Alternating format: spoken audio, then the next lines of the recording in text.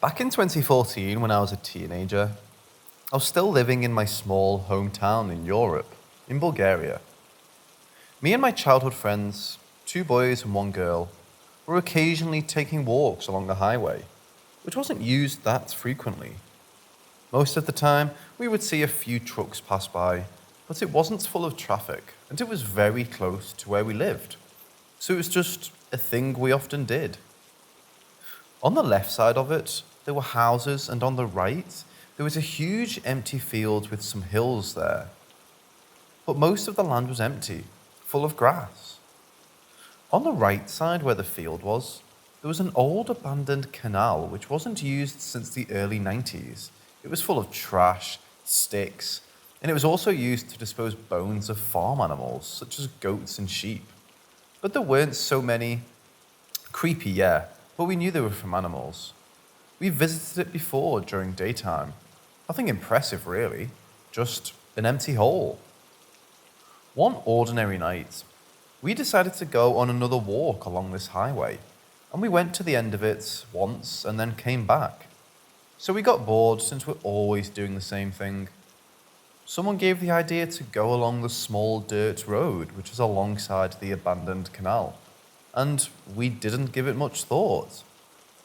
Now keep in mind that on the highway there are streetlights, but on the small dirt road alongside the canal, there's no lights coming from anywhere. It was a full moon as far as I remember, since it wasn't pitch black night, as we could see where we were going without using our phones for light. Anyways, we were walking, joking, laughing, and just having some good times, really. One of the boys went ahead of us, since he was walking faster. Me, the other boy, and the other girl were behind him, walking a bit slower.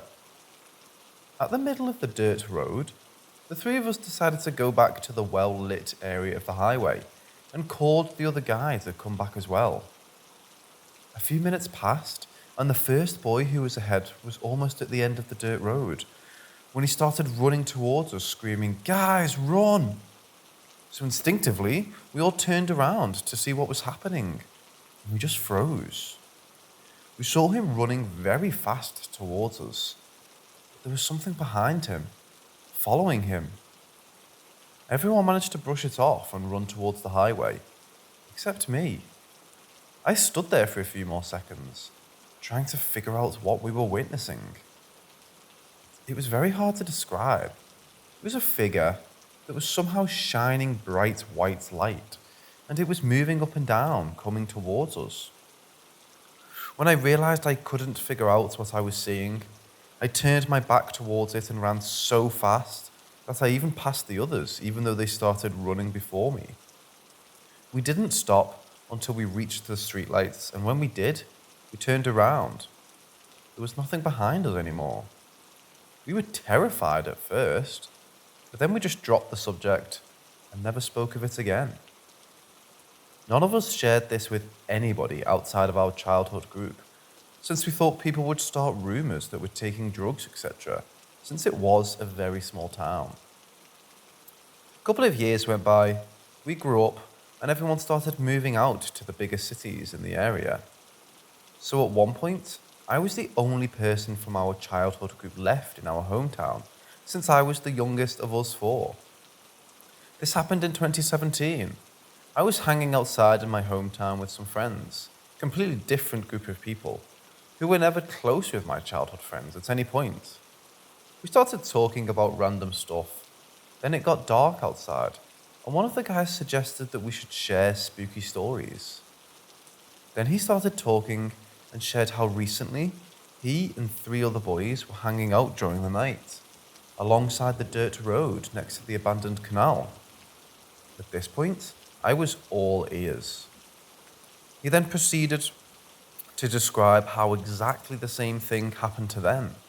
How they were just hanging out there, and then some weird shining figure, bright white, came towards them. They got scared, ran away, and then when they looked back, the figure had disappeared. I couldn't believe what I was hearing. My jaw dropped to the ground. Then I shared that a couple of years back, me and three other people experienced the exact same thing in the very same place, and asked him if anybody of those people talked with him about this and if this is some kind of joke. But it wasn't. The story doesn't exactly end here. I went home that night, still stunned, and I barely slept. I kept remembering what happened years ago and trying to figure things out, but thought of nothing that made sense. What we experienced was just unexplainable. So the next day, I decided to share everything with my parents, and I thought that they would just brush it off, say that we were just too scared and imagined something. But to my surprise, they were both just staring at me horrified. I asked them why they were not saying anything and just staring at me. Then they told me how back in the early 90s, when they were teenagers themselves, 2 kids went missing. A 7-year-old girl and a 3-year-old boy. Before they went missing, these kids lived right next door to our apartment, in the house that was facing our balcony. Since it's a small town, everyone thought that the kids would be found soon. But 5 years passed by and there was no sign of them. Nobody had heard anything. There were no suspects in kidnapping or any leads to what happened to them. Then on the 5th year of their missing, the remains were found in the abandoned canal, and by the evidence found in there, it was concluded that they had been murdered. But the killer was never found. My parents said that this event shook the community back then, and a lot of people avoided going near that canal since it happened. But curious teens were occasionally visiting it and sharing stories of how they'd seen something unexplainable. However, nobody believed them. To this day, when I visit my hometown and pass by the canal, I feel so uneasy, and I just cannot even think going alongside the dirt road after knowing what really happened there.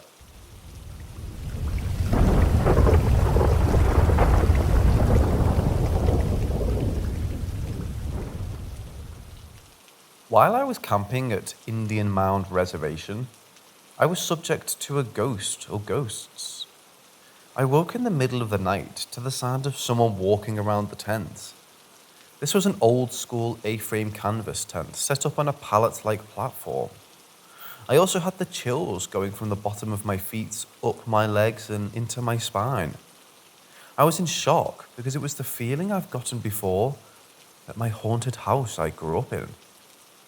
I called out quietly to ask if someone was there, and the walking and rustling sound paused momentarily. I then almost froze as the sound was now the sound of a slow walk into the tent, as if someone walked right in the front door. The moonlight through the crack of the tent didn't change its size, so I know it wasn't too dark to see someone walk in, because I would have seen much more light come in. The ghost walked through the tent and out the other side. My chills were gone, but I was still uneasy because I knew I had just been visited. The name of the campsite is called IMR because it's native land in Wisconsin, where burial grounds are visible as mounds.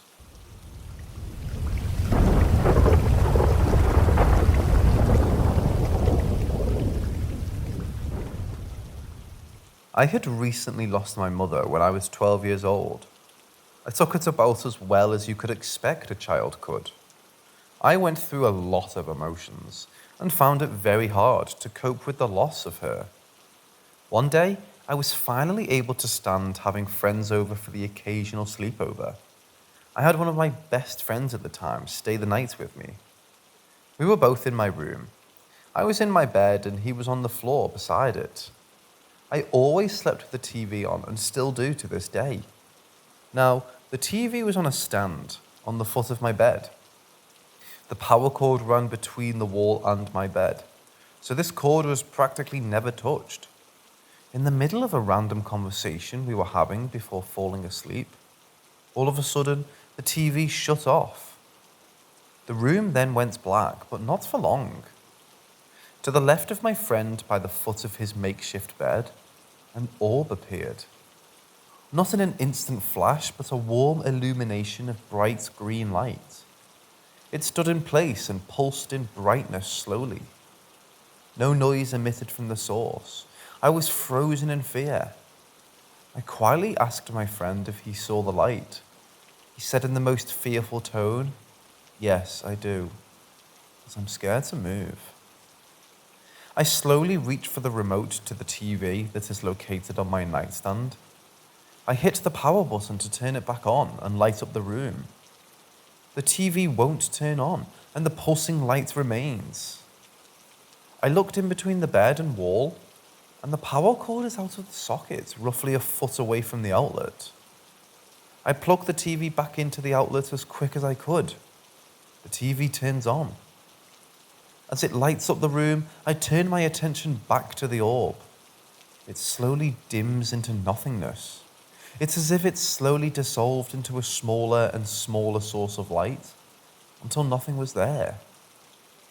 Now keep in mind, I have no source of light in my room that was where the orb was located. The only light sources in my room were 2 lava lamps that were not plugged in and covered in dust for years of no use, the light bulb fixture by the door, and lastly, the TV. I let this story go for years without telling many people, but it remains in the back of my mind as something unexplainable. I would love to think it was my mom trying to maybe comfort me. Perhaps it was her way to say goodbye since I didn't get to at the hospital. My buddy still remembers the incident and assures me it is not a dream that I had. I'm not sure what it was or wasn't. I just know that it happened.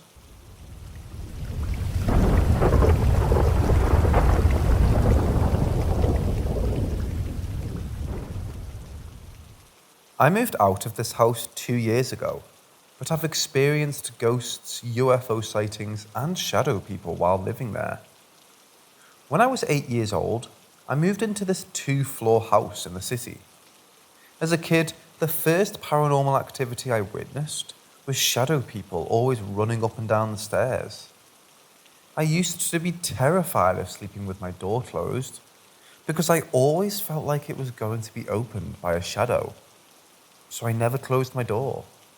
When I used to do homework on my computer, I would always see shadows run in a flash up my stairs from the corner of my eyes. For some reason, my house always had a really eerie vibe to it when I was alone or when my parents were sleeping. And the worst part was my backyard. Sometimes I would wake up in the middle of the night hungry, and when I would go to my kitchen and look outside, the kitchen window that was facing the backyard, I would get very anxious and get these tension headaches where my eyes would get blurrier and blurrier. I felt like I shouldn't be staring outside, but I would force myself to because I didn't know why it made me feel that way. I would have friends sleep over or hang out with me, and they would always tell me that my backyard really creeped them out.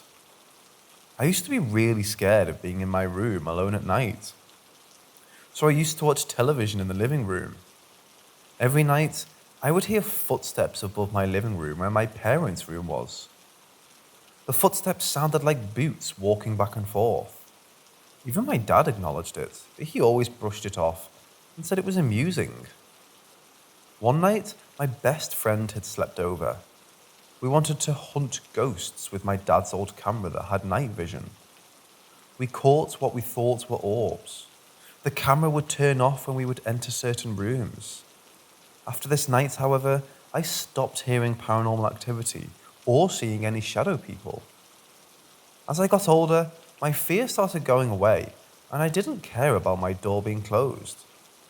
The only thing I could never get over was the backyard. But since I stopped spending my days playing in my yard with my neighborhood friends, it stopped affecting me.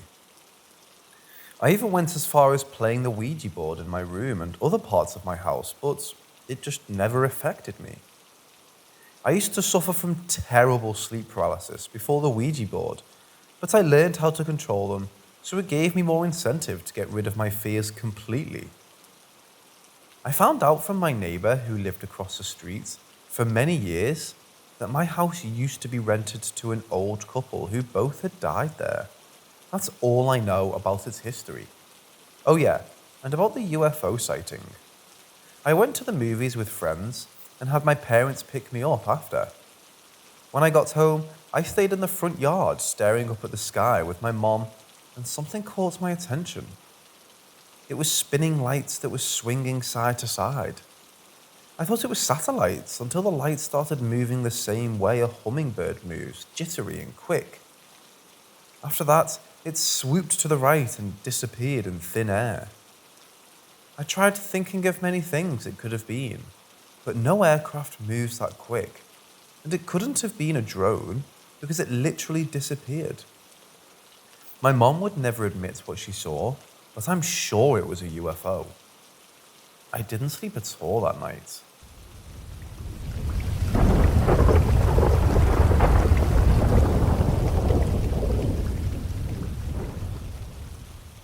I have absolutely no idea what is occurring in our apartment, and if we should be concerned.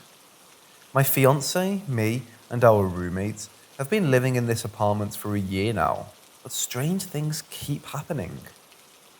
At first, it used to just be weird sounds that we would brush off as the cats or the neighbours, since that was the only explanation we had. When the sounds seemed as if they were coming from the adjacent room, we started getting concerned, especially if the cats were with us. We eventually started questioning it, and then it quit happening. After it being quiet for about 2 months, it started again, but it became more than just noises. My fiance was in the kitchen and heard a very audible sigh that sounded like it came from the dining area. In our apartment, the kitchen, dining area, and living room are one big room with a counter separating the kitchen and living room. When he turned around, there was no one there. No cat, no one on the balcony, and no one outside after looking through the window. That same week, we were in our bedroom when the faucet in the bathroom turned on by itself. We were very concerned, especially when later that night my phone flew off the bed. My phone was on the bed and it flew off and landed about 2 feet away from the bed. It wasn't on the edge of the bed, and it moved way too forcefully for it to have been gravity. After that night, I talked to my sister, friends, and mom about the things going on, but then it stopped again. It recently started back again though. It's been quiet for about 3 months this time. We're hearing weird noises again, but the event that makes me scared is what happened the other day. My fiance got a new bike and he was at the bottom of the stairs outside, messing with the seat. I was standing at the top of the stairs talking to him and also talking to the cats in the living room window. Out of the corner of my eye, I saw something move in our bedroom window, so I immediately looked that way. The blinds were down and completely closed in both bedroom windows. They're side by side, except for one spot where it looked like it was being pulled open, like when you're peeking out to see who's there. Well, after looking for like 2 seconds, it snapped shut, and I looked back over to the living room window to still see both cats. When I went inside, our roommate was sound asleep in his room, so I have absolutely no explanation. I also watch Bob's Burgers on repeat for comfort, and for some reason, 95% of the time when I put it on, it will randomly turn off. We haven't spoken to our roommate about the matter, so I don't know if he has experienced anything. But should we be worried?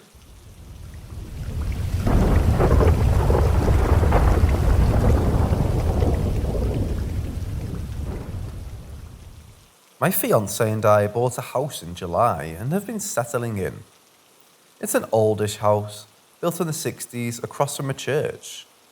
The church used to own it at one point, but they were not the last owners. Anyway, my paranormal senses have always been auditory.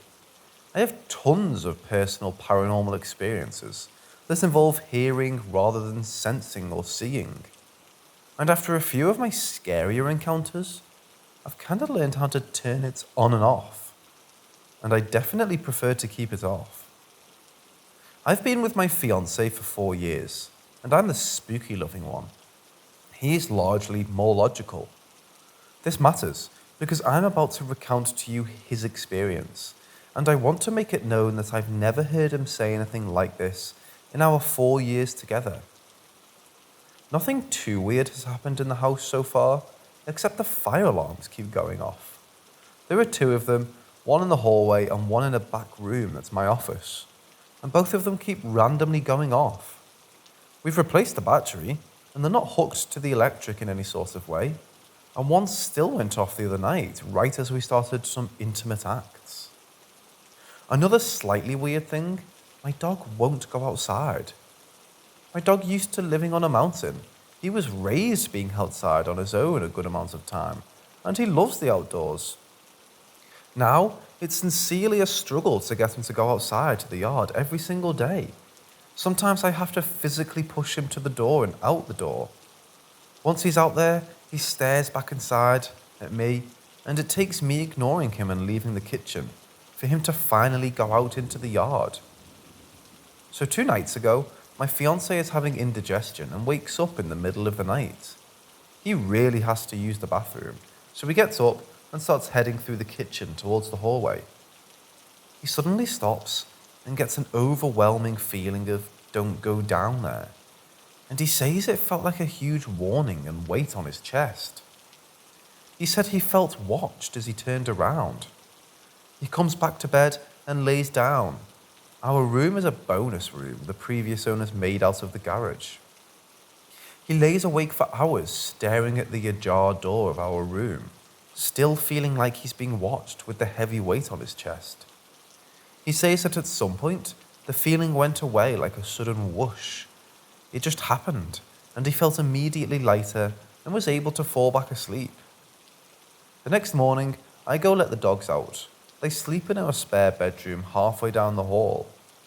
Our young and dumb dog comes out right away, as she always does. But my dog is laying on the bed, trembling all over. I've only ever seen him like that when there's thunder. He does get up after some coaxing and does his usual resistance to going out, and he's still trembling all over. I checked the weather and we had no storms. It was dry outside. Last night, as we go to lay down, my fiancé says he feels that heavy I'm being watched feeling again. I don't feel it at all. Any ideas what this could be? I'm a mental health therapist and will keep an eye out on my partner, but there's nothing currently to suggest this is a mental health thing for him. He's also not the type to make things up. I certainly believe his experiences.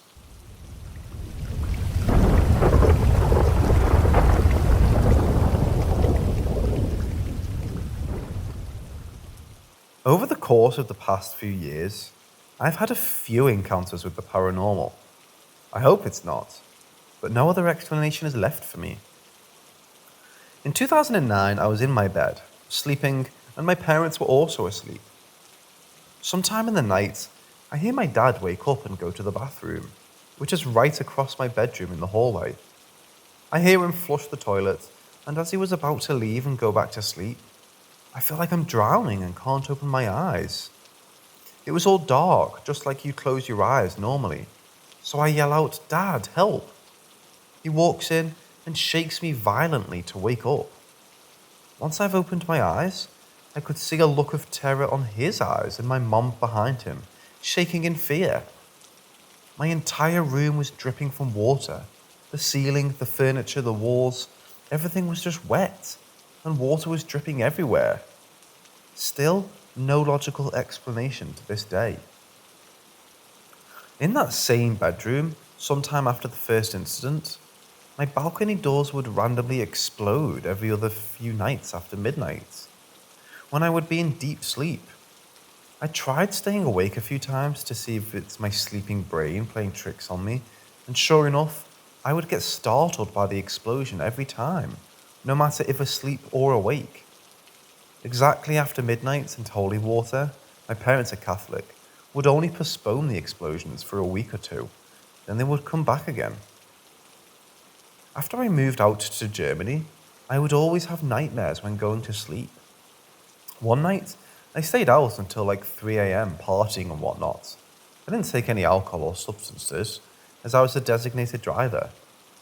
And when I came back to my room, I closed the doors, rolled the blinds, and went to sleep. Sure enough, not even 10 minutes later, I hear footsteps, heavily dragging themselves around my room. All of a sudden, I hear something playing with the window blinds. They were on the inside of the window, like a cat running its paws across them.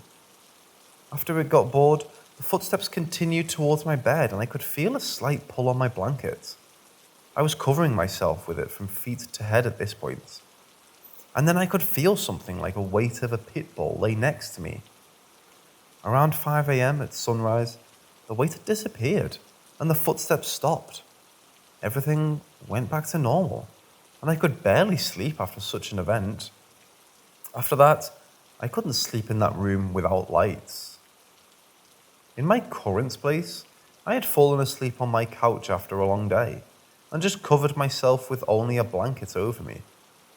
Around 2 or 3 a.m., I woke up to the sound of my doorbell going crazy, but I couldn't move. I closed my eyes and opened them again, and what do I see? A girl, literally like the one from The Ring, standing next to my feet and staring at me. In all that panic and adrenaline, I tried to kick her a few times, but my body wasn't responding to my commands. Later, I'd figured it out that I've literally had my first sleep paralysis in my life. But I think it might be related to my previous experiences.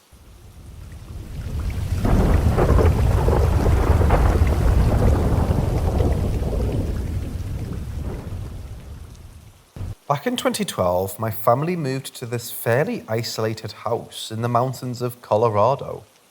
The house was big, pretty ugly on the outside, and just kind of creepy in general. The first day we moved in, I saw this miniature door that led to the attic. 12 or so year old me was curious and went up there to explore. But all I found was a tiny piece of paper with a Bible verse on it. Unfortunately, I've completely forgotten which verse it was, but it did creep me out a tiny bit. Anyways, after that, I never personally saw anything weird for at least a year or two. However, my older sister claimed to have had these paranormal experiences fairly often. One time, she said she was laying on her bed, and suddenly this large candle she had on her desk just launched itself across the room, hitting the wall. The glass case shattering everywhere. I personally didn't know what to make of her story, as I never saw it, and I've always been skeptical about any paranormal experiences. Not long after that, she claimed there was a bird right outside her window staring at her. I forget if it was a bat or an owl, but I want to say it was an owl. She acted like it stared at her forever, but once again, I didn't know what to think of it. She isn't one to lie about stuff like that, and she's claimed to have had many other similar experiences in past houses. So either she's just crazy, or for some reason spirits or something like to mess with her. One night, I was trying to sleep when I noticed something move in front of my closet. When I looked, I saw this young girl kind of just float towards me. She didn't seem to move any muscle at all. She was just standing straight up, no facial expressions. At first, she moved very slowly towards me, but her speed got exponentially faster. By the time she reached the end of my bed, she was moving faster than I could run. For some reason, her speed always bothered me, but I feel like I can't understate how fast she was going at the end. I jumped out of my bed in pure panic, and then she was gone.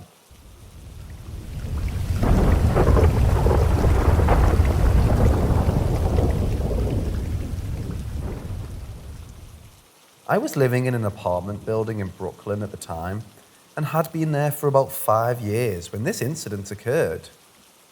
The building was about a century old and had 3 floors.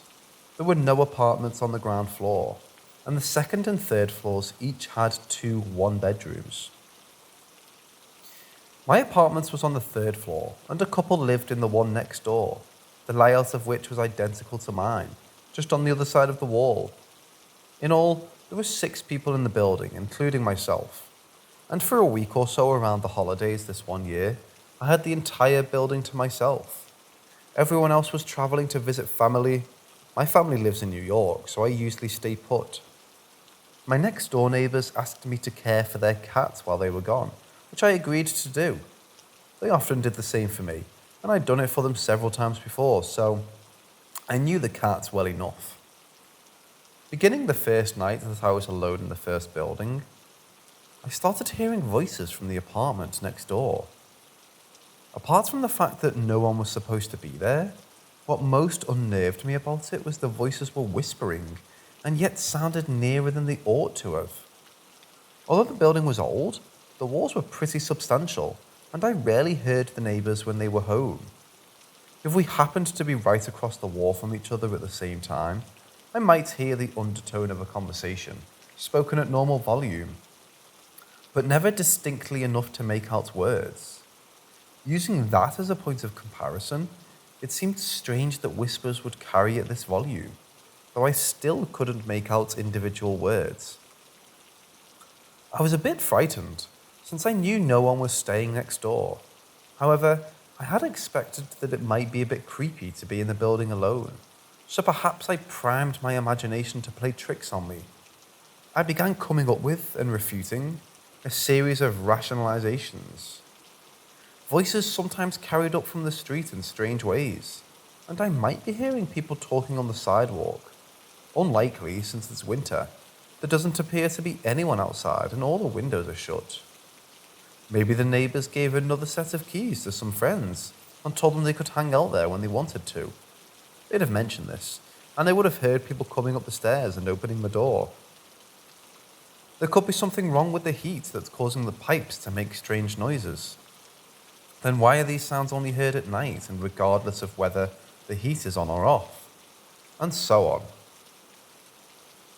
I was only able to hear the whispering from a certain spot in the living room, since the bedroom was silent. I was able to put it out of my mind and eventually get to sleep. I woke up repeatedly that night from terrible nightmares, though I didn't feel I had much choice but to stay in bed, as the thought of getting up and going into, or even passing through the living room, filled me with an abnormal dread. That had never happened before, and the nightmares were unusual for me. Since I rarely remember my dreams, maybe once every 2 weeks or so ordinarily, but these were intense and vividly recalled, and they persisted throughout the entire week. The next morning, I went next door to feed the neighbour's cat. Nothing looked out of place, but the cat was behaving strangely.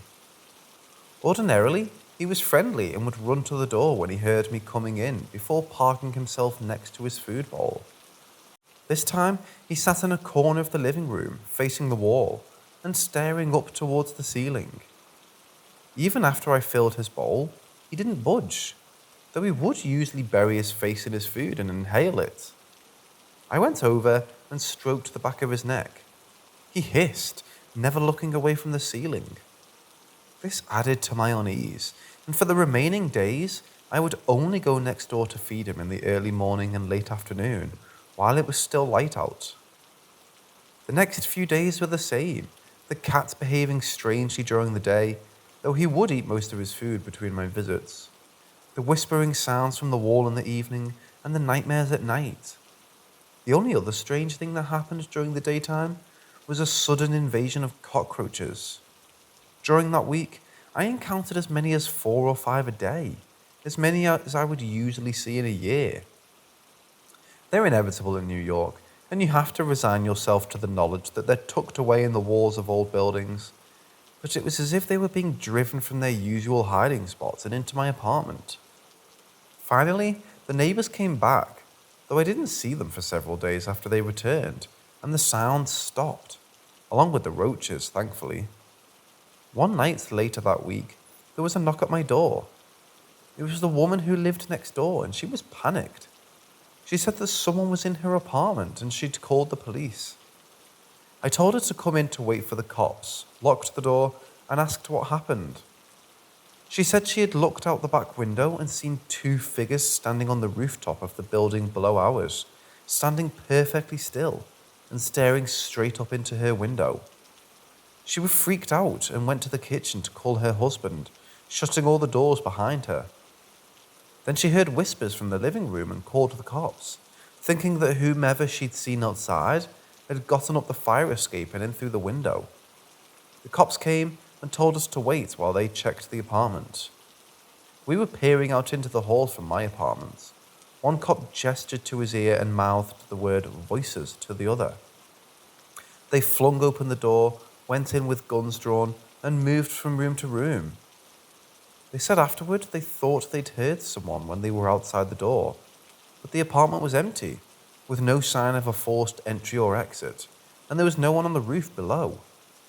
The neighbor was so shaken that I didn't think it was the right time to tell her that I'd been hearing strange sounds from her apartment while they were away, though everything seemed to go back to normal after that. I moved out a couple of months later, but not because of those incidents. A friend who lived nearby had to move and offered to transfer his lease to me. It was a larger and newly refurbished apartment, so I went for it. Since the new place was only a few blocks away, I decided to move the cat last, after the movers had finished. I went back to the empty apartment early that afternoon for the cat, and found him sitting in the kitchen, hissing towards the living room. I'd only ever heard him hiss once or twice before, when I've accidentally come close to stepping on his tail. I was standing in the kitchen behind him, with my back to the window that overlooked the roof where the neighbour said she'd seen a pair of figures a few months earlier. Without warning, the window shattered. I wheeled around, thinking someone must have thrown something at it, and expecting to see a rock or a baseball on the floor. But there was nothing there. It was broad daylight, and there was no one outside. What's more, I'd noticed that the glass didn't fall onto the floor inside the kitchen, but had exploded outward onto the fire escape, as if it had been broken from the inside.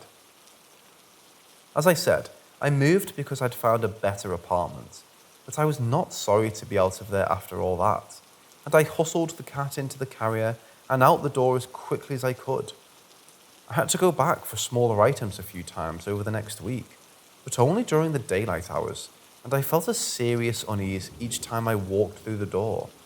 And I hadn't really experienced while I was living there, with the exception of that 1 week. That's the closest thing to a paranormal experience I've ever had, so I thought I'd share it, though I don't draw any conclusions. As mentioned, I'd been living in that building for about 5 years before having that experience, and thought it was especially strange that something weird would start so suddenly. I'd be especially interested to hear if anyone has any similar experiences, or thoughts on that in particular.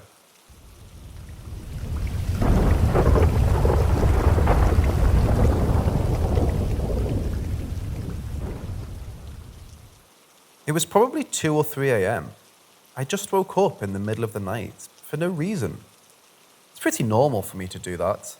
I then just need 15 minutes to fall asleep again.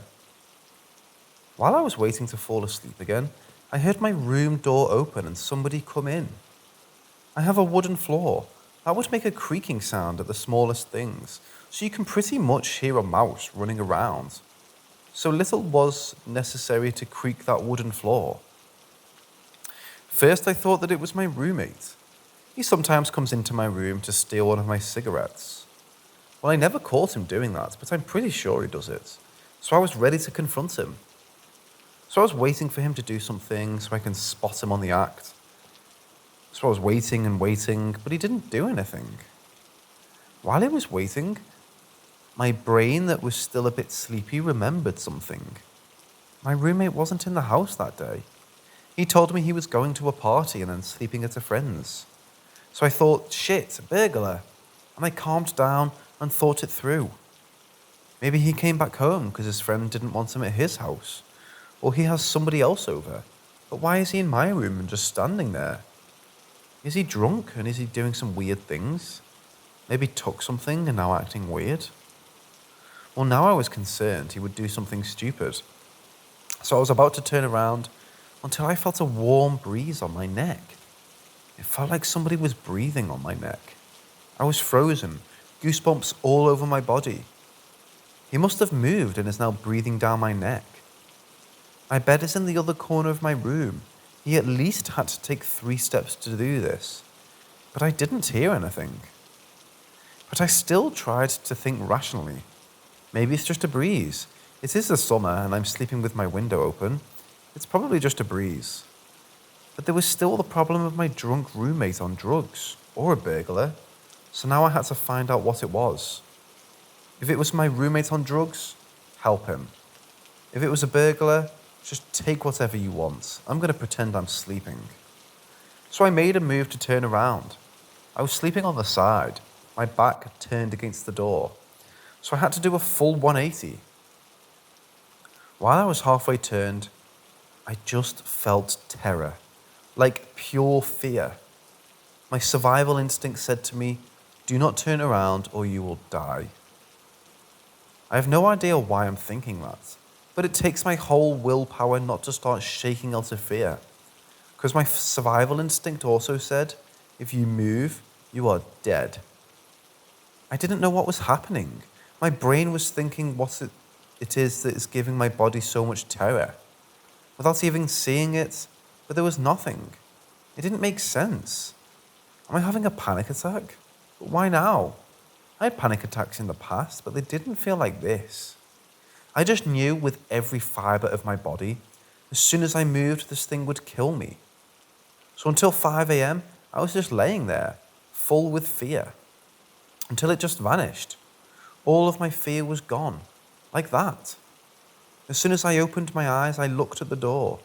It was wide open, but there was nobody there. I didn't hear anybody leave. My whole body was concentrated on this thing. It couldn't have just left without making a noise on the wooden floor. I was just standing up right on my bed. My brain didn't know what was going on. It didn't make sense. Why was I scared? Why was the door open? Did it open because of the wind? That never happened before. It wasn't even that windy. So how did it open? Why was I scared? Was there something? Was it all a dream? But it didn't feel like a dream. I still remember everything. So I was still sure that it was just my roommate. So I yelled out his name. But there was no response. So I did it again. Nothing. I called him on my phone that was beside me. He picked up, sounding really tired. I asked him if he was in the house. No, I told you. I'm sleeping at a friend's today. I asked him to stay on the phone because I heard somebody in the house. I walk around and nothing is missing or disturbed. Everything is still in its same place. Our front door is closed and it looks just like it was me alone in the house the whole time. I say sorry to him for waking him up and he's a bit angry, but then just ends the call. And I get my keys and wallet and leave the house. I talked with my friends and everybody told me it was sleep paralysis or a panic attack or a dream. But it can't be. Sleep paralysis, I was still able to move for a bit and it was like I couldn't move. My fear made it unable to move. Panic attack, I know how one feels like, and it's not like that. Also, if I have a panic attack, there's always a trigger. I had a traumatic past, and if some special things happen to me, like somebody touching my back for too long, I can get a panic attack. But there was no such trigger. Dream? I didn't wake up, like if it would out of a nightmare. Also, I can still remember every detail.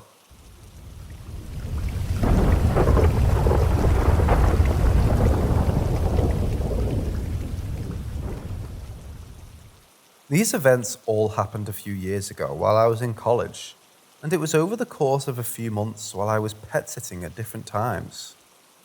In college, I did a lot of pet sitting for extra money. It was a great side job, get paid to hang out with dogs and take care of them. Nice.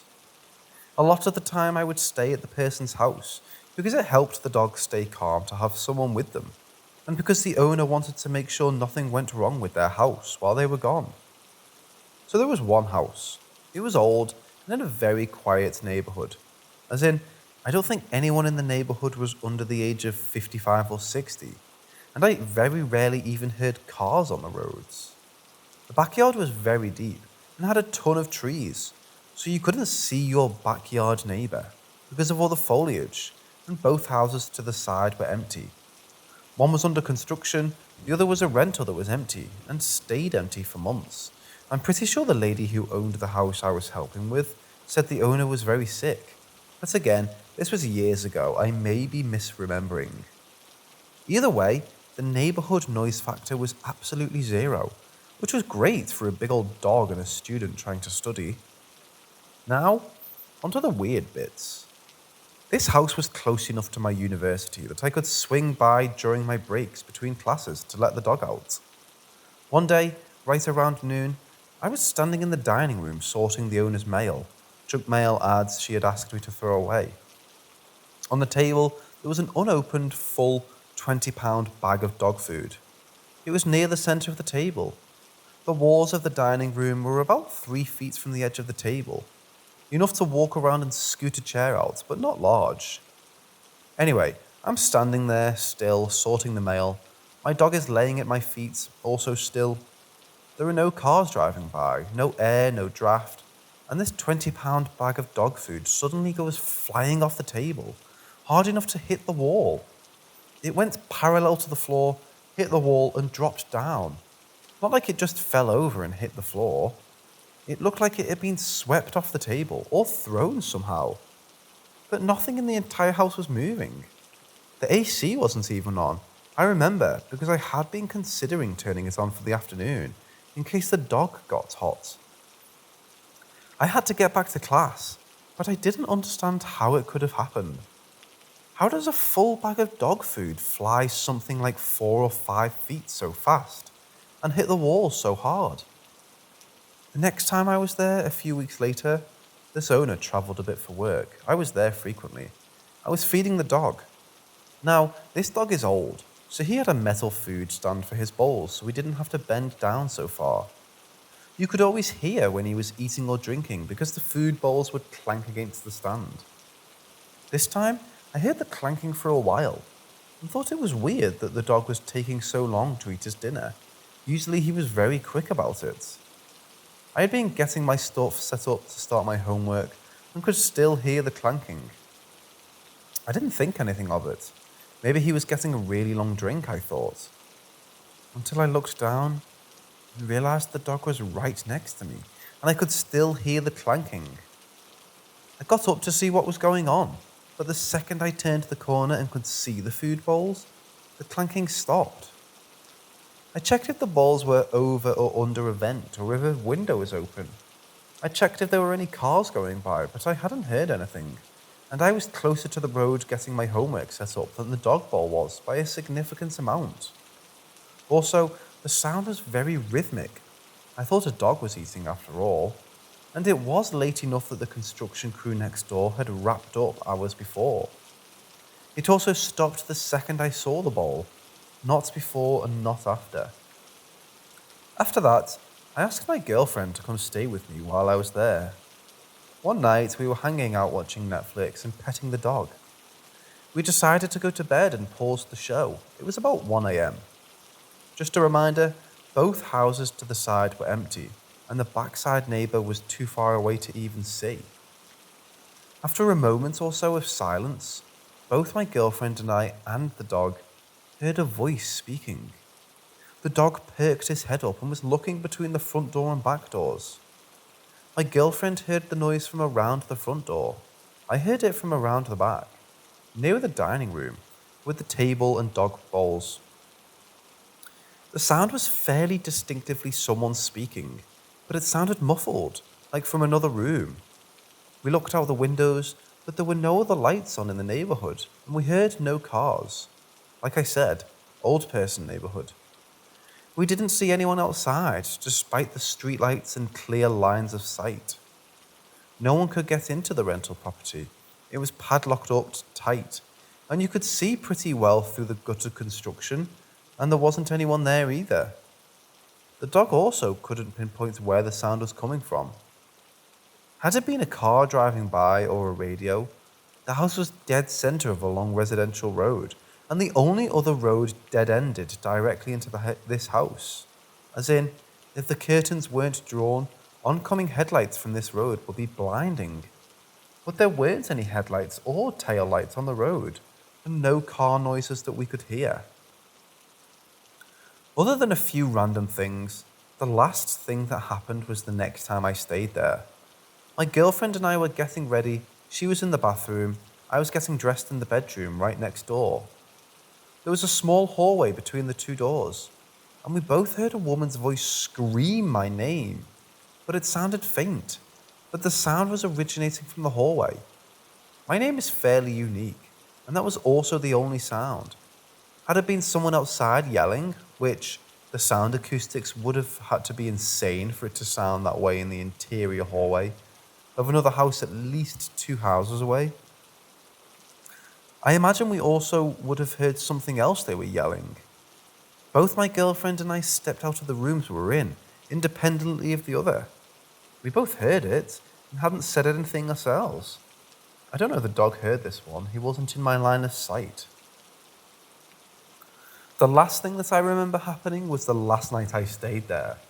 I was by myself. This one is a little weird because I was asleep, so take that as you will. I easily could have been dreaming, but it was still odd, so I'm including it. Typically, when I fall asleep, nothing in the world will wake me up. I have to be very careful with my alarms. Dogs barking, sirens, storms. I've slept through it all. This last night, though, I woke up completely. You know how you're normally groggy when you wake up? I'm normally that times 10. But in the middle of the night, I woke up from a dead sleep, not even dreaming that I can remember. Completely and totally awake and lucid. I didn't open my eyes, though. Maybe just a bad feeling? I was asleep near the edge of the bed, and I heard what I assumed was the same woman's voice. It sounded like it was coming from the edge of the bed, like someone was crouched there talking to me. This bedroom is far removed from the front and back doors where I heard the sound before, but it was the same, like a woman speaking but from a different room, just somehow closer. I didn't open my eyes at any point. The way I saw it, there was either going to be something there, or there wasn't, and either way, it wasn't going to be good. So I just rolled over and went back to sleep. I asked the owner, and she said that she definitely thought the place was haunted. Now, people I have told this story to have offered a few suggestions, and yes, this house did have a basement, but the only thing down there was a washer and dryer, which I never used and were never on while I was there. The owner had also had most of the insulation in the house replaced, so I don't know that it could be rats or mice in the walls. I heard many squirrels and small animals on the roof, and none of the sounds matched what I heard. None of the appliances did either. Like I said, I stayed there a lot. I got used to the regular sounds of the house, and I imagine the dog was even more used to the regular sounds, and he reacted a few times to the unexpected. Street noise was easy to keep track of, but was very little, and the construction crew next door worked regular hours, about 7 a.m. to 3 p.m., and it was a very safe neighborhood overall, the type of neighborhood with quaint houses and rose trellises. That gives you an idea.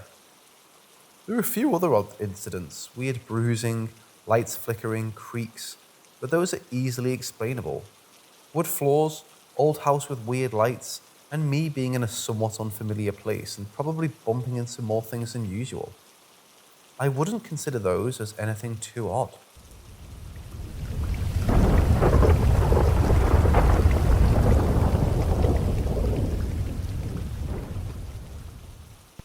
At this house, I slept with my door slightly open to let light in.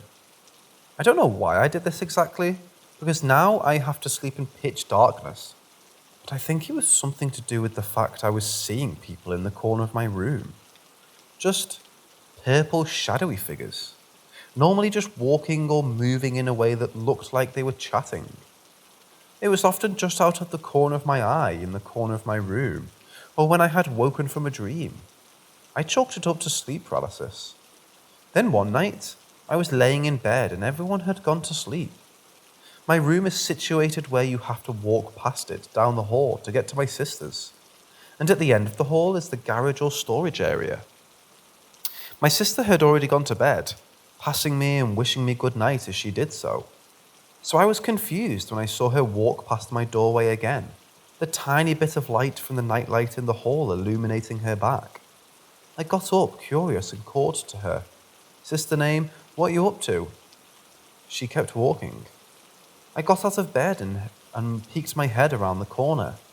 I saw her walking toward the garage door, so I called out again, "Sister Name?"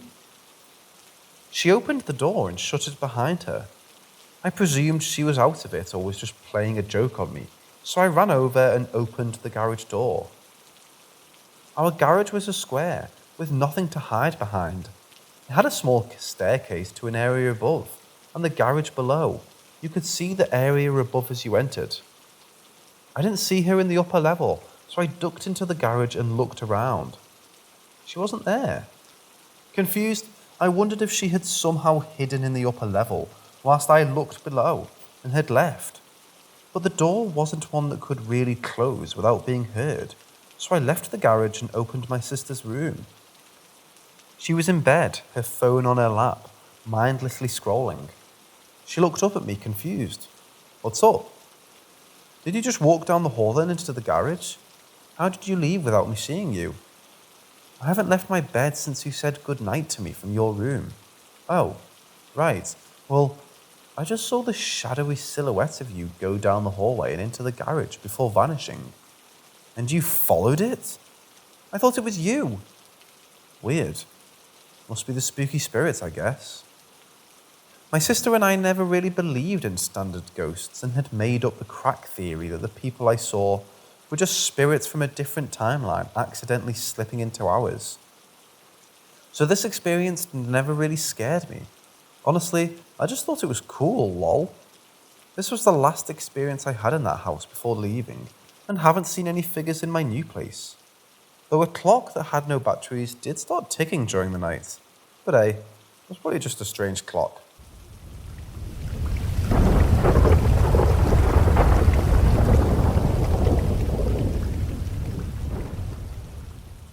This happened about 7 or 8 times in the last few months. I would wake up and immediately freak out because I felt someone was in my bedroom. I'd sit up and know exactly where to look, which was either at the end of my bed, in the middle of the room, or on the right side of the bed. The last one is the creepiest because I remember waking up multiple times and feeling someone right next to me on the bed. I'm single and sleep alone, so the feeling of someone else laying right beside me gave me instant panic because no one should be there in the first place. When these encounters happened, I'd sometimes see a black outline for a second after waking up and looking up at the location where I left it. I'm going to be honest and say that I'm actually a big skeptic on the rational side of me doesn't believe in paranormal stuff. But I've actually experienced some paranormal stuff in middle school, which I just brushed it off and kept it to myself. But that's another story that I'm certain isn't related to this one. Despite my rational side not believing in this all, the other part is questioning whether or not something is really going on. I told my friends about this presence I've been sensing exactly a month ago, and after that, the whole thing stopped. I thought the presence being just left and I completely forgot all about it. I would wake up normally and not feel anyone in my room anymore. Until today. I woke up around 6 a.m, got myself some water and went back to sleep. And then I saw a dream. I woke up and immediately felt someone on my right side of my bed. Turning around, I saw the presence I had felt before. But this time, the shadowy figure remained there and didn't disappear as usual. Although I should mention that it was 1/3 of the size that I'd seen before. I freaked out and tried to get up, but my body and limbs felt weak, and it was difficult to move them around. It wasn't restricting, just heavy and difficult. Still freaking out, I told the presence to leave me alone, even yelled at it, but it didn't. It had this very scary, negative, spine-chilling energy to it, and knowing that it was right beside me was not nice. I tried pushing it away, and I think I even tried fighting it, but it attacked me back. It bit my fingers, and I could feel it, like literally feel its teeth sinking into my bones. I panicked more. It all felt super real, and I was 100% sure this was all reality. But despite it all, I wondered if perhaps I was experiencing sleep paralysis. I started thinking back to all my Google searches about sleep paralysis and spirits, and how to get rid of them. Those were the two thoughts that I had about the situation at hand. I kept repeating to myself, it's all a dream, it's not real. And I even sunk my nails into my arm to basically pinch myself awake. But nothing happened, which confirmed that it was real, which it clearly wasn't. I finally managed to stand up from the bed and decided to get away from the shadow, but it followed me. I ran all the way to the kitchen and then I woke up for real, in the same pose I had woken up in my dream. I think it was a sleep paralysis, or something between that and being half awake. I've never experienced sleep paralysis before, never ever. I've also never seen a dream as detailed and realistic as this one. I even saw my phone charging right beside my bed, which I put to charge at 6 a.m. after getting my water. But maybe it was more than just a dream.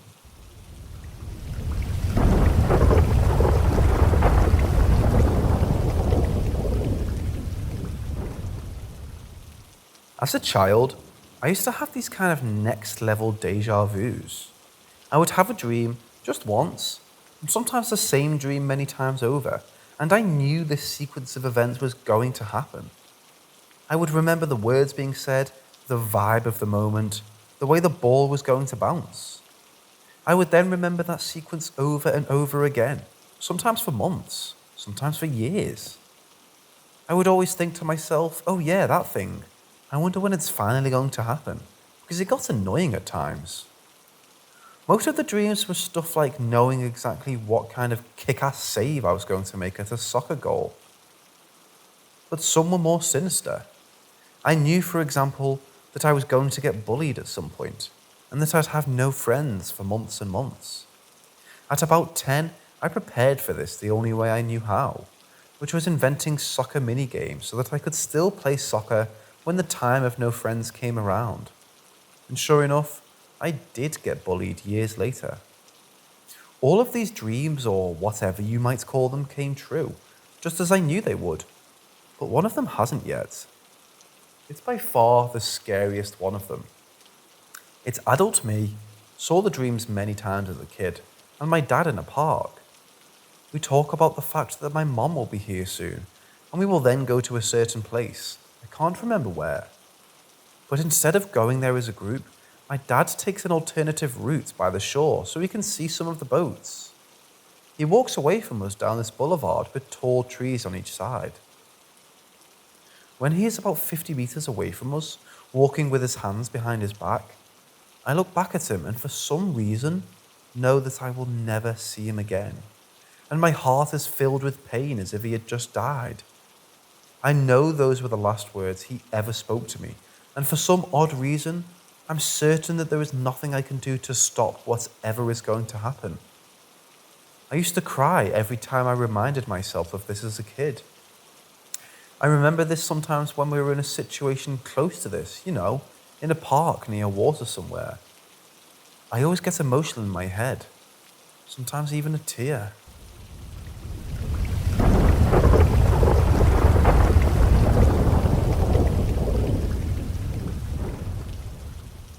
My father served in the Royal Military Police and left the army 4 years ago after 30 years of service. We're from the UK. My father had always been a very serious man, worked very hard, and the little humour he has is very dry.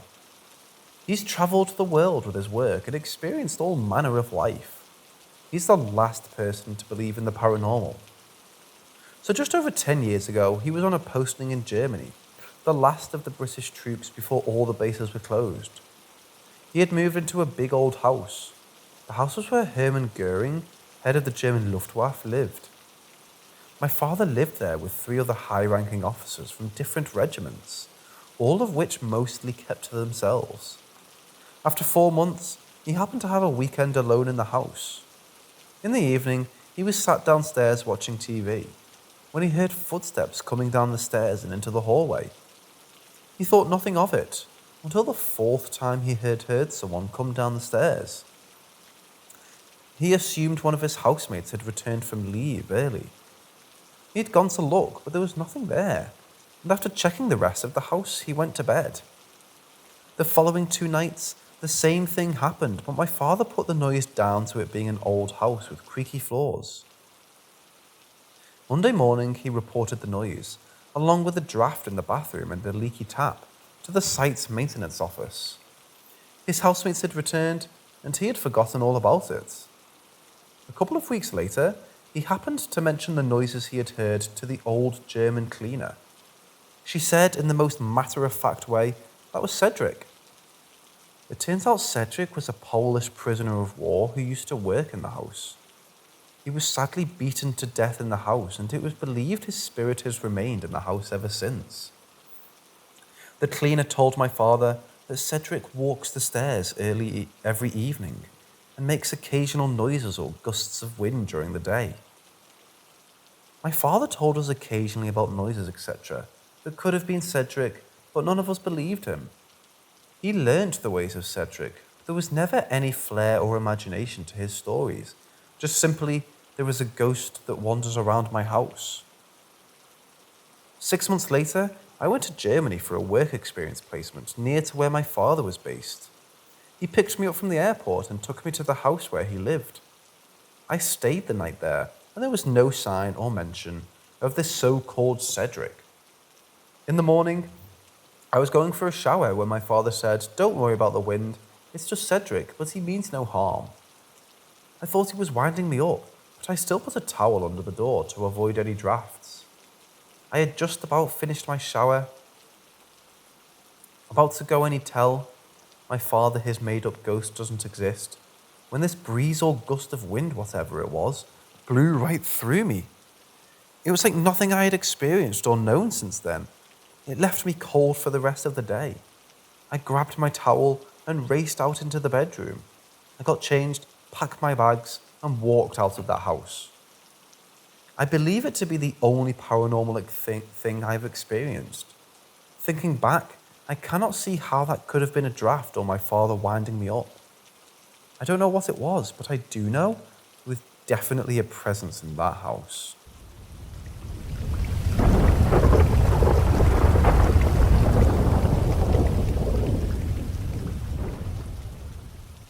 My grandparents have been married for over 65 years, and my grandmother never worked a day in her life, except keeping up the house and taking care of 4 kids and 5 grandkids.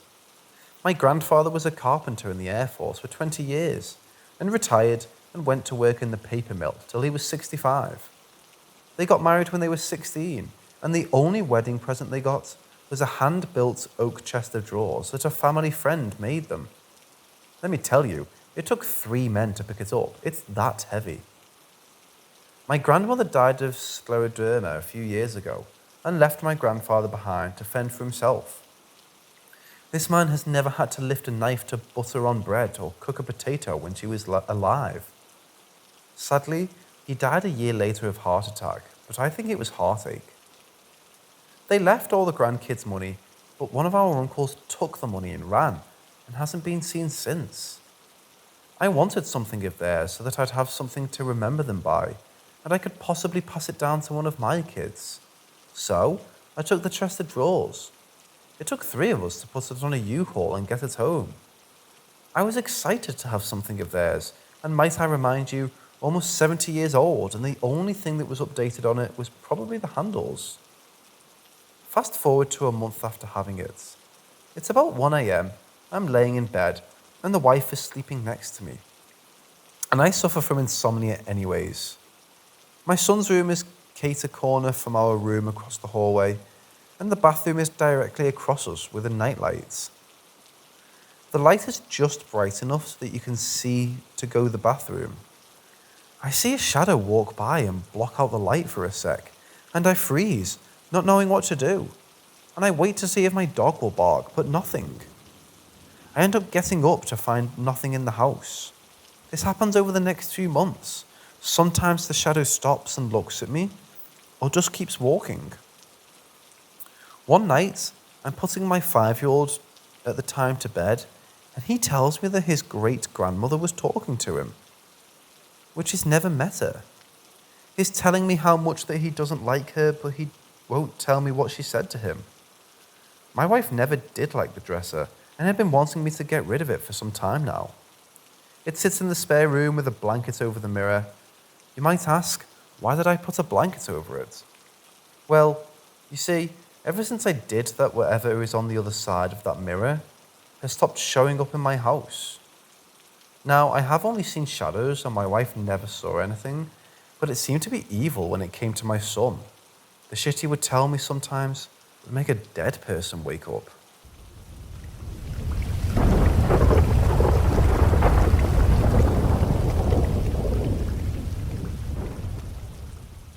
As a child at the age of 4, my family moved into a newly constructed house in the middle of Tennessee, and this is where my first contact with entities happened.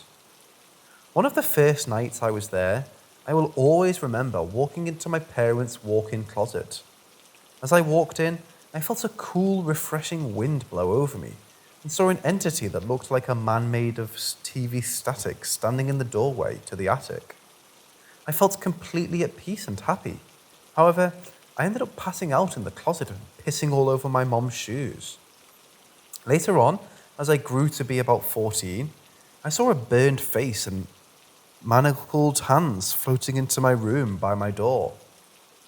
I remembered thinking that this thing hated me and everything about me, and the intensity of its malevolence made me pass out.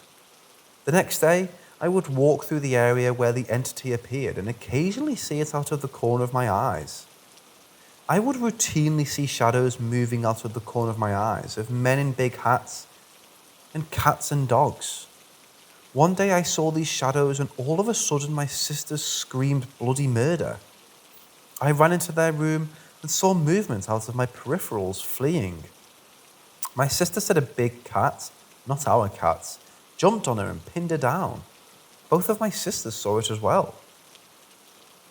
One day, when I was babysitting my sisters, the oven, brand new, suddenly locked and caught fire within, not responding to button inputs or anything. The fire alarm system went off, and I called my dad to come home and he turned the gas off under the oven. There was no explanation for the oven incident whatsoever. My friend, a local, told me that at the site of our house, 3 older houses had burned down in that spot. Strange occurrences continued at the house, doors opening and shutting. My sister told me recently that she saw once I left for the military. I hadn't told her about my face experience, that she had seen out of her window while she was reading on her phone, lightning flash and the silhouette of a ladder falling. Then a mangled face pressed itself to the screen of the window. She knew the face hated her as well. The basement where I moved as a 16-year-old also was a weird environment. I once dreamed that the walls were closing in and ran upstairs in my dream to wake up on the couch upstairs. My best friend and I, under no influence of drugs, also simultaneously hallucinated that we were in a McDonald's.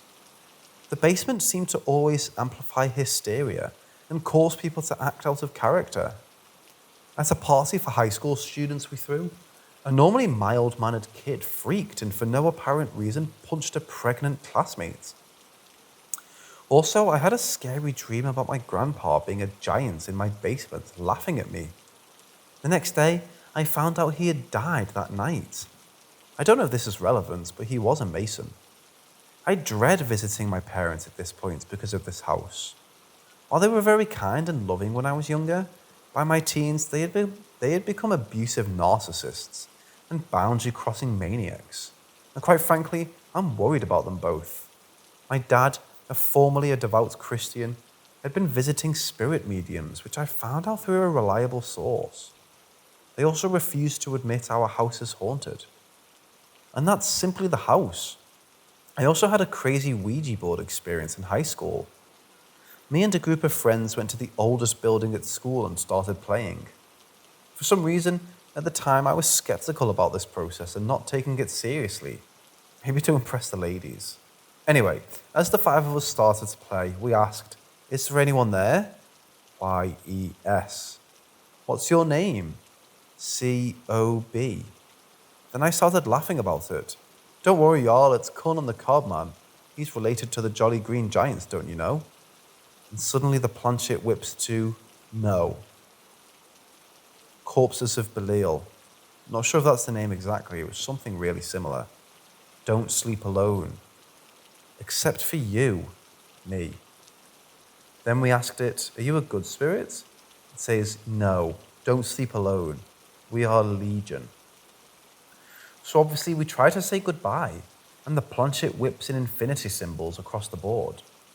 We kept begging it to leave, but it kept saying no.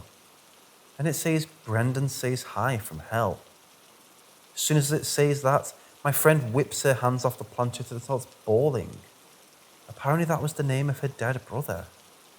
No one knew about Brandon before this session. We eventually got it to say goodbye after 4 hours, and before we signed off, the spirit said things will be very bad for all of you.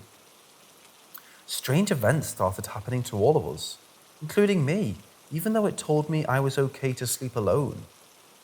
I dreamt I saw myself sewn to the ceiling of the basement that night from flayed skin and was woken up several times by the sounds of chains dragging. The next day, me and the rest of the group were blessed by my friend's dad's girlfriend using incense. However, she said she sensed intense evil energy hovering around us. In the next 3 years, I was arrested 3 times, went to jail twice, was suspended from high school, kicked out of college, almost died in a car accident, and was forced to join the Navy to avoid criminal charges. Although the intensity in my life has died down a lot since then, I often feel followed and watched and see dead cats out of the corner of my eyes as well. My questions would be, what would you guys' expert opinion be on these happenings around the potential of a curse? What would be the curse of these occurrences? What can I do to protect my family and myself? Do you think there could be a root occult cause of my parents' personality change?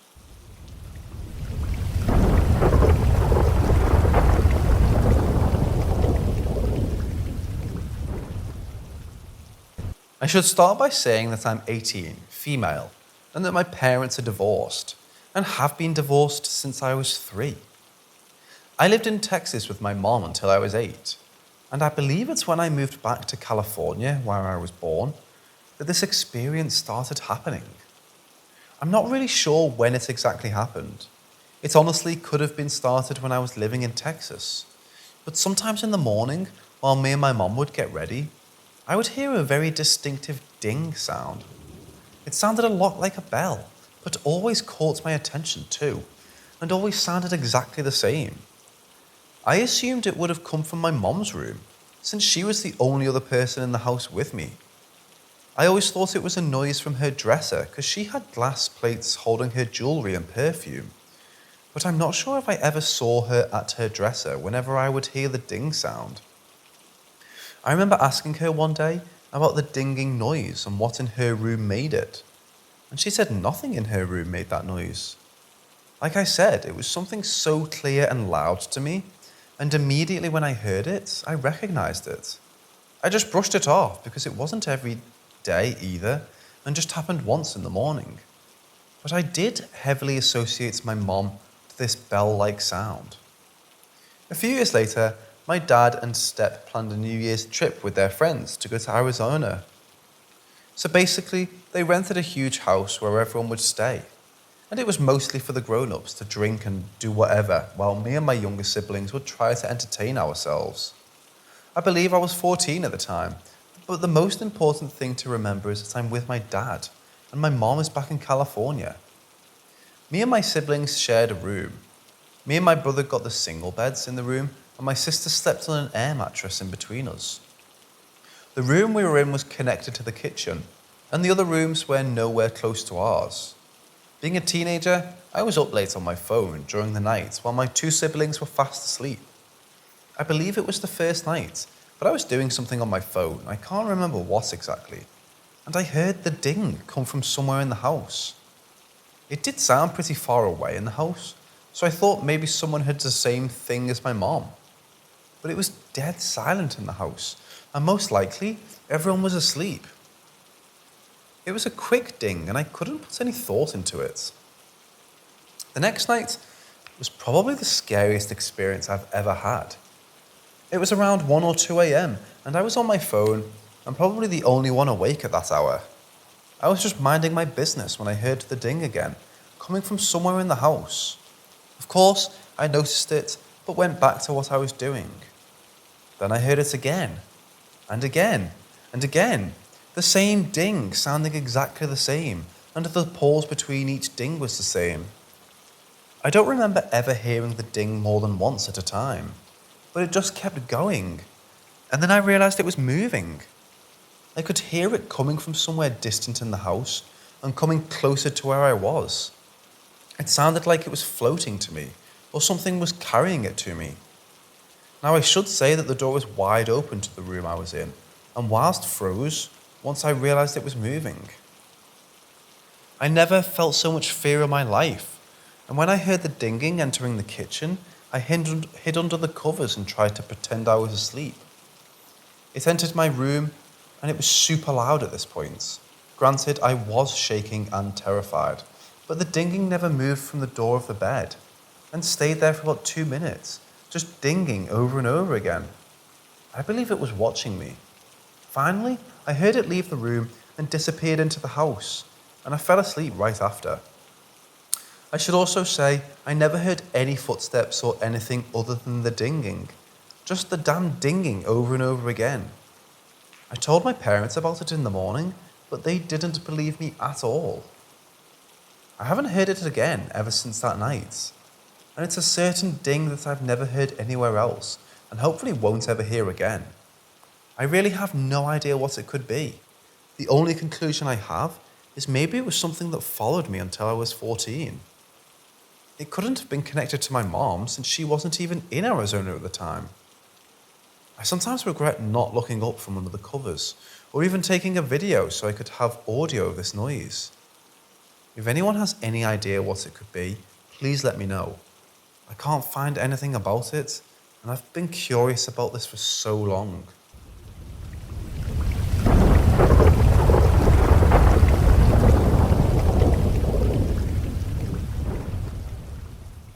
When I was around 4 or 5, I was getting tucked in. There was this closet to my right. It was a sliding closet door and could be opened effortlessly. After my parents went to bed, I closed my eyes and attempted to start drifting. After around 5 minutes, I heard a rattling to my right and I jolted up. Now, I believed I was awake, and I would soon be proved wrong. I got up out of my sheets, stood up, went over to my closet, and when I did, the noise stopped. For a second I thought, maybe I should go back to sleep. But I was determined to find out what this noise in my closet was. I never have been the "there's a monster in my closet" type of kid, but after this, I sure looked at my closet differently. I slowly began to open the closet door. Halfway through fully opening it, a loud screech screamed back and forth through my left and right ear, alternating quickly. I covered my ears, and then the ringing stopped. I looked back up and saw what I can only describe as 2 flickering red eyes floating there, slowly fading in and out of existence. Now I'm pretty fucking thankful I already went to the restroom, because I would have pissed myself. After a second of sitting there, barely holding back tears thanks to adrenaline, and everything seeming to have stopped, I was shoved to my bed by unknown forces, and it began to wrap the blankets around me so tightly that I couldn't move. The blankets loosened and I began to throw them off, and when they were off, I had full intent to run to my parents' room. However, after getting the sheets off, I looked at my door and saw a shadow finger standing next to it, glowing red eyes fixated on me. Now, being a kid, I screamed. If I couldn't go to my parents, they were coming to me. But after I did, the shadow mimicked the scream in its creepy manner, and it slapped me full on my stomach. I woke up with a furious jolt. I thought it was just a nightmare all in my head. However, I noticed a burning sensation on my stomach and lifted up my shirt to see a bright red hand mark. No doubt it was. I screamed once more, and I heard my parents practically kick the door down and run to my room. They all saw it, the hand mark, and we still talk about it to this day, with no clue about who or what it was. I have slowly pieced more info about my old home's history and deaths together, and I would be happy to share the information. Just not now.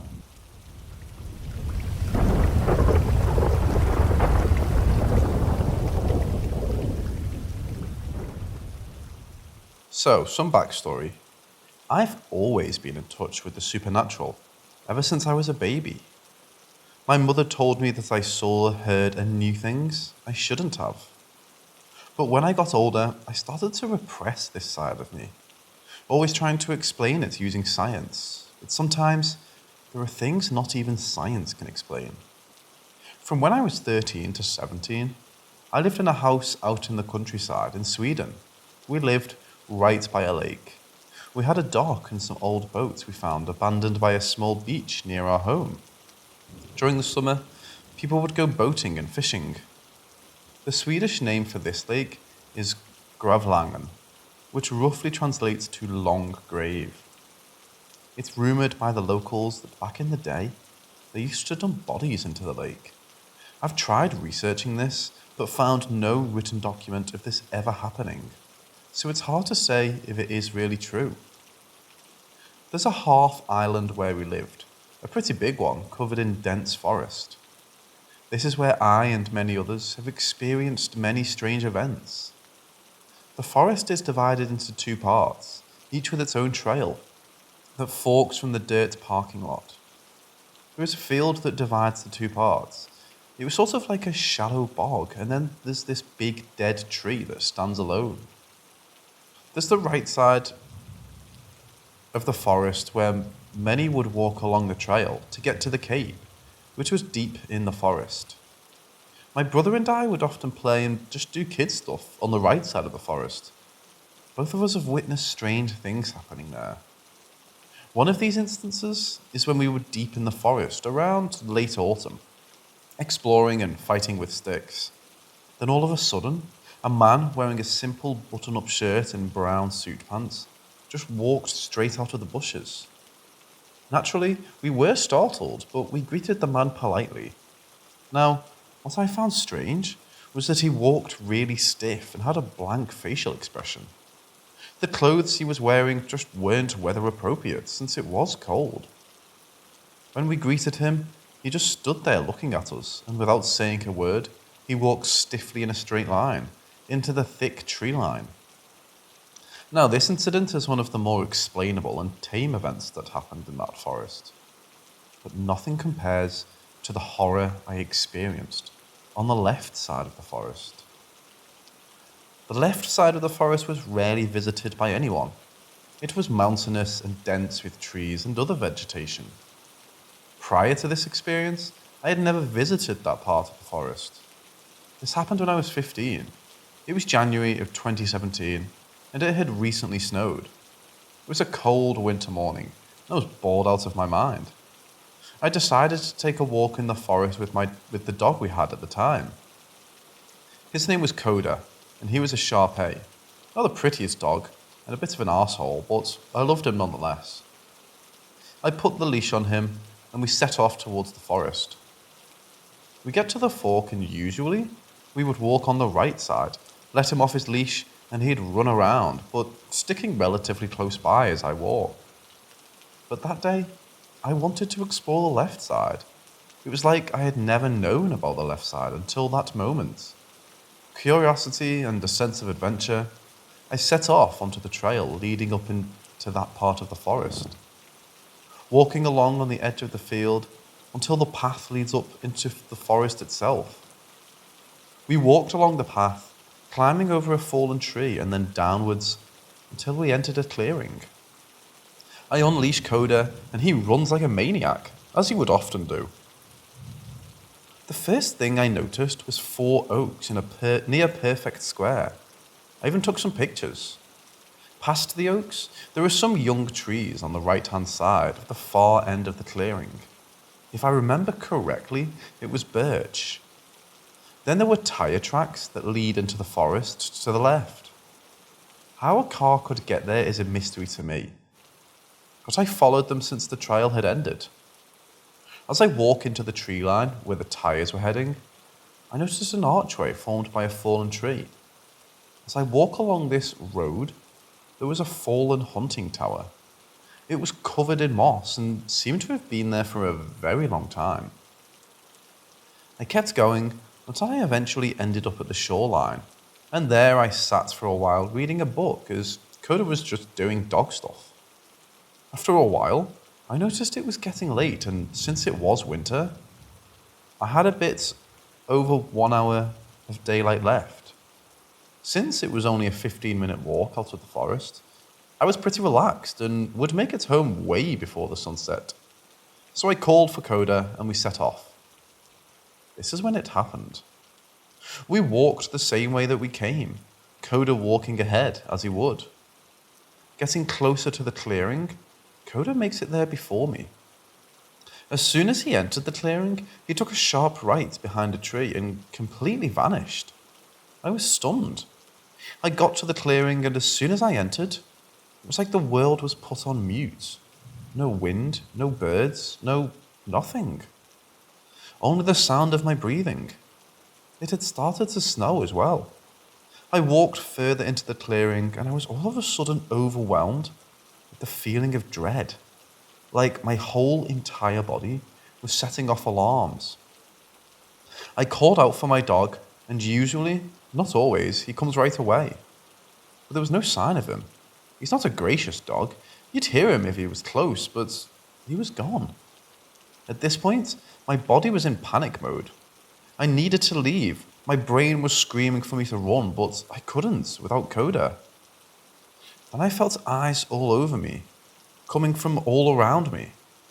I felt like I was being watched by 1,000 eyes. I noticed it was getting dark far too quickly. Every second it was getting darker and darker. I was standing there, too afraid to move, crying and desperately calling out for my dog. I was there for 7 minutes, and every second felt like a lifetime. And then I heard a loud snap of a branch breaking. I looked in the direction it was coming from, and that's when I saw it, standing in the tree line far from where I was standing. It was only for a second, but that image is still burned into my mind to this day. It was huge, easily over 7 foot or 2 meters, and covered in the darkest black fur. It had the body of a moose, really long, thick front legs and shorter hind legs. The head was of a predatory animal I had never seen before. It looked like a photoshopped picture of a horse with a dog mouth. It was the most horrifying thing I've ever seen. The eyes are what I remember the most. It was like looking into the embers of a fire. There was so much hatred in those eyes. Even if I only saw it for a second, like a flash, I still saw its eyes, even when I closed my eyes. Like when you stare at a lamp or the sun. I thought this was the end. Time stood still, it felt like. Moments later, Coda comes from the tree line from my right. He walked right up to me and sat next to me. He never did that. I put the leash on, and we bolted out of there. It was really dark at that point, and I could barely see where I was going. The feeling of terror was also added with the feeling of, if I stop, I will die. I ran through the forest on the trail, practically jumping over the fallen tree, and ran down the hill. As soon as I got out of the forest, the feeling of terror stopped. I caught my breath in the dirt parking lot and noticed the sound of wind again. The sky was significantly lighter too. I felt safe. I went home and ate dinner, didn't say a word about what had just happened. A few months later, I asked my mother about the left side, if she ever went up there. My mother is a medium, so she feels bad energies and stuff like that. She told me that she stays away from the left side. She feels very dark energy coming from up there. That's when I knew that what I experienced wasn't just a figment of my imagination. So, why am I writing this now? Well, my brother and I were talking about that place, recalling childhood memories. That's when he told me his scariest experience in that forest. He told me that he was on a walk on the right side, far in on the trail. He saw a deer leg placed half in a tall bush next to the trail. He said he remembers that it was fresh because blood was still dripping. He thought it was gross and kept on walking, thinking little of it. He walked to the cape and started walking back. That's when his body felt tense and that he felt like he was being watched. He picks up the pace until he got to where the deer leg was. That's when he noticed it was gone. It had only been 20 minutes since he was last there. That's when he knew he had to leave. Now, this could have been some fucked up hunter playing a prank, but he doesn't recall hearing a gunshot since the leg was fresh. It couldn't have been a wild animal since the half island isn't big enough for wolves and bears live up north. When he told me that, I knew that it had to be the entity. There's definitely something wrong with that place. I know as long as I live, I'm never stepping foot in those woods again.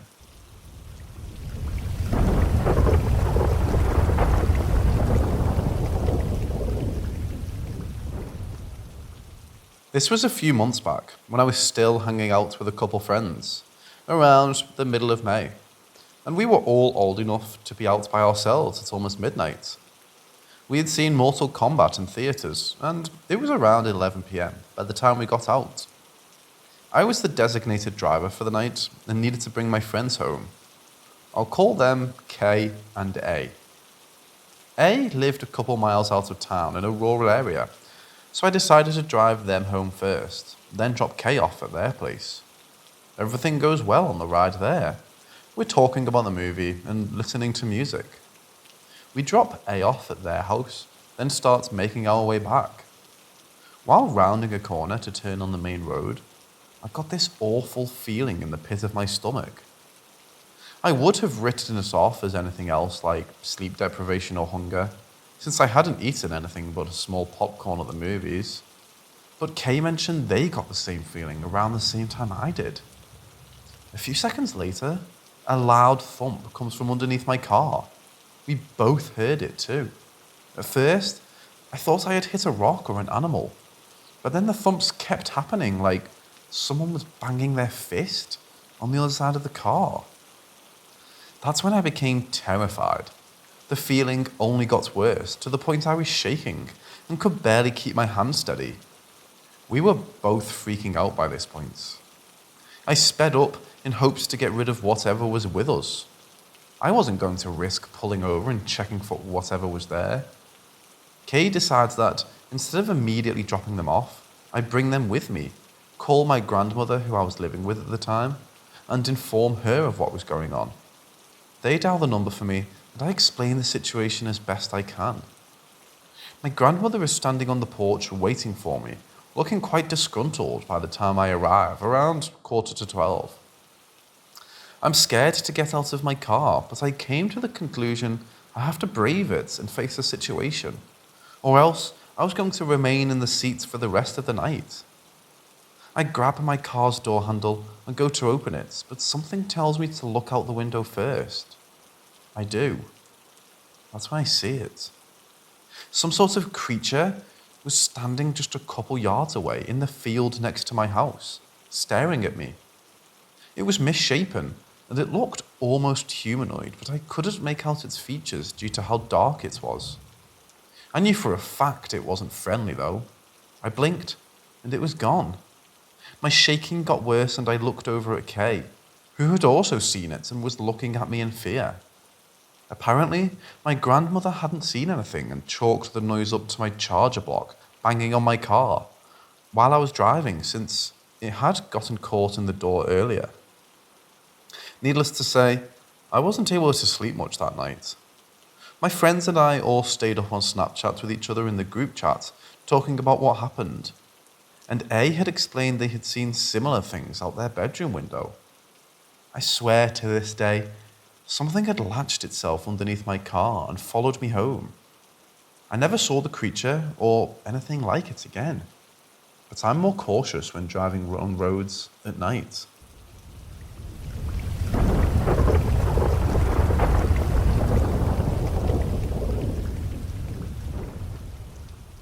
When I was younger, I used to short out light bulbs just by touching the switch.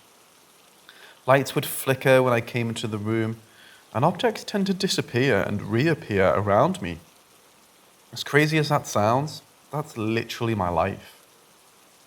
Anyway, I've come to accept the fact that I may be, as some call it, sensitive. But there is a story in my life that I still, to this day, can't quite figure out what the hell happened. This all went down when I went on a trip to Washington, D.C. It was kind of a school outing, and we were only going to be there for a day. Things were going just about how you'd expect D.C. in January, cold as hell. Until about lunchtime, when we decided to go to a restaurant not too far from where my friends and I were supposed to meet up with our group. So, to set the scene, we're eating at a restaurant that has a window directly facing the street. The whole thing is pretty open concept, so you can see everyone in the restaurant, no matter where you are. There's also a bar set right up against the window facing the street, and behind it is a single-use restroom that you have to use a code to enter. Emphasis on that part. To the direct left, if you're facing the bathroom, is the entrance to what I'm sure was the kitchen. Anyway, my friends and I, we get our food and we decide to sit at the bar because the restaurant's pretty crowded. It was a really cold day, so no surprise there. So we're talking and laughing when suddenly I get the urge to pee. Now I should preface this by saying I have extreme social anxiety, and it really stresses me out to have to ask strangers for anything, i.e., the code of the bathroom. So I like to observe someone else do it before me so I know it's okay. So I ask my friend if she'll go get the code, and she says to wait a minute, but then got distracted and didn't. At this point, I really have to go, and I'm just about to summon all my courage to go up to the counter and ask, when I see a woman approach from my right. As I'm now turned around on my chair and looking in the direction of the restroom, I see her go to the door of the bathroom and put in the code to enter. Mind you, it's a single-use restroom, so I'm going to have to wait for her to finish before I can use it. No problem, I've waited this long. What's for a few more minutes? So I'm waiting and waiting and waiting, and still, this woman hasn't come out. I mean, I'm not the one to judge, so I try to be chill about it. That is, until another person, a man this time, approaches from my right, the main area, and puts in the code and goes in. I think this is weird, but again, I'm not one to judge, so I lean over to my friend and joke, "Do you think they're in there together?" She laughed and suggested that maybe it wasn't a single-use stall, and there was a multiple bathroom type situation. At this point, totally plausible, so I guess I'm waiting on two people now. Anyway, I'm still looking at the bathroom because, I have to go, and I want these people to hurry up. Finally, the man comes out, but the woman never did. I know this because even though I was talking to my friend, my attention was directed to the bathroom, and as I said before, you can see everything in the restaurant, so there's no way she could have left without me seeing her. Also, totally plausible that they were trying to keep it on the DL, so I wait for a few more minutes and continue talking with my friend. My gaze, however, is forward, looking at the bathroom. My friend can also confirm she saw no one leave because even though she's kind of facing the street, she'd still be able to see the door open or close, not only from her peripheral vision, but also the window. Now here's where things get even stranger. As I'm about to get up once again, another man goes to the bathroom and puts in the code. Woman still hasn't come out, by the way. So he goes in and I'm waiting again. Did I mention I have anxiety in social situations? For him to come out. This next part, you can believe me or not, but I know what I saw. I'm an artist. I know what people's faces look like. And I know that this last man looked like who went into the restroom. However, an entirely different man comes out who looks nothing like the guy who went into the bathroom. Mind you, I've been looking at this door this entire time, and even with people coming in and out of the kitchen, you still know when it's the bathroom door and not the kitchen door. Okay, and the strangest part of all, when I finally get into the bathroom, it is a single stall. No windows, no doors, nada. Just one way in and one way out. Added to this, it's located pretty much dead center in the building's layout.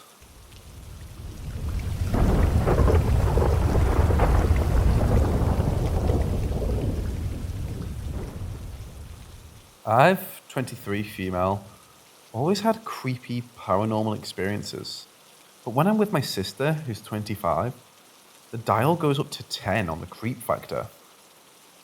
So anyway, a couple of months back, my sister and I had to drive up to Colorado on a family emergency.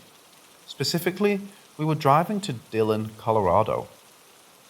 The drive up was pretty normal and nothing weird started to happen until we got right outside of Leadville.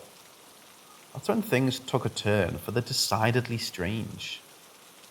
You can believe me or not about what I'm about to say, but even though it was late at night, I know I'm not crazy and my sister saw all of this too. So we're driving and it's pitch black outside. There's very little street lamps, so the only things we can see are illuminated by headlights. My sister is driving and I'm in the passenger seat.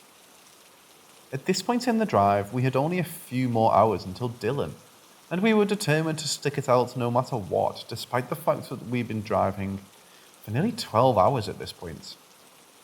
Looking back, I kind of wished we'd had some common sense and found a hotel. I'd never driven on this road at this time of night. It was about 9. My sister has the radio going. I'm staring out the window, trying to stay awake, when all of a sudden my sister slammed on her brakes. Now, for context, my sister is a cabbie. There's not a whole hell of a lot that would make her slam on the brakes like that. So when she did, I was automatically on full alert, wondering what the hell just happened. Before I can even ask her what made her slam on the brakes, she's telling me to look up. No shit, standing in the middle of the opposite lane on the deserted 2-lane road is a big as fuck coyote. Bigger than any coyote I've ever seen. Not that unusual, except it was just staring at us. Not the car, at us. It was making full-on dead-ass eye contact with us. Obviously creeped out, I told my sister to just floor it because I didn't like the eerie, almost intelligent way that it had been looking at us. As we passed it, I forced my eyes forward so I wouldn't have to look at it. We kept driving, a little shook up but laughing it off. After all, we're both from the southwest and there's no way a lone coyote is going to spook us that bad. A little bit further down the road, I'm calmed down again and back to staring out the window. Maybe 5 more minutes pass before I hear my sister ask me, "Did you see that?" Thinking she's messing with me, I'm like, "No, see what?" As I turn to look at her, I can see she's spooked. Believe me, it takes a lot to spook her, so I was immediately concerned. She sees that I have no clue what she's talking about and she says, "Dude, there was a hand. It just came up out of the backseat and touched the dash." Now I'm even more creeped out. I try to make a joke out of it, saying how it's late and the whole thing with the coyote, but she's insistent on what she saw, so I ask her to replicate it. She gestures to the back seat and say, "I saw a hand come up and touch the dash like this." At this, she makes a fist and taps it against the dash. I shake my head, tell her I didn't see anything, that we should just keep going because I'm sure as hell not turning back now. But oh man, that was not the end of it. Not even 10 minutes later, we're still driving on this dark, windy mountain road. I'm looking forward, fully awake now and doing my best to take my mind off the situation. When I happen to glance out the driver's side of the front windshield, again, on the opposite side of the road, I see a woman standing on the edge of the road. She's all alone and just standing there in a torn white dress and barefoot. Obviously thinking that this girl needs help, I open my mouth to ask my sister to stop. Before I can get the words out, we're already around the next bend, and as I look in the rearview mirror to check if she's still there, the girl is just gone. Vanished. Poof. I'm really freaking at this point, and I just want to get to our hotel. Thankfully, a few minutes later, we were in Leadville itself, which, to be honest, Around 10 or 11 at night was just as creepy, if not more. I dreaded when we got to the outskirts of town and had to go back into that lonely mountain highway. Mind you, we're still alone. We haven't seen another car in over an hour, which makes this next part even creepier somehow. So, a few miles on the other side of Leadville, I feel my sister grab my arm. Again, she asks that dreaded question, "Did you see that?" I say no, obviously. I'm keeping my eyes on my side of the vehicle and have no idea what she's talking about. So she says, and honestly, after what happened after this, I completely believe her, that she saw breath on the outside of the windshield. Not the inside, the outside. Like someone outside the vehicle had breathed on the glass. I'm really glad that I didn't see that, because I would have turned the car around. But at this point, we're both like, fuck it, we're almost there, and we can hold out until Dylan. So, like dumb idiots in a horror movie, we kept driving. I don't know distance-wise how far away this is from Leadville, but we came up to a weird parking lot area at a bend in the road. I think it was a hotel or something. I'm not too familiar with the area, but it was weird seeing a parking lot and actual lights in the middle of Buckfuck Colorado. I'm saying this to tell you that as we approached this place, we saw oncoming headlights. Now, mind you, this was the first car we'd seen in a long time. But if there was this weird lit up building out there and Leadville only a few miles behind us, it wouldn't be that strange to see a car heading the other direction. Except, the car didn't go in the direction we thought. No, we both saw the lights of this car and we both saw it drive parallel to the road and disappear. Now, we're for sure thinking we're hallucinating and making jokes about aliens, saying how that was a flying saucer, and we could tally that to the list of weird things we'd seen. With not much options left but to drive, we keep going. But man, that's when things started getting really bad. The longer we're driving, the more freaked my sister looks. At one point, she tells me that the lane lines are disappearing. As in, she can't tell the difference between one lane line and another. On a two-lane mountain road. You can blame this on fatigue, but my sister drives a cab for a living.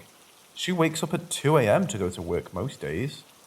There's no freaking way, no matter how tired she is, that she's hallucinating the lane lines not being there. I can see them just fine, but she swears up and down that she can't see lanes on either side. I think it was only her experience as a cab driver that saved our asses. Now, this next part is going to sound insane, and I don't blame anyone for not believing me.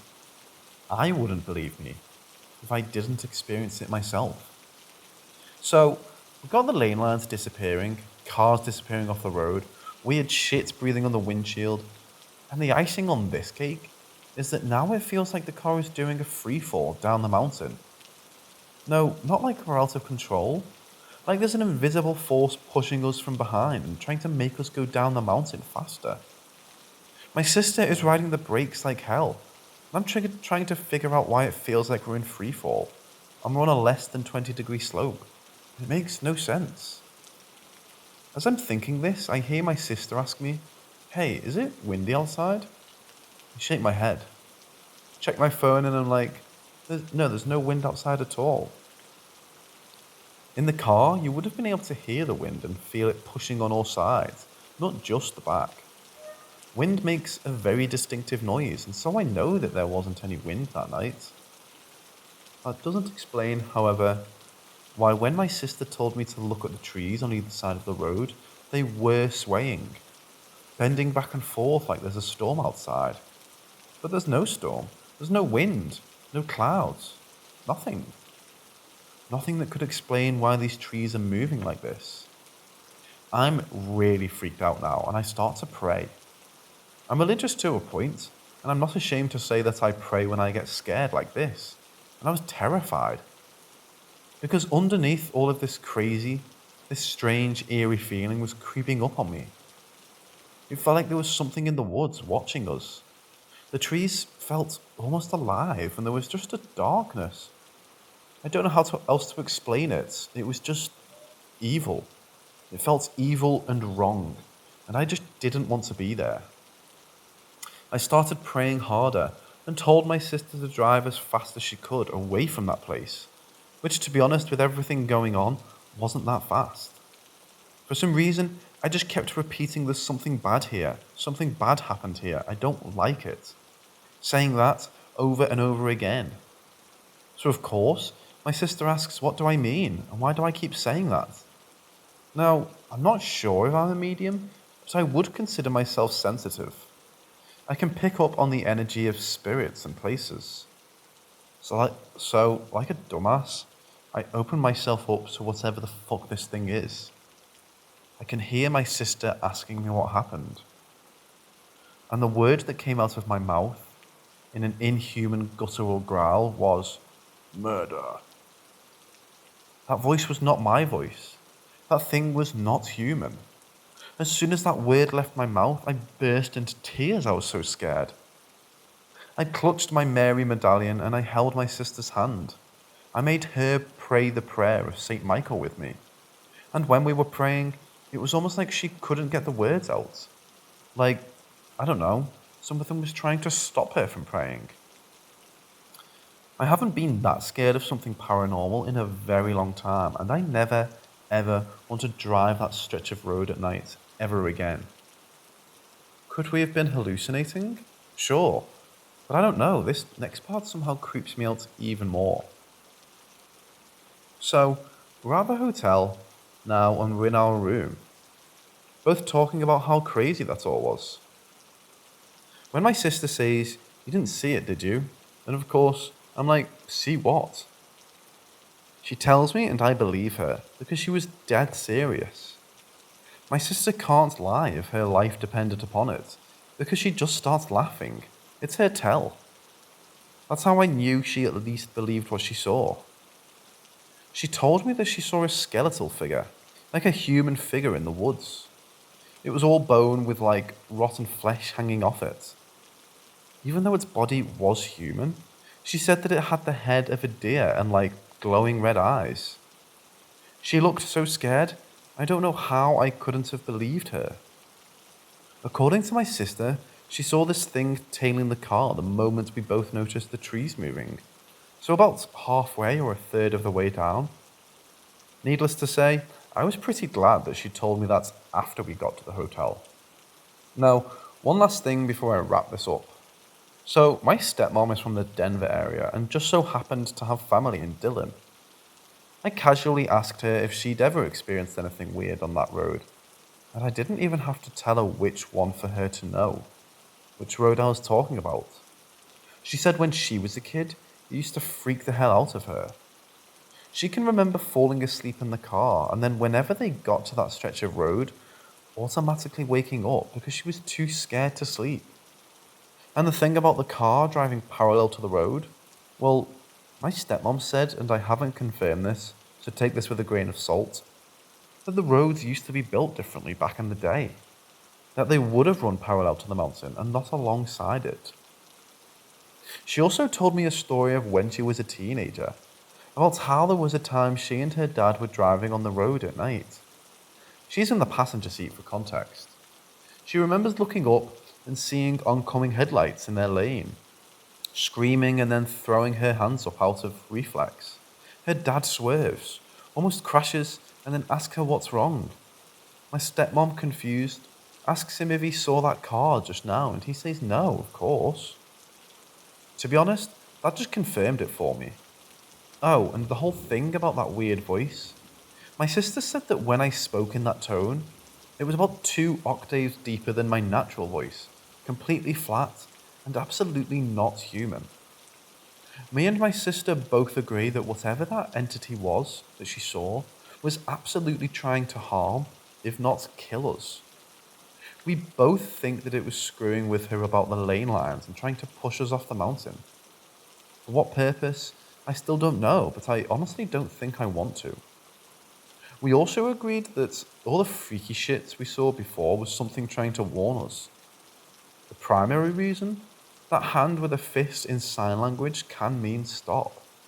I think it's possible those other entities were trying to tell us to turn around. Too bad we didn't listen, lol. But anyway, that's my story of a possible encounter with a Wendigo and other things that go bump in the night. I never have and never will again drive that road between Leadville and Dillon at night, or any other time. So I'm just curious, has anyone else had an experience like this there? Or an experience like this in general?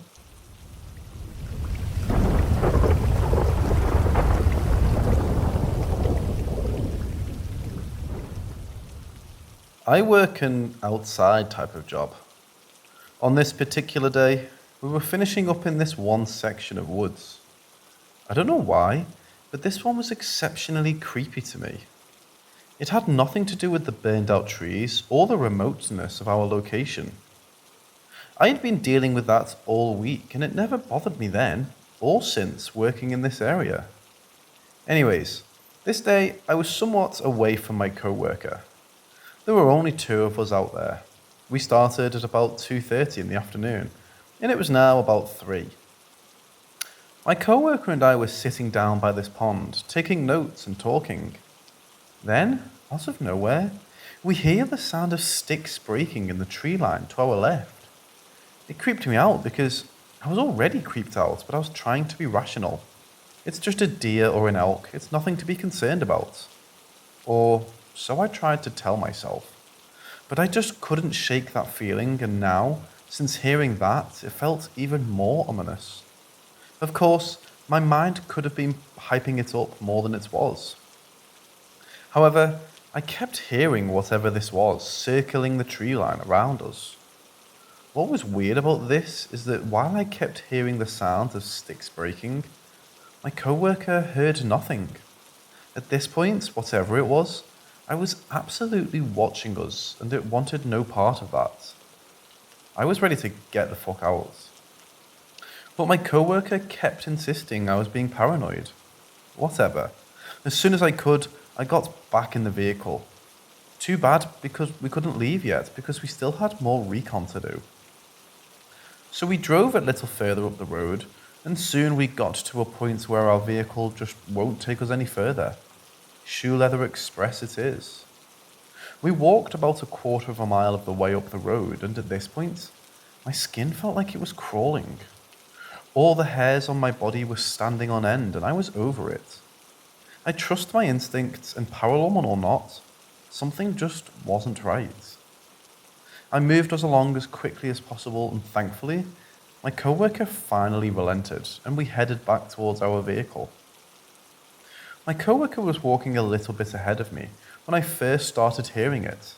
Chimes. Way off in the distance, like small bells. I strained my hearing, not quite believing that that was what was happening. Could it be my keys? No, they were in my bag. My co-worker's keys? No, also in their bag. Didn't have anything metallic and loose either. All these thoughts ran through my head. I kept hearing those damn bells. At one point, I even asked my co-worker if they heard anything, and par for the course, no, they actually didn't. I heard those chimes all the way down to our vehicle, and boy was I glad to be out of there. Now, here's where it gets interesting. So a few days later, our boss comes out with us to finish up some other work farther up the road. Mind you, we can't drive in on this road. It's basically impassable in a truck with 4x4, and especially not in a passenger car. Again, Shoe Leather Express it is. So we're finished up for the day and walking back down the road. We're now 3/4 of a mile just above where my co-worker and I had stopped the first time. All three of us, and I do mean all three of us at the same time, heard the sound of a vehicle engine, like someone was driving toward us. We know this is completely impossible because the road is impassable. Not only that, but the nearest road is through a dense wooded area down a ridgeline. I mean, you get the idea. It wasn't anywhere close to where we were. But we all heard it, and all of us reacted to it at the same time by stepping off the road instinctively to get out of the way. We stood there for a good 5 minutes and never saw a vehicle. We tried to laugh it off, but even my co-worker, who was a skeptic, seemed put off by this. It's the end of the day, we're tired, and we're like, okay, yeah, that was weird, but it's fine. We're almost done. Let's just get back to the vehicle and get out of here. Well, here's where it gets even weirder. We came down into the flat, wooded pond area where my coworker and I had been working previously. My boss and I walking more or less in step. Coworker is just ahead of us. My boss and I had been talking, and all of a sudden, they grab my arm, scream, and duck.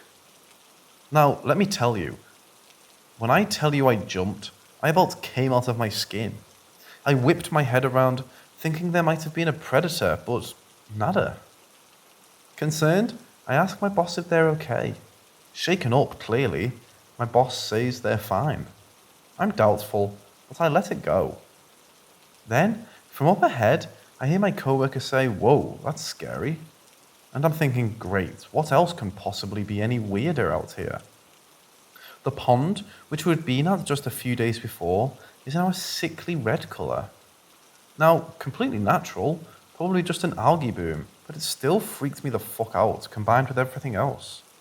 I was like, last straw, I'm done, let's go home. So we all get to the vehicle. My boss and I are waiting for my coworker to come back after answering nature's call. I ask again if they're okay, like what happened earlier, because I've never seen them react like to anything before. They look at me dead in the eyes and say, "It felt like something flew at the back of my head. Like something was thrown at the back of my head." I believe them because no one reacts like that without some outside stimulus causing it. And no, I don't think it was a bug or a bird, because I was walking right beside them and one, saw nothing, and two, felt nothing. If there was a bug, it would have had to have flown by me, and if it was a bird, likewise. I would have seen it going in some direction away from us at the very least. Also, if it was a bug, my boss wouldn't have reacted like that. They're the type of people that think bugs are cute, so no, definitely wouldn't be that strong of a reaction, even if it was unexpected. Needless to say, I hate that section of the woods. It's absolutely freaking creepy, even if none of this is paranormal. Which, the pond thing, while weird, is definitely natural causes. Everything else, I don't know. I mean, I know sound carries strange in the woods and mountains, but the thing I can't explain is what happened to my boss. Also, the bells. What's up with the bells? I've lived all my life in the woods, and I have never, not once, heard anything that sounded like that. Last thing I forgot to mention. My boss told me that the whole way down they kept hearing whistling.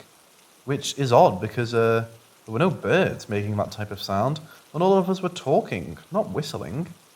I totally believe them, because I also heard something strange. But I don't know, we could have all been tripping hard on the smoke haze, lol. I'd like to hear people's thoughts, especially about the bells.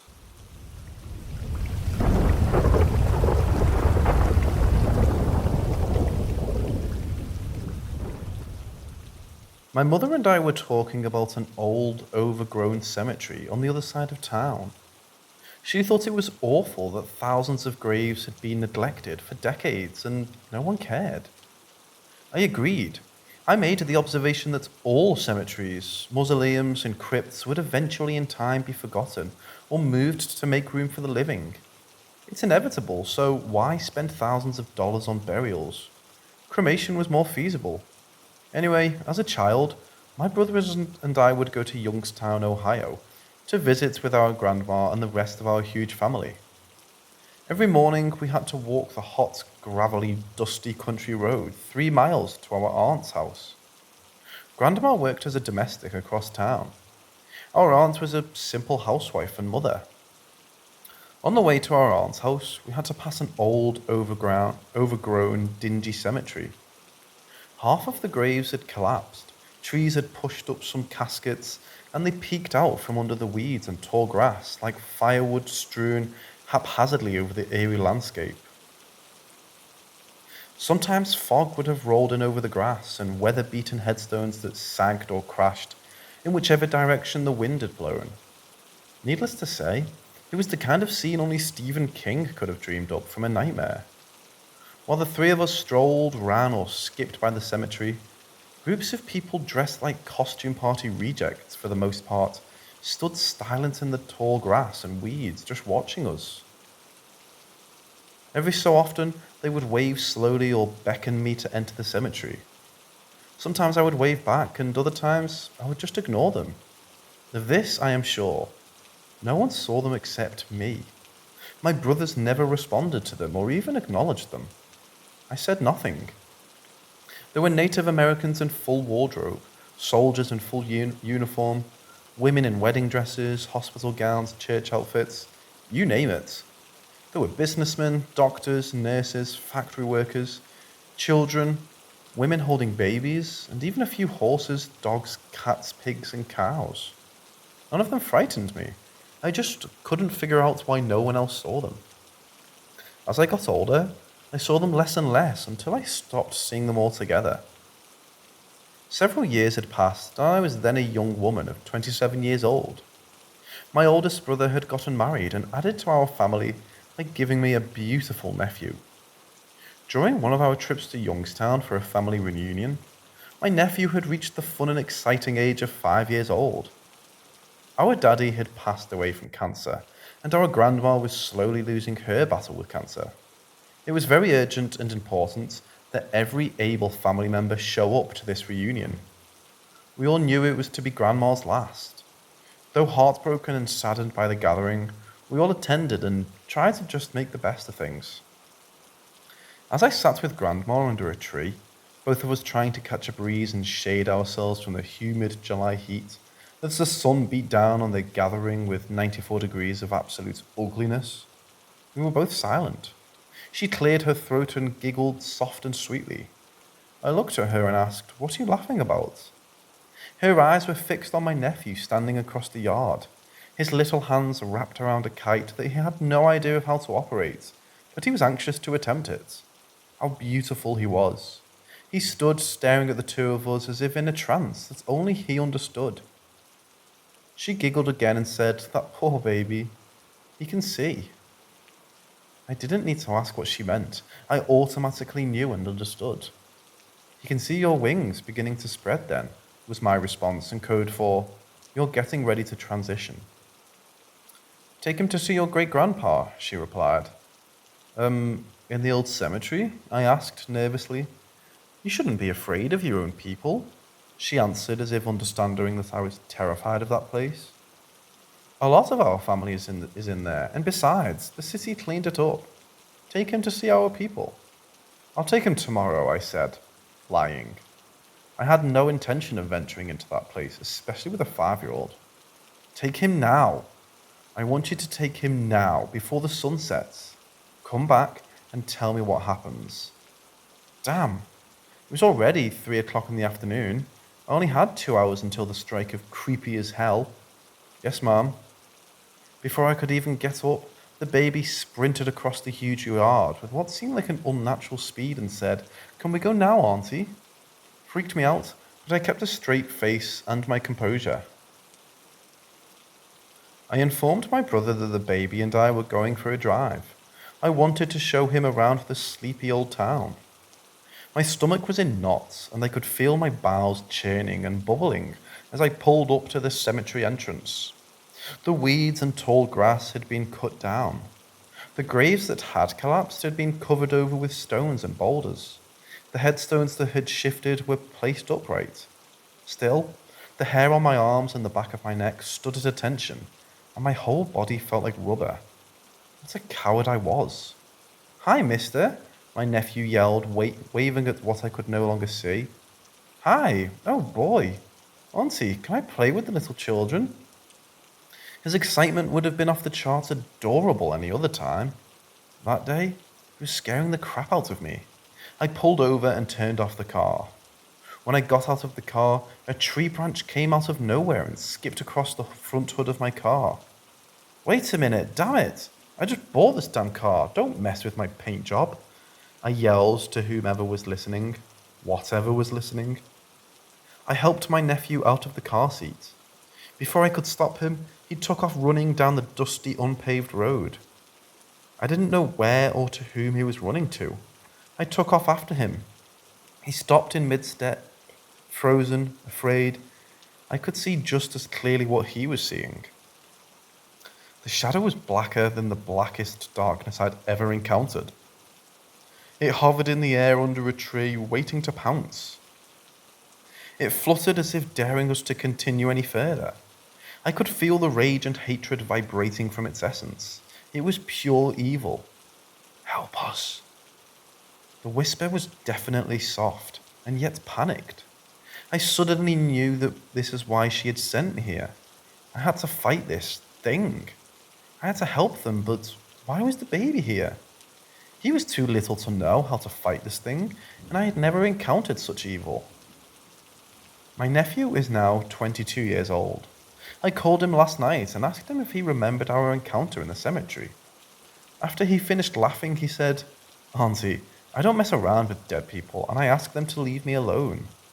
I remember a little bit of what happened that day and that time we went to the lake, but I don't allow them to intrude anymore. You start talking to them, and pretty soon it's a party." He's in Youngstown right now for a family reunion. I asked him if he went to the cemetery.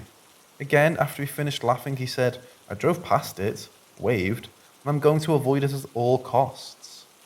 "Did you see anyone?" I persisted.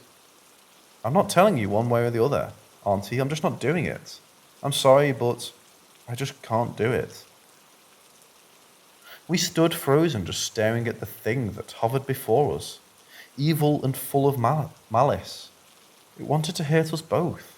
I wasn't going to allow it to hurt the baby, but how could I stop it? "Stay right there, Auntie. Don't let him follow us," the baby yelled to me as he took off running. Huh? What in the world was he talking about? Us? Who was us? He ran, jumping, leaping, laughing and yelling, "Bye, bye. You can go now. Bye." A kite. He held the kite back at the reunion. His little hands pressed firmly around it, his eyes fixed on Grandma and me. It wasn't about flying the kite. It was about releasing the children. He needed to know how to help them fly. His young mind put together that they could piggyback on the kite and to fly away to heaven. He was releasing them. He was using me to shield the thing from stopping them.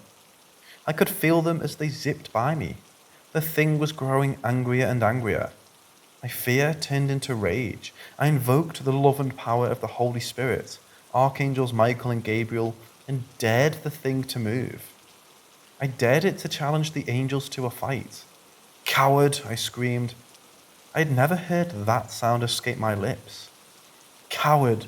In the name of Lord God Jehovah, Jesus Christ, and the Holy Spirit, I command you to leave this place. You are not welcome here in this holy place. Go back from where you came. Get out." The thing was beginning to fade.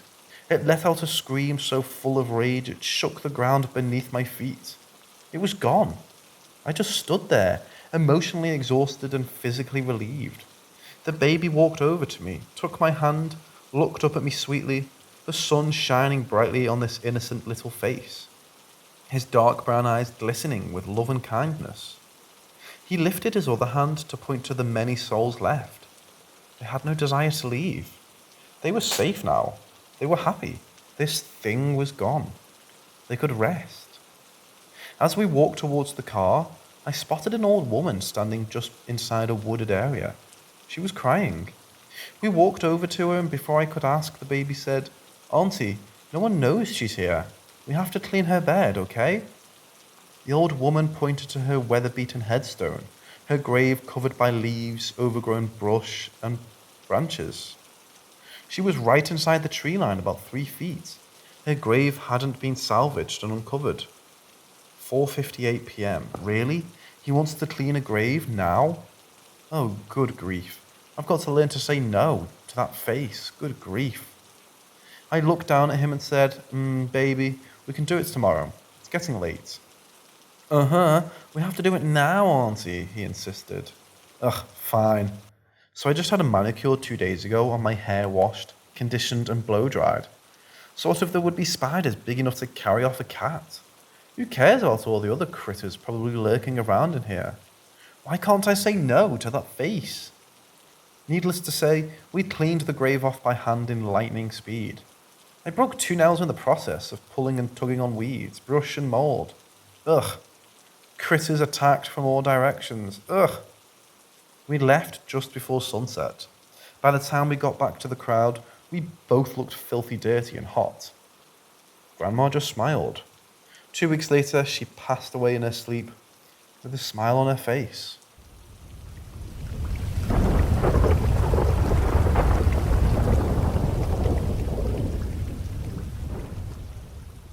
As a teen and young adult, I lost these abilities for a while. I didn't really care about it and didn't appreciate what some have referred to as the gift. Since regaining the gift, I have often done readings for people, been able to see what people are trying to hide, and been able to help people contact loved ones on the other side. I don't like to converse with the dead as a rule, let sleeping dogs lay. However, sometimes it is necessary to bring someone peace. The first time I saw Frank, I was on my way into work at a new job. I was working in an emergency room at a small hospital that no one really came to unless they absolutely had no other choice. It was just that bad. As I walked through the ER doors, there stood this extra tall, Caucasian, blonde, blue-eyed, older gentleman, wearing a lumberjack shirt, jeans, work boots, and a hard hat. As I approached him, I could see the thin stream of blood trickling down from under the hard hat on his left brow. No doubt he had been injured while at work, but not so much he wasn't alert and oriented. I walked up to him and asked, "Have you been helped?" He didn't respond. He simply walked away from me and out the door. This scene repeated itself again the next day. The third day, I knew what he was. This time, I walked up to him and asked, "I know you're trying to talk to someone. Who is it, and what message are you trying to convey?" He looked at me as if surprised and asked, "Can you tell Marie something for me?" His eyes were sorrowful and full of hurt. I nodded my head in agreement. I started to actually feel his pain and suffering. He couldn't cross over until Marie, his daughter, received his message. His pain was so intense that it took everything I had to stifle the tears welling up in my eyes. "Can you tell her that I didn't mean it? Can you tell her that she was the light of my life and I will love her forever? Can you tell her that for me?" I nodded my head, yes. "Where is she?" I asked, looking around to see if anyone was watching. "She'll be here in 2 days." 2 days passed. I walked in and was greeted by a new nurse. Her name was Marie. After lunch, I took her into the break room, and after getting her permission, I gave her the message. She broke down crying and hugged me so tight, my back cracked. Once she'd pulled herself together, she informed me that I had described her father. His name was Frank, and he was a construction worker. Frank had been hit in the head by a beam and was killed instantly. They'd gotten into a huge argument and hadn't spoken in years. When she was notified of his death, she felt an enormous guilt and hurt that she couldn't get over. I only saw Frank one more time after that. He waved at me from across the parking lot. The smile on his face was bigger and brighter than the noonday sun.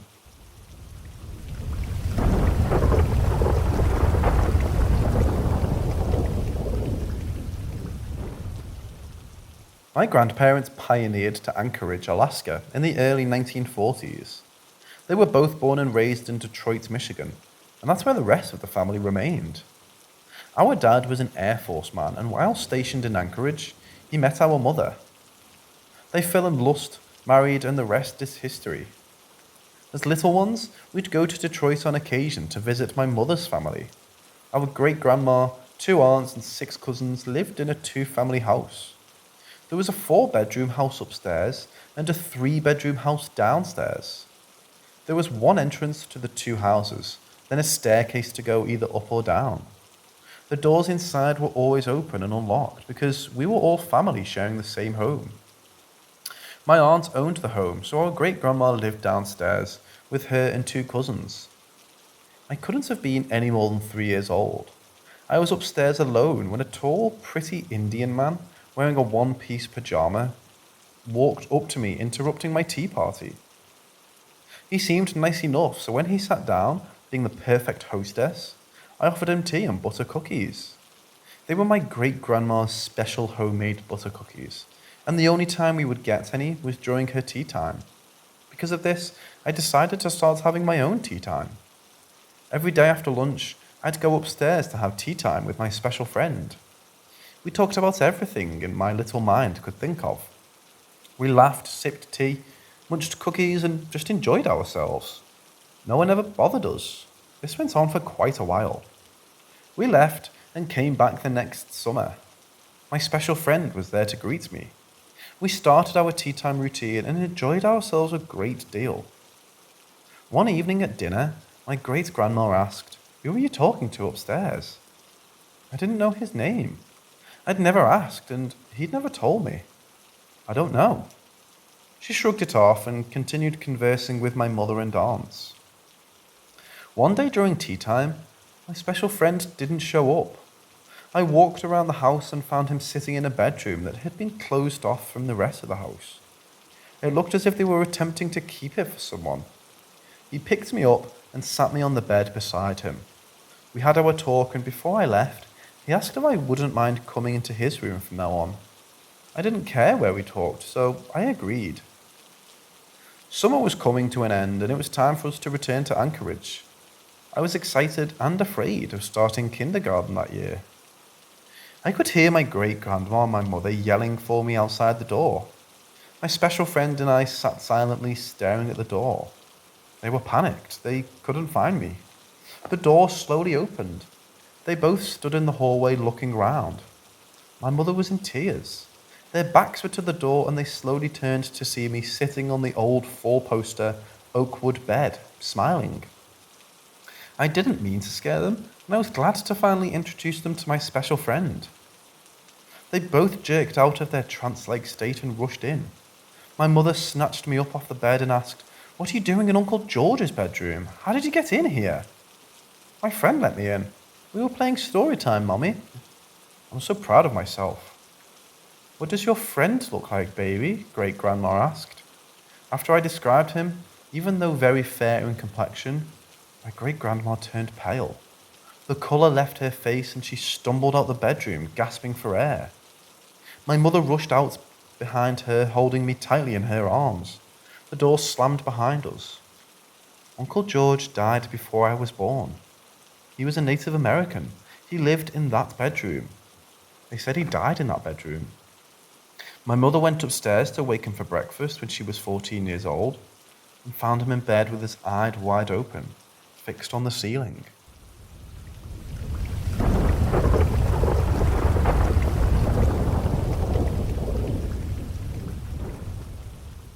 We had two beloved dogs.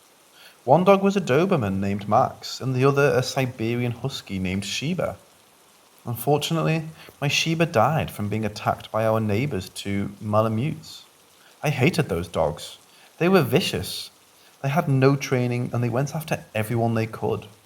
Sheba was well trained and very laid back. Max wasn't home when they attacked Sheba. The two of them would have torn those evil dogs apart. 50 years have passed, and I still miss her. Early one morning, I had to run an errand before school. I hadn't noticed the quiet as I walked by the house with the evil dogs. I just walked along singing Chitty Chitty Bang Bang.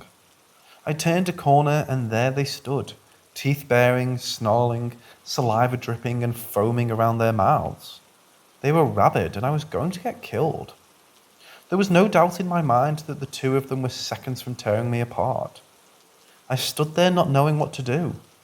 I could hear Max in the distance yelping in a panic and howling. He knew. The rabid dogs inched closer to me before they both leaped at the same time. I closed my eyes, my bladder released, and I screamed. I could hear them yelping in pain and screeching.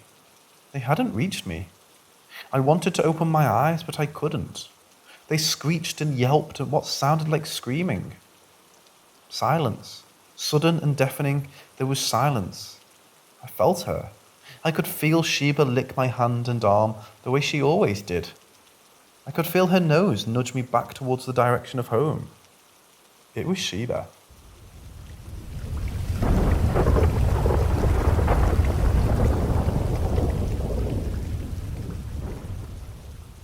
The girl's name was Susan Asaro. Susan worked at a popular neighborhood store in Detroit. Every day on the way home from school, my friends and I would stop in the store and buy a slice of deep dish pepperoni pizza to munch on our 1.5-mile hike home. Every day, she'd have 4 slices of pizza ready for us, wrapped neatly in foil and steaming hot. She always greeted us with a bright, bubbly smile and asked us how our day went. One day, while walking past my parents' bedroom, I heard her name. She was missing and her car found 3 blocks from my home in flames. Missing? Who would want to hurt her? Why? Everyone in school was worried about her. We walked about forming a posse to help search for her, but Detroit is a big city, and the adults wouldn't have allowed it. A few days passed and still no Susan. I decided to go to a friend's house after school that day. She lived in a rough part of Detroit. Abandoned houses dotted her streets with overgrown lawns that had by then turned into dead weeds averaging 3 to 4 feet tall. Winter made everything worse. The area looked war-torn and ravaged by time and elements alike. We arrived at her house to find her mother in the cramped, filthy kitchen cooking. "I need a couple of onions." She snapped at the 2 of us gruffly. We headed back out the door into the crisp, biting winter cold and wind. We passed by the first 2 abandoned houses next to her. As we approached the 3rd house, I could see someone standing in the back of the house through the broken windows. "Hey, wait a minute. Let's go in there," I said curiously. I could see what it was, and I knew what it was. This was different. This time there was a familiarity of some kind and an urgency. She, needed for me to come in. "Girl, stop. I'm not going in that house. Some bum could be in there." We stood in front of the 1-story pillbox house arguing.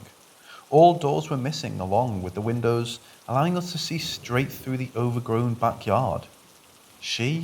It, just slightly stood in the hallway out of the house, beckoning for me to enter. "Please, I don't want to go in alone. Someone in there. She needs our help." My voice was panicked. I could hear it, and I could feel the anxiety sweeping over me.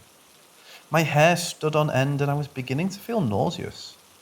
My friend grabbed me by the arm and yanked me across the street into the grocery store. On the way back to her house, we ran past the abandoned house with the ghost inside. We got our coats and boots off and settled into the living room to do our homework. No sooner than cracking our books open than a loud pounding came on the floor. Her mother opened the door. "Detroit Police Homicide, ma'am. Do you have 2 daughters?" he asked politely. "Yeah, what do you want with my kids?" she asked, confused. "May I speak with them?" Polite but insistent. She opened the door and allowed the 2 detectives to enter. My friend and I stood up to face them. "Wait, she's not my daughter," she said, pointing to me. "Do you girls know about Susan Asaro?" he asked, not caring who I belonged to. We shook our heads in agreement. "Why did you girls stop at that abandoned house 3 doors down?" I had to tell the truth, but I knew it would make me a candidate for the loony bin. "She told me to come in. Tracy, not her real name, wouldn't come in with me, and I wasn't going in by myself." They looked at each other in shock. "Who told you to come in?" he half mumbled, confused. "Well, I don't know if it was Susan, because I couldn't see her face clearly, but since you're here, now I know it was her. I'm sorry, she was so nice to us." They stood staring at me as if they didn't believe me. The sound of my friends screaming and crying hysterically startled us all back from oblivion.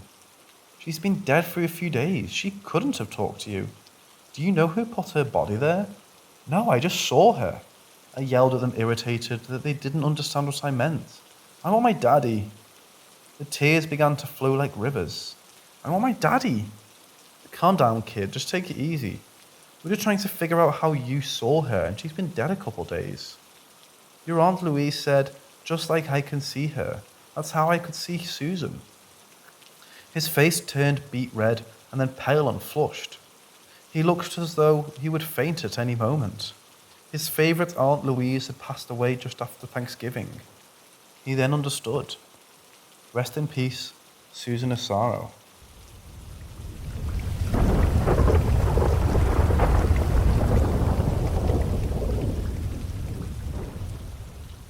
When I was 17, my family and I moved from my hometown to a coastal city, around an hour away for a change in our lives. I was so upset and angry that I had been dragged away from all of my friends, as well as being forced to start a new life in a place I'd only visited a couple of times.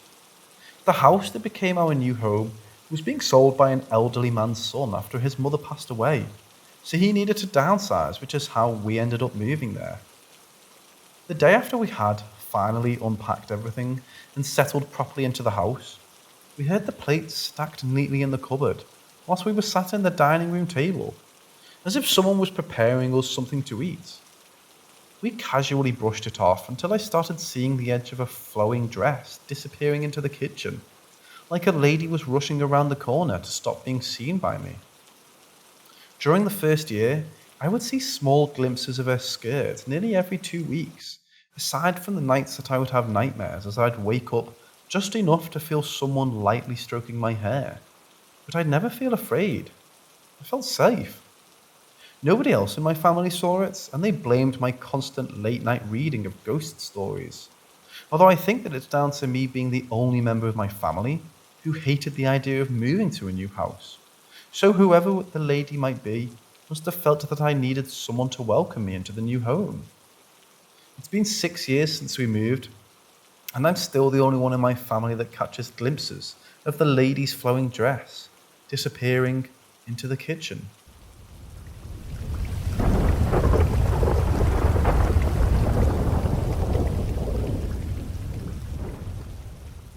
Roughly a week ago, both of my dogs started to continuously bark at the hallway leading from the front door to the kitchen.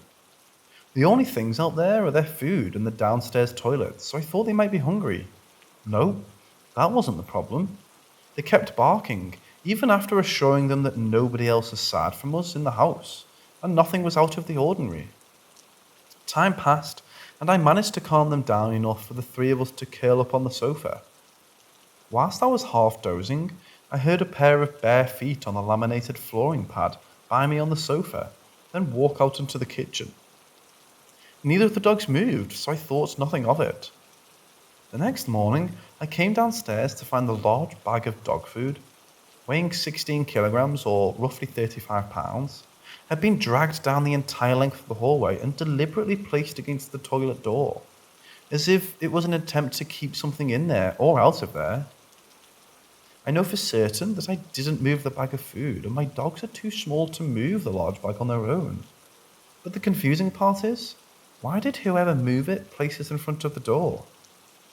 This isn't the first time something in my house has been mysteriously moved, and I get the feeling that it isn't going to be the last.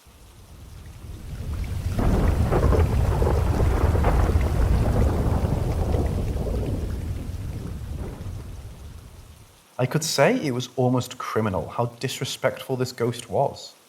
The audacity of this spirit to just scare the pants off a defenseless child, who's already feared the worst when it came to the most common noises you would hear at night. This 9-year-old kid already had enough bedtime problems. I could say with confidence that this horrifying experience was one of the main reasons why I had trouble falling asleep, until the time I became a young adult. It was a cool spring weekend night, and my family traditionally spent the Saturday evening watching a movie. Ironically, we were fans of horror movies, including myself. Those days, I saved myself from the most scary scenes by covertly looking to the other side of the room, or focusing on grabbing some popcorn. This way, the demon tooth fairy lady from Darkness Falls wouldn't haunt my dreams. After the movie was done, it was time for bed. Since I was about 5 years old and started sleeping on my own, I had trouble going to sleep. I had nights where I just couldn't take it and cried for my dad or my mom. It was very hard, and it affected everything in my life. Every day, there was always the dread that night was coming, and the closer it got to bedtime, the more anxious and depressed I got. It was also a part of a big family who grew up in the same city I was raised in. Therefore, I heard stories about my neighborhood's history growing up. Some wholesome, and some very dreadful, like the countless burnt down buildings, private housing being built on top of graves, and the plague of violence and drugs infecting the hallways, apartments, and streets of the city. The building we lived in was a part of that history, housing tortured souls who couldn't resist the end of a needle. In the past, and even at the time, substance abusers used my building's hallways and abandoned apartments for shelter. They utilized the building's complex maze-like hallway system to conceal their narcotic appetites. This epidemic was always accompanied with death and violence. It was safe to say there was a lot of negative residual energy within my building walls, and quite possibly within my own. Bedtime came, and I was faced with a harsh reality that I will once again be under the cloak of darkness. I usually slept on the bottom bunk and my younger brother on the top. We also owned a foldable bed frame with a twin mattress for when we had guests or sleepovers.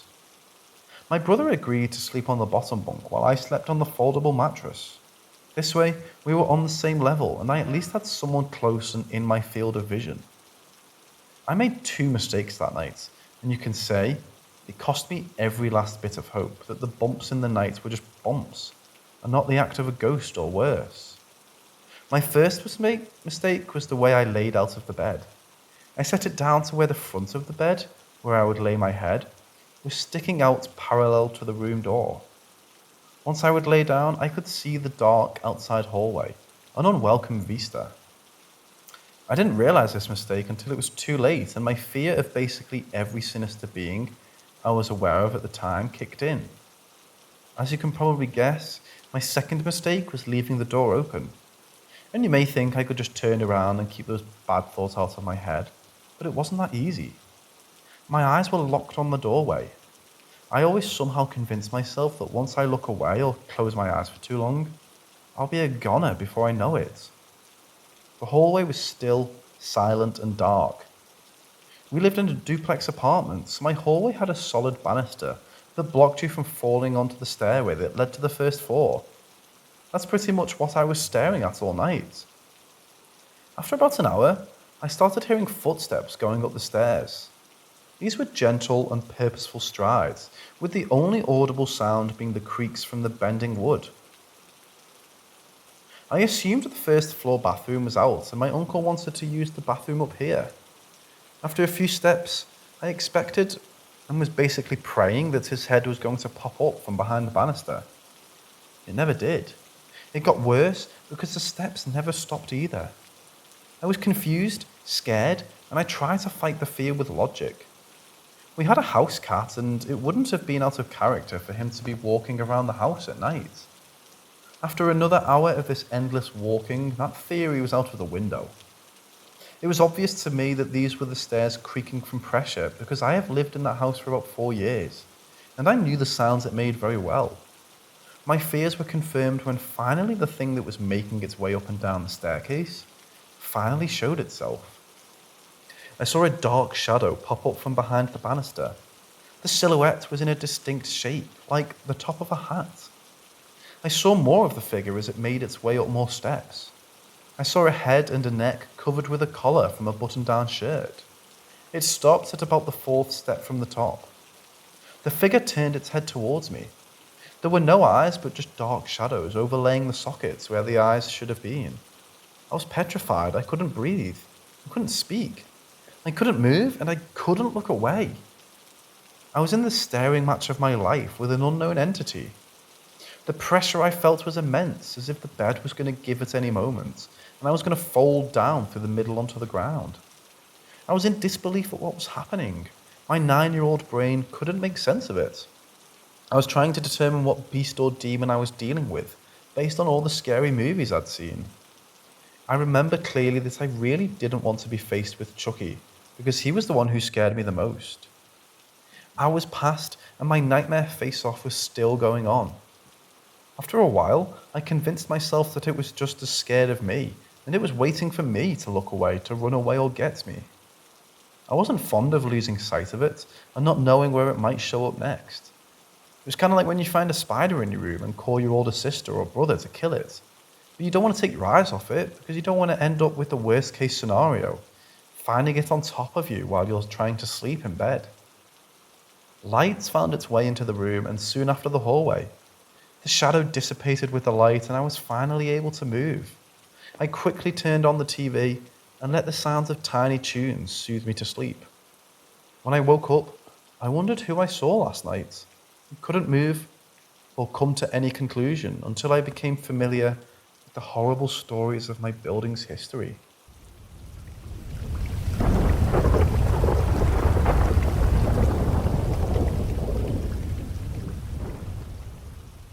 Something I think about to this day. I was wondering if anyone has had a similar experience. Anyway, when I was 8 or 9 years old, my family lived at this old farmhouse just out of town. During the night, the farm was terrifying and the rooms would just be pitch black, with not even the moon to illuminate the rooms, but eventually your eyes would adjust. My mom would often talk about things that happened to her in the house and so on, but I never really paid attention. One night, I was sleeping in the darkest, coldest room in the house, which was my sister's room at the time, because we would often switch rooms to sleep in for fun, I guess. And I woke up abruptly, feeling a little uncomfortable. I scan the room, and just as I look out in front of me, I see a clear silhouette of a man either hanging or standing on my bed railing. I slowly turn over and sweat just pooled from my head, palms and feet. I had to make sure I was awake, so I pinched myself and looked back over, and sure enough, it was still there. The silhouette was long and slender and seemed to have been wearing a sort of coat. I could make out the legs, shoulders and head. It was darker than the room itself, and I turned over to look out the window under the curtains to see it was still very dark out. I think I stayed there frozen in absolute dread for what seems like hours, trying to sleep and to ignore it. I never looked at it again. I kept my eyes screwed shut. Eventually, day broke and the room was a little lighter, so I looked back out and it was gone. Maybe it was my imagination. I was young, but the images were just so clear in my head, even now. And my other family members would talk about what would happen to them, but I kind of just blocked it out. I just didn't want to experience anything like it again, so I was ignorant. I never saw it again, and I developed a little phobia from darkness because of it. It really doesn't help when my cousin said she saw the same kind of thing later on.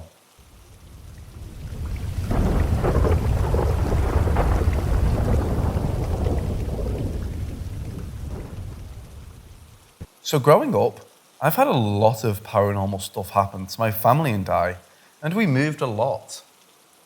But in every house we have lived in, we all have had strange paranormal encounters, so this has pretty much been my whole life. One time, we moved into this property that was straight up in the middle of nowhere, and it was on a small farm. Our landlords were these two old people who lived on the property with us. And in their backyard, they had a small playground thing set up for their grandson, but they would let my sister and I play there. There was a small jungle gym and this huge seesaw. Mind you, I am South African, so I don't really know what they're called in other countries. Anyways, my sister was probably 10 and I was 9. One day, her and I decided to go and play on the seesaw, which was all fine, until I caught sight of this strange-looking creature that was sitting in a tree a few feet away from my sister and I. The thing had large dark eyes, long ears, and a fat round body. I assumed it was some kind of animal until it started waving at my sister and I. I kept watching it, and soon its wave turned into a hand gesture, showing me to go to it. I kept staring at it, and the longer I did, the more scared I became. I even tried showing my sister while staying away from it, but she said she couldn't see it. I watched it for a few minutes. Its eyes just staring at the both of us without blinking and it using its hand to call us over. I began to get this uneasy feeling as this thing began to stand up in the tree, revealing its bony, long legs and a smile like the Cheshire Cat. I'll admit, This thing looked like some kind of freaky goblin, but as it stood up, I grabbed my sister's hand and ran back to our house with her. I know some of you are thinking that I probably imagined it, or that it couldn't have been some kind of squirrel, but where we lived, there were barely any trees, and plus you don't get many squirrels in South Africa. When I got home, I told my parents about everything, and this thing was so clear in my mind that I even drew it for them and showed them. I can remember how it looked to this day.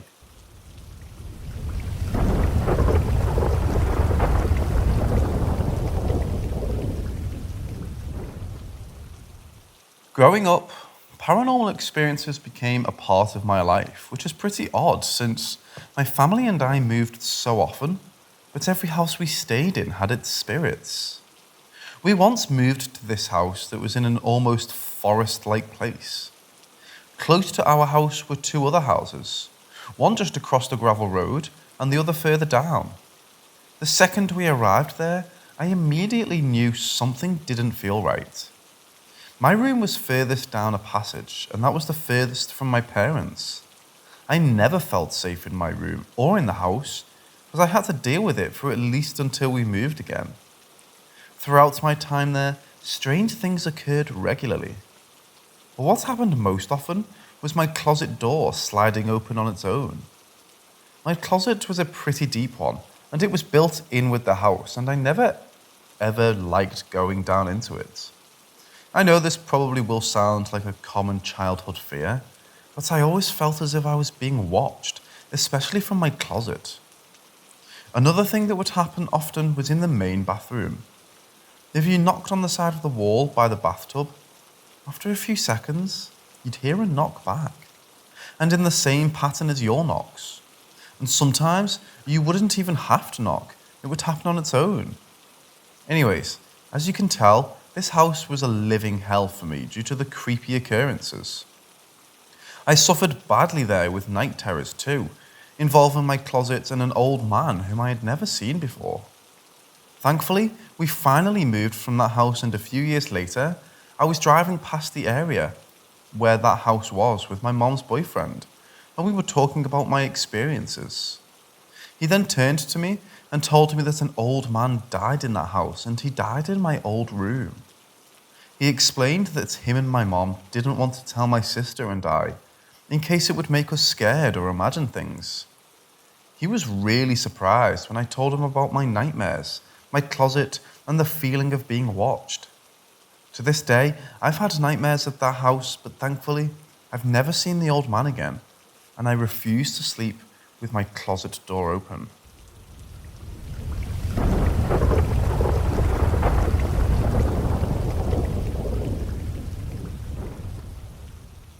This was probably the first time my sister and I had a paranormal experience outside our house, and to this day, neither of us know how to explain what happened.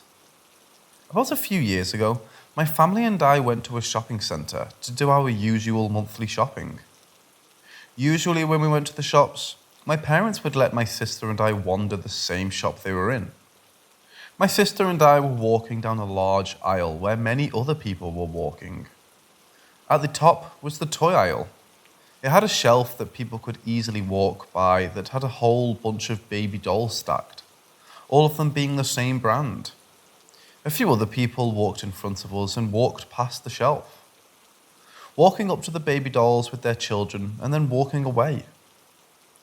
My sister and I didn't find any of this unusual until we walked past the shelf, not even really close to the dolls at all. As we walked past, all of these baby dolls started laughing, and I mean all of them at the same time. A few other people stopped and stared at my sister and I as we both stared at the dolls ourselves while they laughed in sync. My sister and I then walked away as the laughing continued. My sister had a concerned look on her face since she always had a fear of talking dolls. I assured her that they could have just been motion censored, and us walking by could have triggered it. But then she reminded me of the few people who had walked up to the shelf with their children, and the dolls not making any noises as those people did. To assure my sister that they must have been triggered by our movement, I told her I'd walk past them again. So my sister watched from a few feet away as I started walking the same way her and I walked, repeating my steps down the aisle and past the shelf. But to our surprise, the dolls didn't even make a sound. I even took the extra steps to walk right up to the dolls like the other people had, and still they kept silent. After that, I ran up to my sister and we were both shocked. We then ran back to my parents, and to this day, we still can't explain what happened.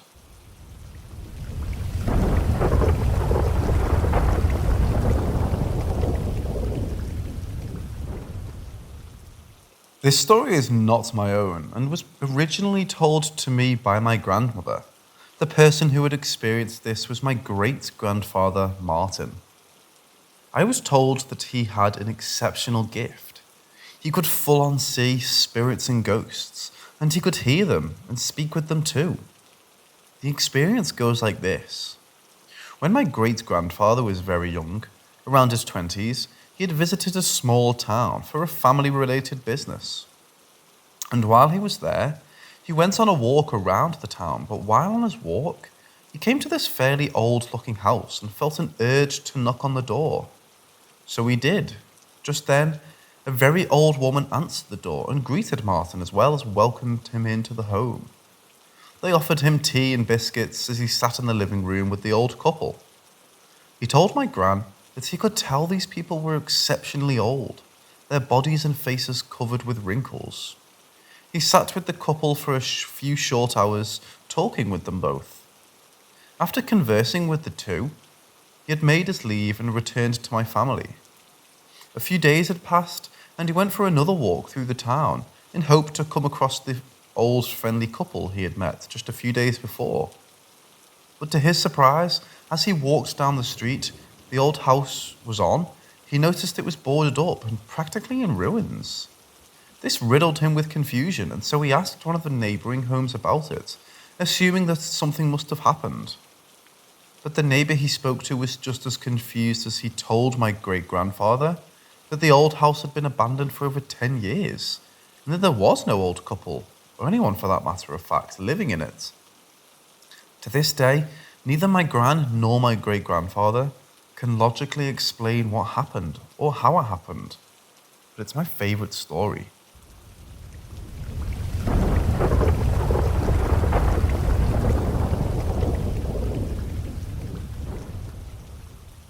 I was about 6 or 7 years old when I experienced something that still rattles my core. For context, this was in Colorado back in 2006. My family and I lived in a quiet suburban neighbourhood in Centennial. Nothing spooky or creepy about that neighbourhood, just this house. The house that I lived in was unsettling at times. My older brother, sister and I heard creaking upstairs every time our parents were out. We chalked it up to the house settling, but doors would close by themselves. My DS gaming system would move from where I set it down. We didn't want to admit to ourselves that our house was haunted. I was a child, so the creepiness didn't really bother me too often. I would just shrug these things off. However, I refused to sleep in my room alone. My brother and I shared the room until my parents built him a room in the basement.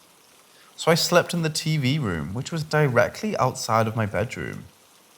The TV room was creepy as hell too.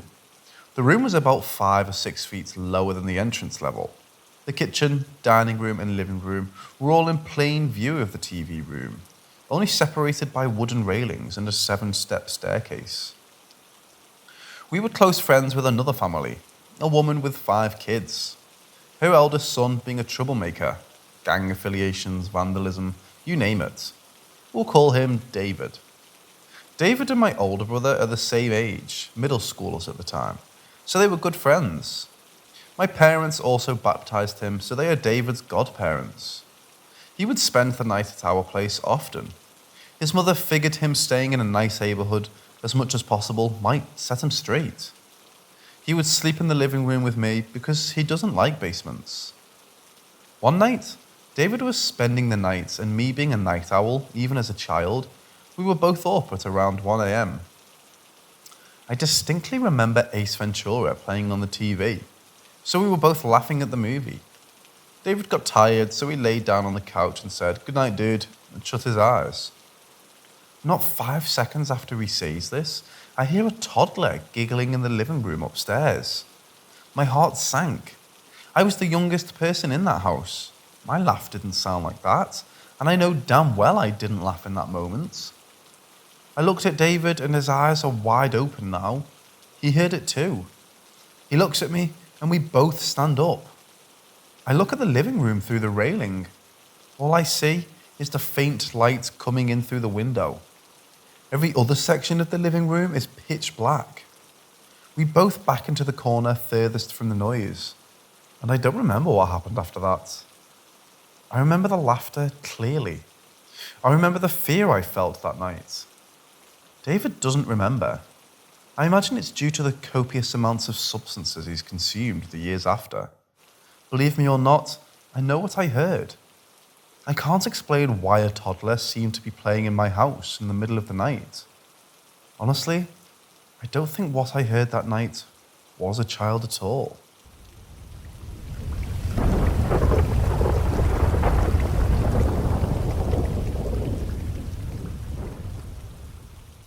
My childhood home was a suburban brick, built in the early 90s. It was the model home for the neighborhood. Cheerful yellow planks with deep red shutters. Finished, fully lit basements, inaccessible attic, open and bright and airy. Unassuming, idyllic, and perfect to raise your children in. I adored my house. I never felt anything but safe there. I was never given reason to be afraid of any part of it. My family is particularly spiritually sensitive, I'd say. We've all had our own paranormal experiences and a serviceable sixth sense, from great-great-grandparents on both sides down. Nothing crazy, no hauntings or curses or mysterious deaths. We're just a bit more tapped into that sort of stuff than others. In the past, I heard a lot of warnings online about tall shadow people in hats. They're an omen, demonic, dangerous, bad news. My tall man wasn't like that. I'm not sure what Svenit was hanging around for, but I'm almost certain he wasn't out to hurt me, or warn me of something, or even scare me. His presence in my home wasn't even alarming to me. When I caught sight of him, I'd greet him verbally by name, and go about my business. He wasn't a hallucination or trick of the light, I'm almost sure. He appeared in my peripheral vision, and I'd often turn to face him, blink or turn away and turn back, and he'd still be there. He came and went as he pleased. He had no set schedule. He showed when he showed, day or night, rain or shine. He always stood in my doorway, as tall as the door was, one hand on the frame as he ducked down into my room, frozen mid-step. The outline of his fedora was always visible, milady. He had no discernible features. He was a shadow, black and bottomless. I've spoken to friends and family about it, and they all have their own stories about their tall men in hats. Sometimes it was a one-time thing. Others were like me, with a tall man over their shoulder for most of their life. We moved out of my childhood home about a year ago now. I haven't seen Svenit since. I think he was tied to that house, somehow, although I have no idea how. There's no history behind it to explore. The neighborhood was built on Kickapoo in Miami land, but that's about it. Anyone else have an experience like this?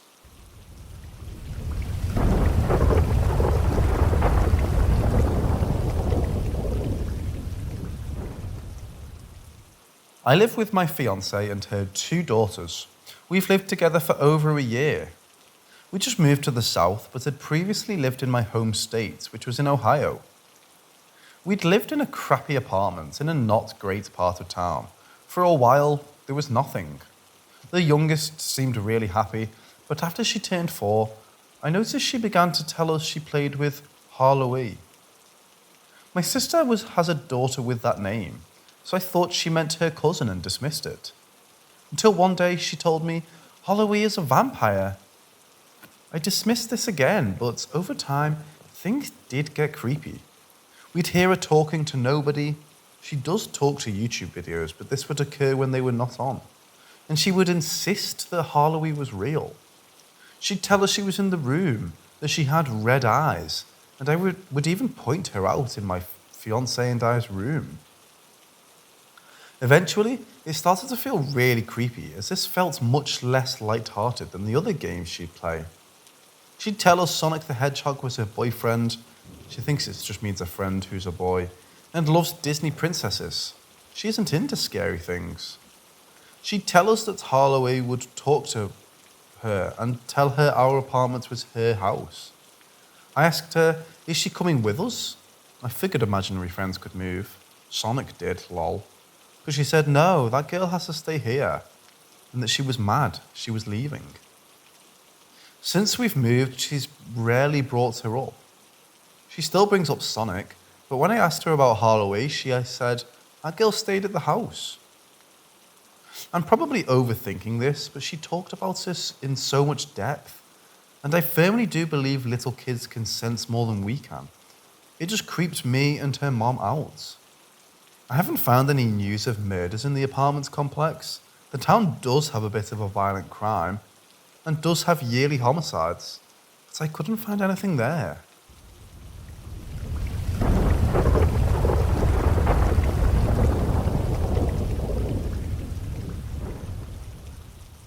For the last few years, I've been seeing a silhouette standing in my bedroom doorway. About 6 months ago, this figure became closer and clearer. He's a cowboy. I don't know if it means anything, but a cowboy has been edging closer to my bed. He hasn't said or done anything. He just stands there staring at me, though he doesn't seem to mean any harm. Suddenly, about 2 months ago, he disappeared without a trace. But now there's something new, and it seems to be completely constrained to my bathroom. I don't see this one at all, outside of the occasional midnight silhouetted reflection in my bathroom mirror. This new one, I don't know what to refer to it, is a lot less subtle than the cowboy man. Throughout the night, I constantly hear things being moved or tapped. On one occasion, it threw all of the shampoo, conditioner, and soap bottles off a shelf. Living with me is my girlfriend, who has also heard the noises, but has seen less than myself, and my dog, who sits bolt up in the night watching the bathroom, seeming to be watching something. Also, if it's at all relevant, I have twice seen orange lights, specifically a group of 3, fly across my bedroom in the middle of the night.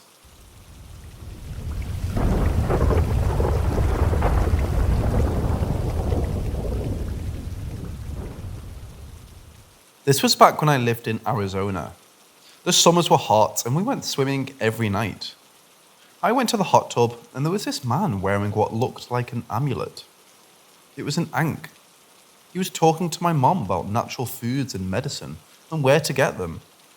He was very informed. Then I went up to him and asked him about the ankh. He went on to talk about a lizard god, I think. I think he said that he was the same species as him, like spiritually. I don't remember too well, but I think he told me that he could shapeshift too. He showed me several pictures of this god on his phone and told me how beautiful he thought he was. I think he had a connection with him somehow. I mentioned singing for some reason, and he asked me to sing. I was absolutely horrendous, but he closed his eyes and told me that he thought singing is what I should do.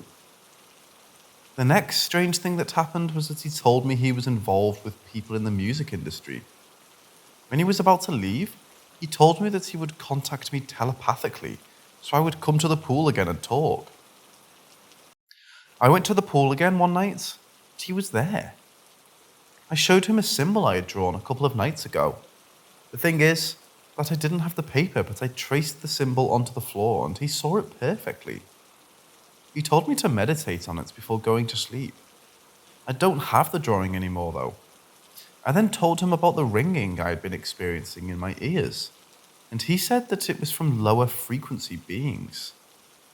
I don't remember much of what he said, but he told me that he was going to disappear from this realm soon, and into another dimension. I never saw him or his family again.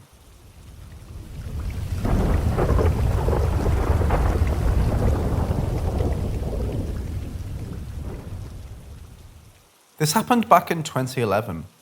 I was 17 at the time.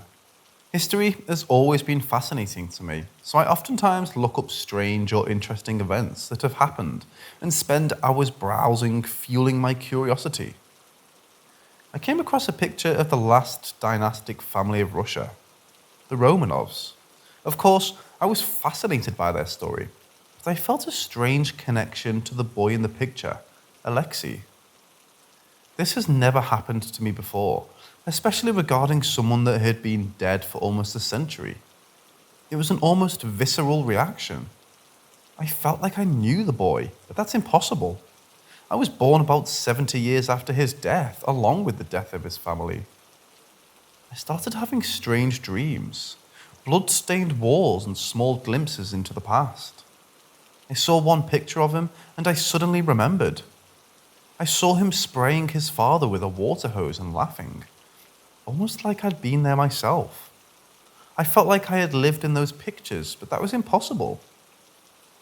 I also somehow felt responsible for his death, somehow, like I could have saved him. Not in this life, but in that one. It had a toll on me, and I started crying out of guilt. I remember seeing bright white lights in the room listening, little sparks. Then when I was brushing my teeth, something playfully shoved me, as if to bring me out of my stupor. I could practically hear him laughing. The next few days got very intense, and I was enthralled. Kept having strange dreams and feeling a huge sense of guilt. So I had a dream. He was in the snow, and he looked so peaceful and happy. I couldn't get closer to him, though. There was a real clear divide. I heard that voice rumble in my head. A deep, rumbling voice. He's come to say goodbye. He loves you. He always will. He smiled at me and waved from a few feet away. It was time to say goodbye. I couldn't get near him. It was the happiest and saddest I've ever felt. I was happy because I got a small taste of what it was like. I've never felt unconditional love and happiness before, ever. Never felt such pure joy. But I knew this was goodbye, and that hurt me beyond compare. When I woke up, I was almost crying, and it was early in the morning. I woke up my mom crying and saying, I saw him. She didn't really know what I meant, but she let me sleep with her. I'd never done that before, no matter how scary things had gotten. After that, everything was easier. I sometimes had dreams, like of me riding in a carriage with his sisters, and of us being in a room with a fireplace and him sitting in the middle. The dreams have stopped now. My story was almost on TV, but I couldn't do it. I felt like I was betraying him or selling him out, so before the TV crew came, I just said I couldn't. It didn't feel right. His body is still not reunited with his family. They aren't really sure the bones are his, so meanwhile, his bones sit in a cold lab. It broke my heart, and I cried, but I feel like that doesn't really matter. He's happy. I'm still sorry I couldn't save him, but he'd probably tell me I'm being silly and laugh.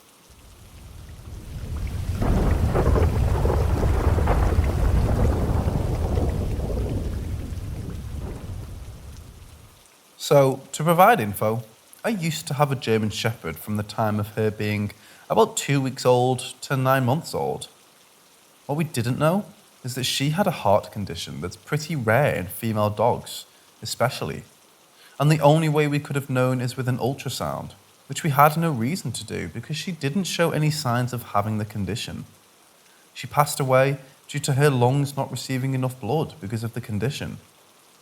Anyway, we now have a new dog coming up on the age of her, my old dog. And she started to act really strange around places where my old dog would usually hang out. My old dog slept on the floor at the end of my bed, which is where she passed. And every time our current dog sits there, she'll slouch her right leg while staying sat down. This is really weird because my old dog did the same, but in any place that she sat. But our current dog only does that in the place where my old dog passed. It's definitely not something she's learned because she never does it anywhere else except that one spot. Speaking of anywhere else, there have been a lot of times where us two are home alone and she'll start barking at the areas where my old dog used to lay around. Specific corner of the living room, the end of my bed, and under my desk. Now, it would make sense if she would smell her, but we got the new dog about 7 or 8 months after my old one passed. Another reason this is weird is that there has never been any significance to any of the places she seems to get upset over. Also, all of the walls have been painted, floors replaced or shampooed, and it's been 8 months, so she shouldn't even smell a trace of her at all. I recently gave her the old dog's toys. I mean the dog toys, what use do they have not being used? And she likes them, but she religiously avoids my old dog's 2 favorite toys, and was even scared to go near them, like they're a vacuum or something. It makes sense that she could smell my old dog on the toys because I didn't wash them, but it's weird that she only hates the ones that my old dog loved the most. Anyway, this is pretty strange because it's only started as she's gotten closer to that age recently. And with the sitting like my old dog in the spot she died in only, being scared of her favourite toys, and areas she used to hang out in, it hits a little close to home because I raised that dog almost from birth and to her unfortunate death. I really wasn't the parent to our new dog and didn't really even want her, to be honest. So if she learned this stuff from being around me, it wouldn't really make sense because I'm not the one raising her.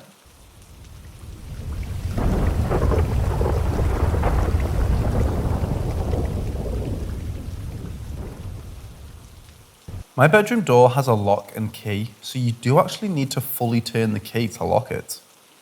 I always keep the keys in the lock so I don't lose them, and every few months I'll wake up in the morning, go to leave the room, and my door will be locked. It's always creeped me out a little, but I kind of just thought maybe I was sleepwalking and did it myself, or I just knocked it when I closed the door so it locked, which would be hard to do because you need to turn it all the way to lock. I just ignored it and eventually took the keys out of the lock and put them in my drawer. A few months ago, I put the keys back in the lock and left them there. I thought it had stopped, but this morning I went downstairs to have a shower, then came back into my room to braid my hair. Now I know for a fact that I closed the door as I normally do, which is really gently because everyone else is asleep when I get up. And I definitely didn't lock it because I never do. But when I got up to go downstairs, I pulled the door only to find it was locked. Naturally, I freaked out because this time it had actually happened when I was awake, so there's just no way to explain it. I hate to be the person to jump to conclusions, but I really don't see any logical way my key could have turned 360 degrees on its own, let alone do so without me hearing it. I'm just so freaked out by this. Has anyone ever experienced something similar? It would be great if someone could suggest a logical way this happened.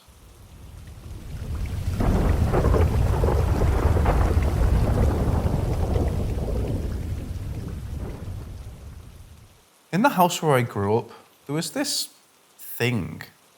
I have no name to put to it. Some people would probably refer to it as a spirit or a demon, but I'm not a fan of those terms, and I don't think it was either of those things anyway. This thing wasn't something that could be seen or smelt or detected by any conventional senses, but I could always sense it regardless. I wasn't the only person aware of it in my home either, as 2 of my sisters could also sense it, but no one else in my family seemed to notice if and when I tried to tell them about it. They had no idea what I was talking about. It was like we had an extra sense that the other members of our family didn't. It's strange. You know how different things you can taste have unique tastes, and different things you can hear have unique sounds, and different things you can smell have unique smells. It was like that. This thing had a unique smell or sound if you were within the spectrum of this house. Like something to recognize it by, and I'm sure that if there was a second of it, it would have a unique feeling to it as well. Growing up, we were terrorized by this thing. It would never harm us physically, but it would torment us psychologically. It would pick one of us at a time and stalk us around the house. We were homeschooled, so this was constant. When it would stalk us like this, it would stand inches away from us. If it breathed, we would have felt its breath on our necks. We could feel it just focusing on us. You could feel it, that this thing just hated you, that it wanted to hurt you. It was like being a rabbit in the presence of a pissed, angry wolf. Every one of your instincts screaming in terror, screaming that you were in horrible danger. It made us so afraid, and sometimes I think that's what it wanted, that it wanted our fear. This seemed to get worse and worse as we got older. My older sister, who owned a car, insisted on sleeping in her car as often as possible to be away from the thing. Yeah, I didn't have a car. Around the time she started doing this, I was working at a bar and would come home very late at night after everyone was long asleep. The thing seemed much more alive at night. We would hallucinate things at night, moving, scuttling things in the corners, silhouettes of a figure standing inches from our noses. It seemed the darkness would become dense or semi-solid, like thick mud in water. It wasn't like darkness anywhere else.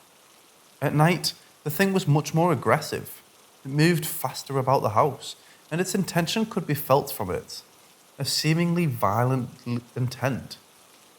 Returning home at night from these late shifts was very difficult because I would have all its attention when I came home. It would stalk me about the house. I could feel my skin ripple and crawl away from the place where it stood, feel its very eyes on me hurting my body where it looked. I would be so terrified I could barely look towards it, sometimes barely moved, and even though by now I was 20, sometimes I would shake and cry. Around this time, it started touching me too, then eventually laying its open hands on my back and shoulders. It had too many hands. Very shortly after this, I moved away, and everything has stopped since then. But whenever I visit my parents, it's still there.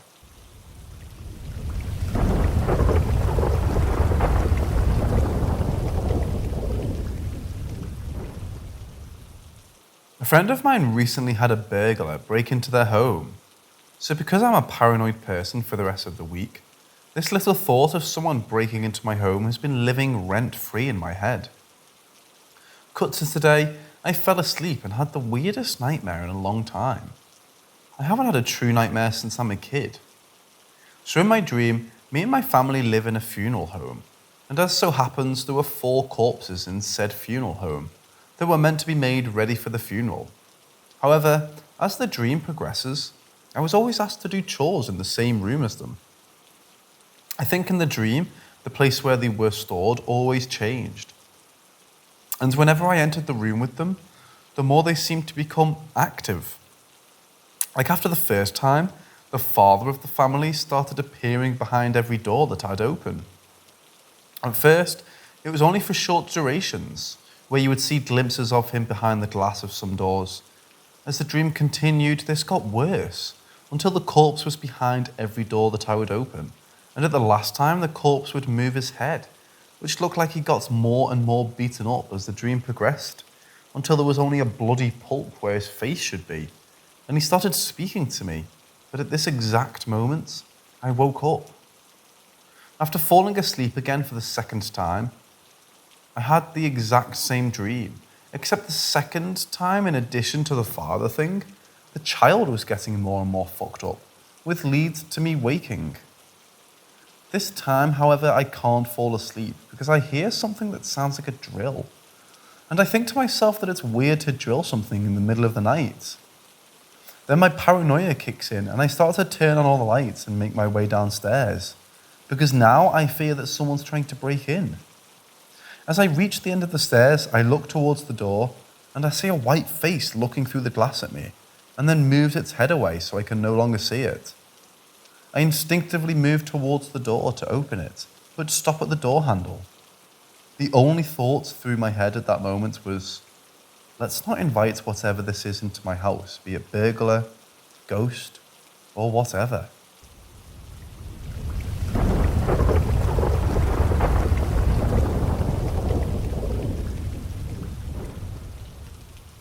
About 6 months ago or so, I moved into my husband's house. I didn't really notice anything at first, but after the first few months went by, I can definitely tell that something weird is going on here. One night, my husband and I got into a mini argument, and after we had both calmed down, he went to go use the restroom. While he was in the restroom, I heard someone, definitely a male voice, yelling, like very angrily, and banging on a door. My husband eventually came back in the room and he heard the banging himself, but says he didn't hear the yelling. My husband went and opened the front door to check what was going on, but no one was there, and there wasn't anyone at the back door either. Fast forward a couple months, we were in our bedroom and it was storming really bad this particular night, and all of a sudden the whole room started vibrating, and we kept hearing this weird noise come from the living room. It turns out that it was a speaker that somehow turned on, and the noise was vibrating against the wall. We don't have any idea how the speaker turned on, because it wasn't even on. Like the knob that turns it on wasn't even turned. Tonight, like not even 10 minutes ago, my husband and I got into a fight, and he left the room, and while he was gone, I heard someone banging what sounded like metal against metal right outside the bedroom window. My husband came back into the room and heard the same thing, but when he went outside to check it out, it had stopped. I've been feeling uneasy here for a while now, but all this happening makes me feel very uncomfortable. It almost seems like something is taunting me in a way. My friend comes over quite often and says that she also feels like something is off here, and the other day when she was backing out of the driveway, she saw something peeking out of the woods in her backup camera, and it somehow just disappeared. I don't know what's going on, but everything seems to happen at night, and I'm honestly trying really hard not to freak out. Does anyone have any thoughts about what it could be? Or any advice?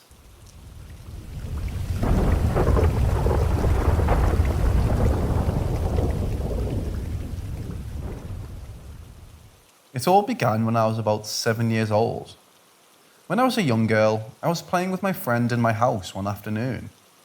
We were downstairs when I heard my sister calling my name from the upstairs bathroom. This struck me as strange as I didn't think she was home. My friend also heard it, so we made our way upstairs. The voice continued to call us until we were at the top of the stairs, which is when I realized the bathroom light was off, and there was clearly no one in there. We were confused and looked around, convinced she was hiding. My sister came home hours later, as she had been out with her friend that day. I couldn't understand what had happened, and neither could my friend. We still talk about it to this day. Nearly 20 years later with nothing happening. Until 2015. In 2015, my partner and I moved into a new house to rent. It was an older house, but was decently priced and had great potential. As we couldn't afford the rent on our own, we had to advertise for a few flatmates, and before we knew it, we had filled the house with a decent group of people. My partner and I shared an ensuite bedroom, which was located on the top floor of the house. One day, I was in the bathroom doing my makeup. I had left the bathroom door ajar, which led into our room, but I had our bedroom door shut and I enjoyed the quiet. Suddenly, I heard our closet door in the bedroom open and a few loud footsteps against the carpet behind the open door. I figured this was my partner who must have snuck into our room without me hearing the bedroom door open. "Hi," I called out, still focusing on myself in the mirror. His voice immediately answered back. "Hi." I remember smiling and asking, "What are you doing?" To which he replied, "Nothing." For some reason, the way he said it made the hairs on the back of my neck stand up. I can still hear the exact tone in my head. The only way I can describe it is that he was being playful or mischievous, and he was hiding something. Perhaps the way a child would answer if they were up to no good. I called back out, "No, seriously, what are you doing?" And to that, the responses stopped. My question was met with silence. When I turned around and opened the bathroom door, I realized no one had been in the room. The bedroom door was still closed, but the most peculiar, perhaps, is that the closet door was wide open, something I didn't do and I know was closed before I went to the bathroom. This startled me to my core, and I remember feeling almost sick as I spook easily. I rushed downstairs and found my partner outside on the front lawn with our flatmate. I asked him if he had just been upstairs, but they both told me they had been sitting there the whole time and were genuinely confused at my panic. My partner doesn't believe in ghosts and instantly brushed aside my story and tried to calm me down.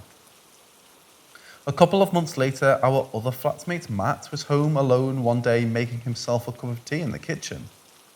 He had the tea in one hand and his cell phone in the other and was walking to the lounge when he said he heard my voice.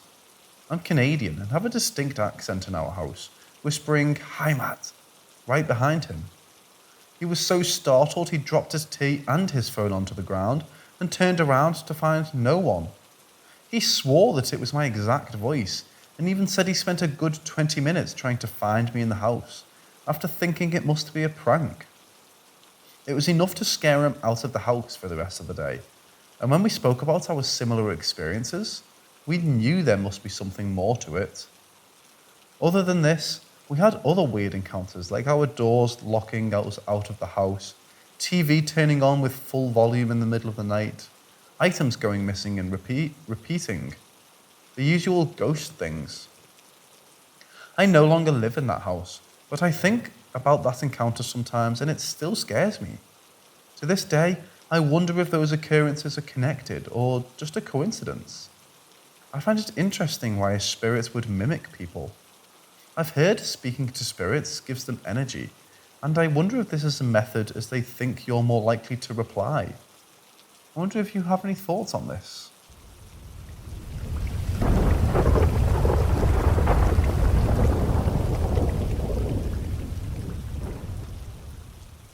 I just woke up like a totally normal morning, except that when I hit the living room, my parents are looking at me with a worried look.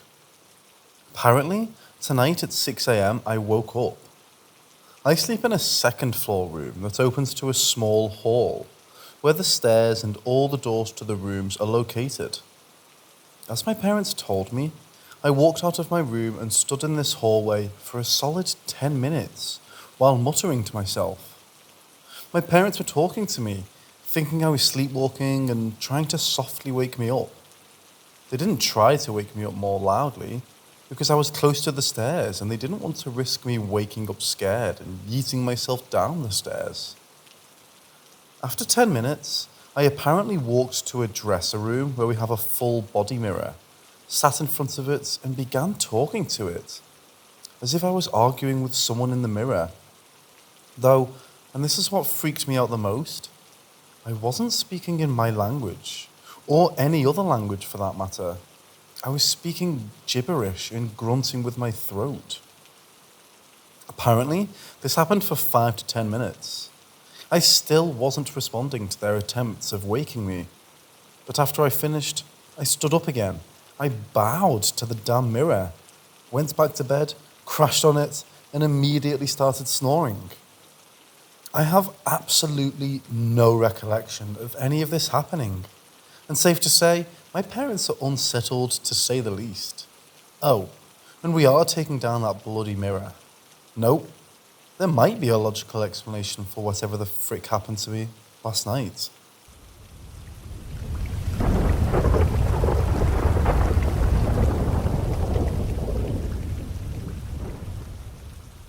First of all, before 2014, I had always been a hard skeptic about the paranormal.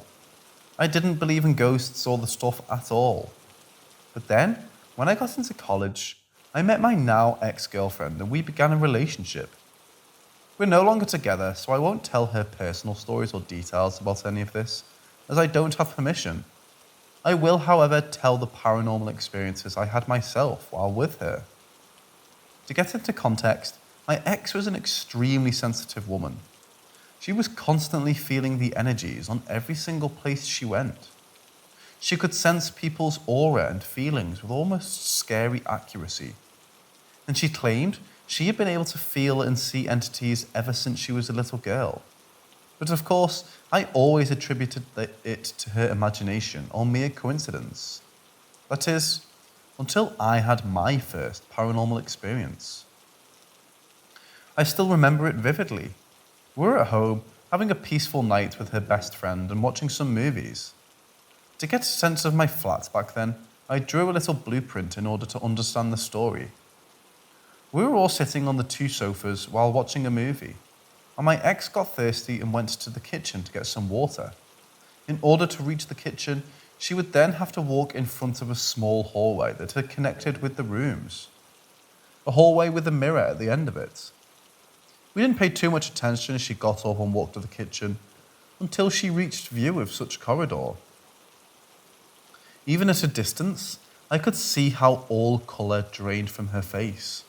She rammed her body against the wall and slid down to the floor while starting to hyperventilate. What happened next unfolded in a matter of seconds. Her friend bolted from the sofa, thinking she might be feeling nauseous. And as she reached my ex, bam! All colour drained from the friend's face. I myself bolted towards her, and as soon as I reached them, I saw it.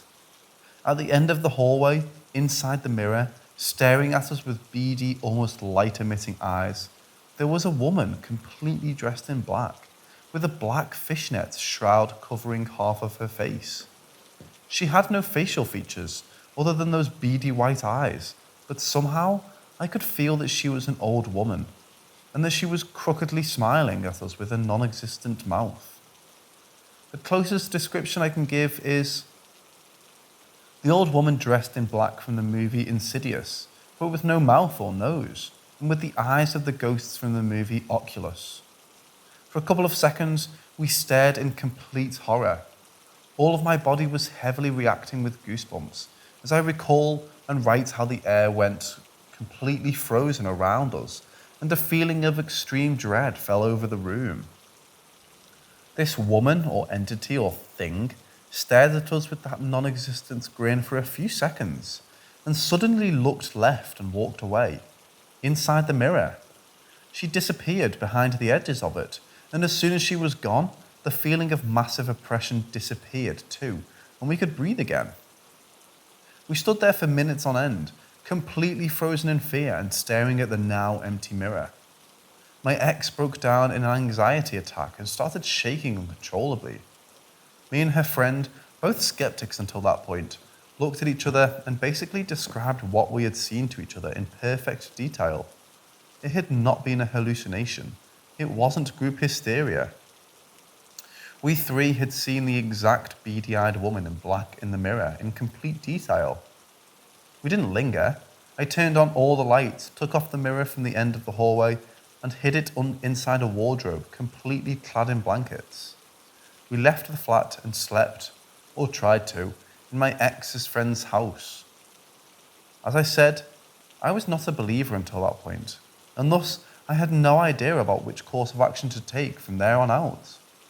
I didn't contact any experts, nor did I try to clean up the flat in any way. The only thing I could do was to try not think about it too much. I tried to convince myself it was a hallucination born out of being sleepy or something, but I would later discover that thing was very real, and it would pay me a visit again soon enough.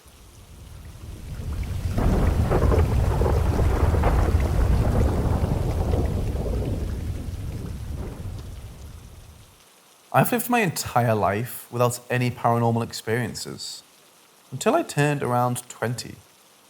Me and my wife live in an old military housing built in the 1930s. For the first year, we didn't notice much. My wife would tell me every day she was seeing and hearing stuff. I would just shrug it off. Well, after my daughter was born, holy shit. Maybe some of you can help me understand what some of this means. My 2 most solid paranormal experiences that made me believe in ghosts.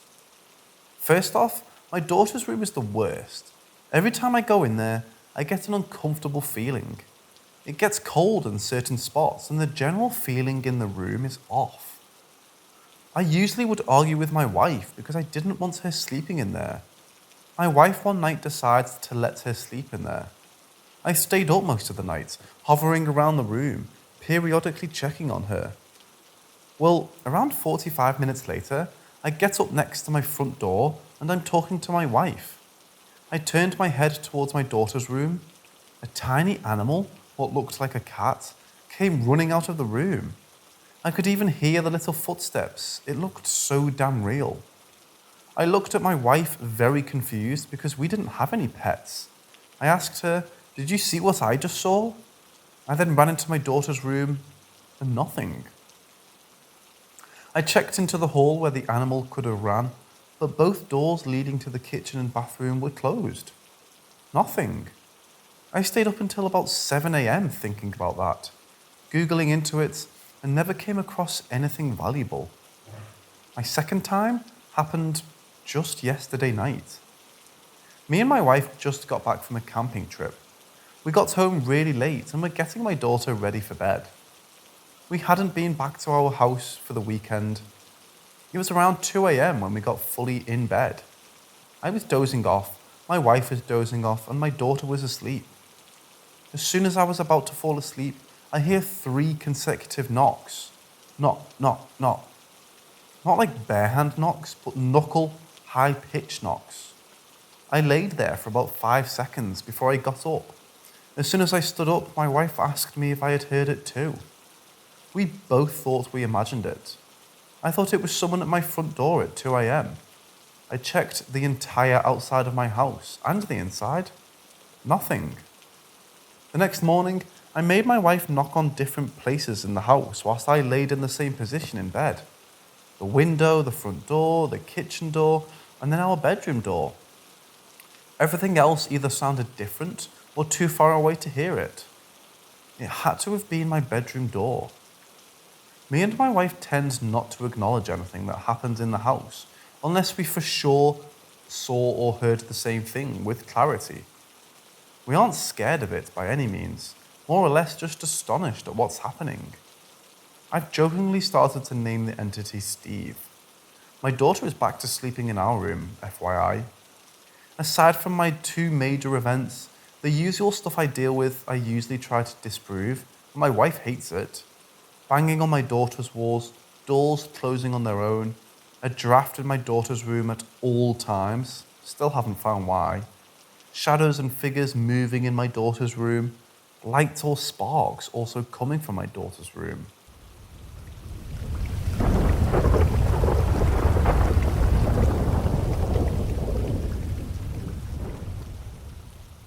My dad told me this story several times with the context of a weird, cool event that happened to him when he was 10 in the late 1970s, as if he was time traveling.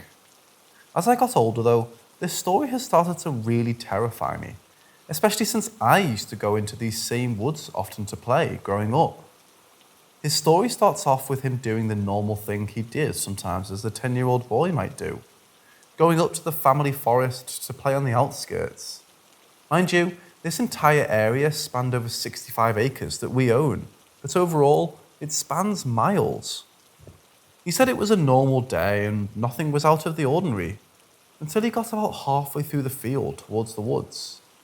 He looked into the entryway of the woods and heard multiple men's voices coming from inside. My grandfather used to be a farmer, so my dad thought it may have been him doing something with his uncles. Being curious, as kids are, he runs over to the woods to investigate. There, he walks into the woods until he comes across an entire logging crew clearing the trees. He said it was nothing like he had ever seen before, as the men working were completely ignoring him and doing their work as if he was invisible. The other strange thing was the fact that all the logging trucks and the clothing the men were wearing looked extremely outdated. Now that he thinks back to it, he says it was at least by 30 years or more behind. He starts walking through the area and trying to ask the men where they came from and who they were. One man finally notices my dad, squats down to him and says, "What are you doing here, kid? You need to go back home." My dad, very confused, agrees to follow the man back to the edge of the woods. They wave goodbye and my dad starts walking back home. He says all he can remember after that is starting to walk back, but walking up in the middle of the field and the sun was now setting. He had been gone for nearly 2 hours according to his mom, which she had been yelling and calling for him for hours to get back inside before dark.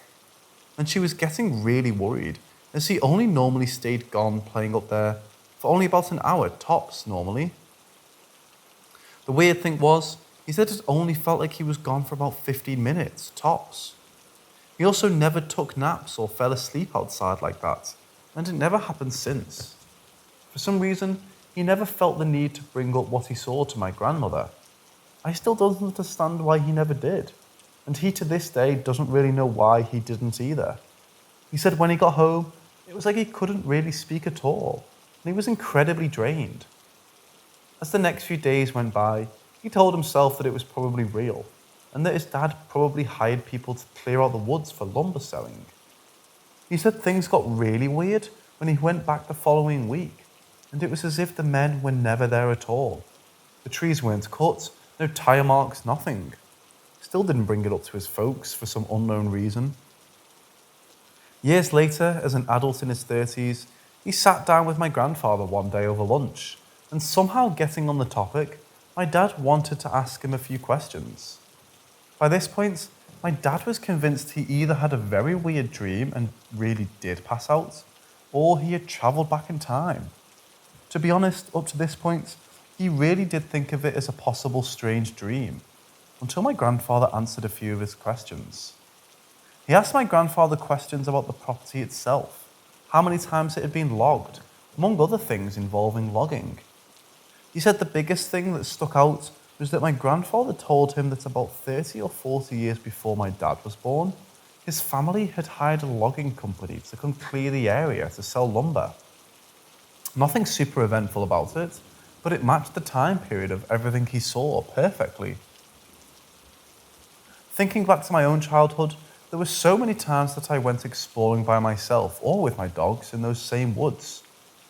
The strangest things I could ever think that happened to me was that I would occasionally hear men yelling construction talk, but I always just thought it was our neighbours on the outskirts of the forest. It sort of sends a chill up my spine thinking about it now. I also found barbed wire fences meshed into the trees, horseshoes, and old tools from where it used to be farmland, as well as interestingly shaped natural streams, which weirdly enough do look like stairs, lol. There's tons of natural cave systems on our property as well, which I've managed to find one where one of the streams flows into underground. It's a really cool forest and quite beautiful, but there are some really creepy areas that are just completely empty of any plant life, including weeds, even though it's been untouched for decades.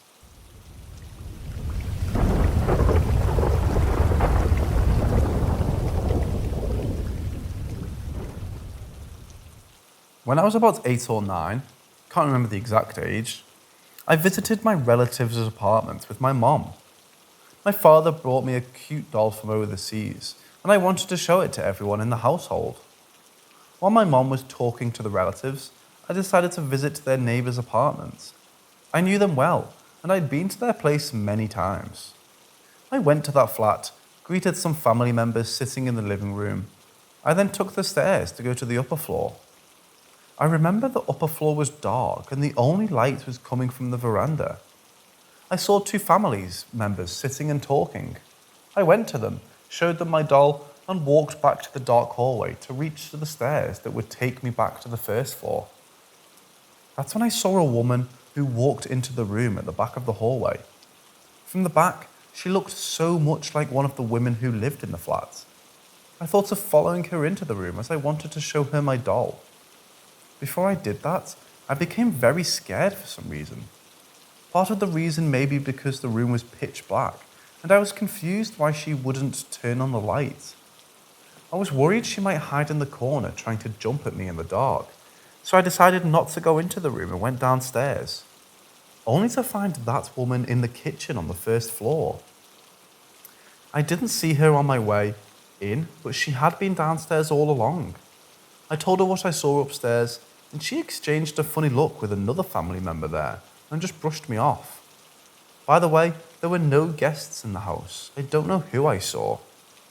I told my mom about it later too. She also brushed it off, but I later overheard her talking to my dad about some funny things going on in the apartment after they brought in a harp-like musical instrument. My mom said they would hear someone playing the harp at night, and when they checked, the sound would stop. I've been intrigued by mimic stories, especially because of this childhood experience. This is the one and only encounter I have with anything paranormal. From where I come from, there are beliefs and warnings about mimics. For example, hikers and hunters are told not to call each other by their real names, as mimics can lure them to make them lost by calling their names in the voice of someone they know. They could also trick you by looking like your friends and make you follow them.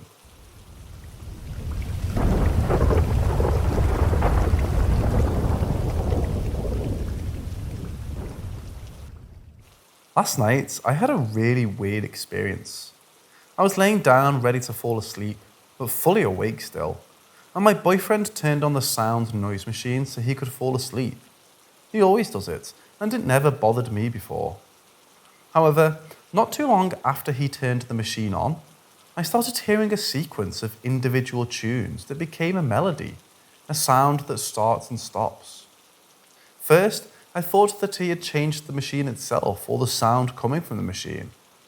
I asked him if he could hear music coming out of the machine, and he said no. He asked me how it sounded like, and he couldn't hear it still. Then he changed the sound, and I stopped hearing the first melody. And a few minutes later, I started hearing a new melody. I asked him again, and he said he couldn't hear anything, but I was hearing something completely different. And this time it sounded almost like a symphony, but with very few instruments. Then he turned off on the machine a couple times, and finally he told me he could hear something. He said he could hear small pitches when the machine was on, but it was totally different from what I was hearing, as this was the third melody I was hearing. He then turned off the machine, and I thought I could finally sleep. However, a few minutes later, I could still hear another different melody, so I just gave up fighting and went straight to sleep. I remember waking up in the middle of the night and still hearing some sort of melody. All the sounds I heard were clear. It seemed like someone was playing outside and I could hear through the bedroom window.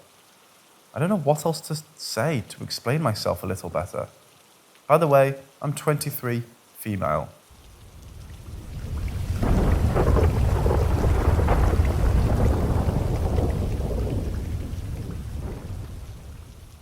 I lived in many old, creepy houses. One in particular was the worst by far. There was so much demonic activity in that house, which terrified me because I knew about it. My gifts were developing at the time, and I could see and feel it. Not to mention the predisposition the house had to it, considering the abuse and misery that pulled there between my shitty family and just being an old house. The area itself was known for paranormal activities, and the mountains surrounding were the origin of countless urban legends. Anyway, I'm laying in bed right now, unable to sleep until I get this off my chest. It fills me with such a heavy anguish every time I think about it, and I just need to get it out. My bedroom was on the second floor. We had an attic we never used and very creaky floors and stairs. During the summer, when everyone was home all the time and our most negative energies were rampant, is when it started. There were precursors to it, but this was absolutely terrifying. I would go to bed around midnight. Every morning, without fail, I would wake up at around 2:50 a.m. I would hear slow footsteps creaking in the kitchen, go into the living room, up the stairs, and right outside my closed bedroom door. I always slept with my dog, and she would bark and scratch and growl at whatever stood outside my door at 3 a.m. It would stand there for a while, then climb into the attic and walk around slowly. It knew I was scared. It wanted me to be afraid of it. I always put salt at my door and windows because I knew certain entities would notice me once my gifts started developing. I knew it couldn't come in because of that, but I wonder what I would have seen and what would have happened had I opened that door to look at it. I'm happy I didn't, and I never want to find out.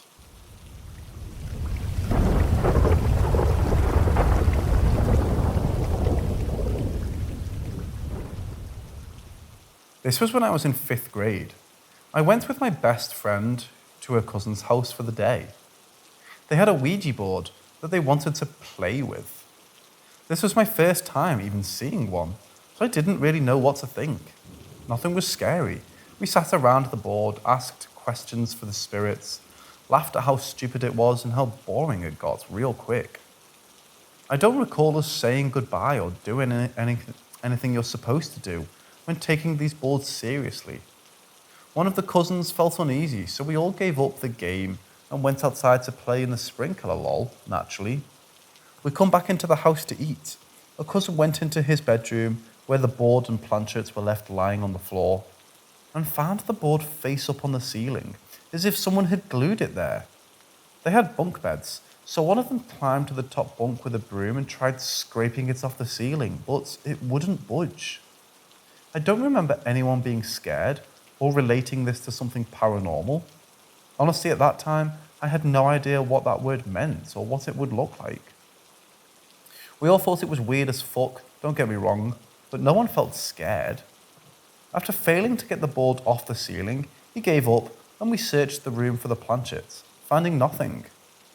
We just went on with the day, leaving the room with the Ouija board stuck to the ceiling. The board did fall off on its own in the middle of the night, but the planchet was never found. My friend and I left and I went home that evening without a care in the world. This night, I was laying in bed about to go to sleep, but I was startled by the image projected onto the back of my eyelids whenever I would close them. Very simple.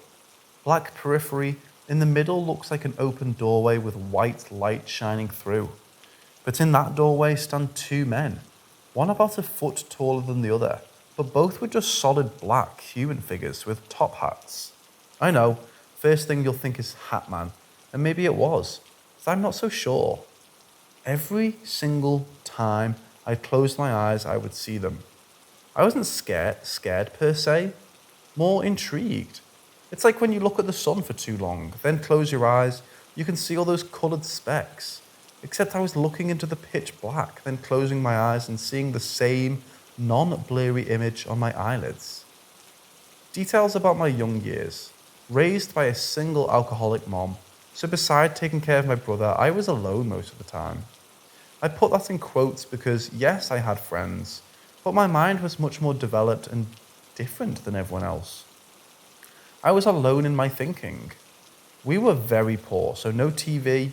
For indoor fun, I would study the rip-off flashcards that had come with my National Geographic magazines. The night in question, before laying in bed, I learned the alphabet backward, then read some Moby Dick. I was that kid.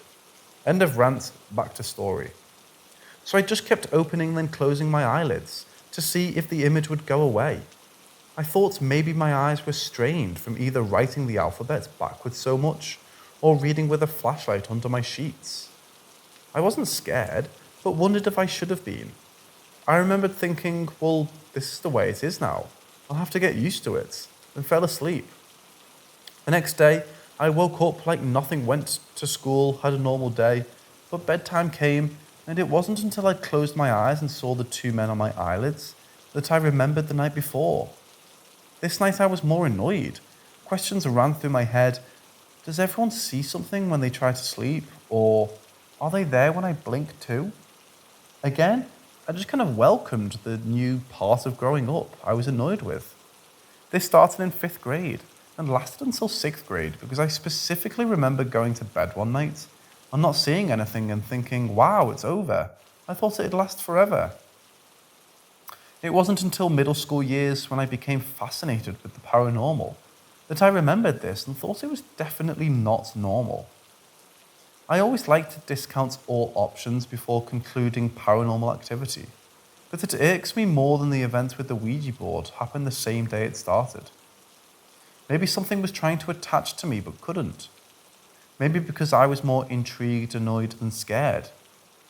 This isn't the only glimpse I had into otherworldly happenings though. Before the Ouija board, I experienced things in the wood. Later in life, I encountered domestic entities for the first time.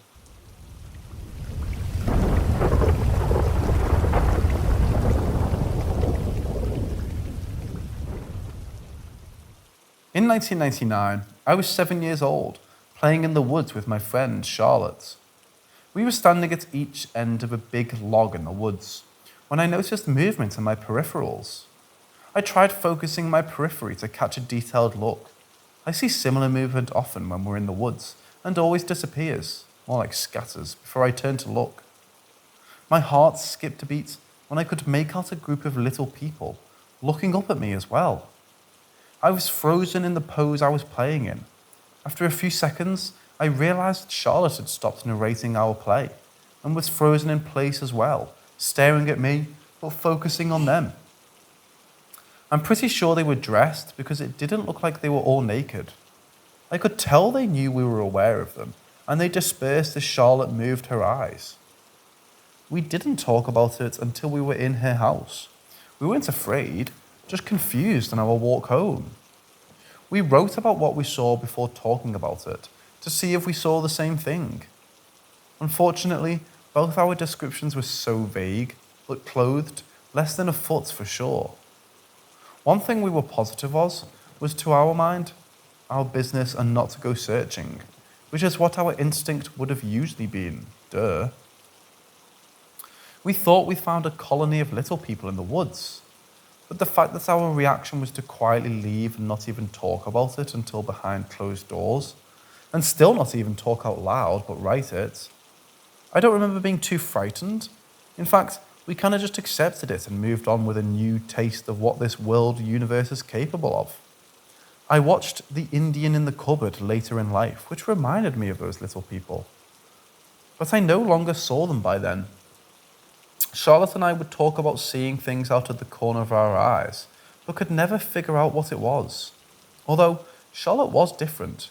Her and her dad were huge hippies, tire swing in the kitchen, no TV, and her imagination was so wildly magnificent that it made my mind radiate.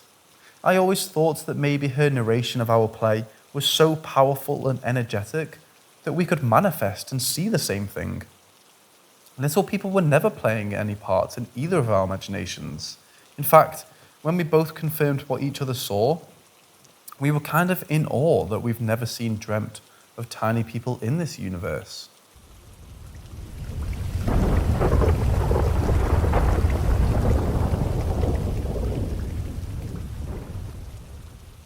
I'm currently reading through all my old diaries, aged 11 to 22, and came across the night in question. It was in the middle of an entry. For a second, I didn't even know I was reading the same event that touched me so deeply. For context, when I was 12, my mom couldn't find a sitter for a late night meeting, so I had to go with her, along with my younger brother, B, and a friend, Mac. We had to keep ourselves entertained, somehow, in a church at night. Naturally, there's a cemetery in the back we had to fool around in. Me, Mac, and B went to the cemetery in the dark. I screamed and hid behind a gravestone to scare B. Then B taught us a ritual that brings the spirits out. You stand on a gravestone and say, "May you raise," 10 times. I stood on about 6 stones at different times and did it. Then I was standing on one and Mac and B were facing me. Mac saw something walk towards us and then run. I saw a black something that was hunched over, going behind a tree. B saw what I saw. Then we were up near the church, more, and I was staring at one that was right next to a tree. I stared at it for a long time, and it was shaking a lot and fast. Its head moved the most. Then it waved for me to go over there. I'm not crazy. Mac even saw it too. To clear things up, Max saw something walk towards us and then run. I'm standing on a stone, facing B, Mac, the church, and a wooded area to the right of it, where I saw the something. Max said he saw a tall, robbed person standing behind a stone in the back of the cemetery. While she was trying to make out what she was seeing, it appeared a few rows closer. She screams and pulls me off the grave. Fallen on my stomach, I look up to see her and B running towards the church spotlight, so I followed. I was computing what I thought was a hunched, robed person, walking behind a tree within the woods next to the church. At the same time, they were absorbed in the figure behind me. Our descriptions of the 2 different things we saw were oddly similar, though theirs sounded tall, around 7 foot, and mine was short, around 5 foot. I also was to point out that I completely forgot about the part where we stood under the light and stared at one of them next to a tree. All three of us stood there in silence for at least 5 minutes. I remember watching its head rotating around the shoulders like a pinwheel, so fast it was blurry. Following this experience, I don't recall feeling anything about it. Even my diary entry quickly moves into another topic. It wasn't until a couple years later when I experienced a similar entity in a cemetery while using a Ouija board with a friend. I felt a dreadful, familiar feeling, one that made me recall the night at the church. On the outside, my skin felt sweat, like I suddenly got the flu. But on the inside, I'm a dark, hollow carcass, bound to the savageries of the universe.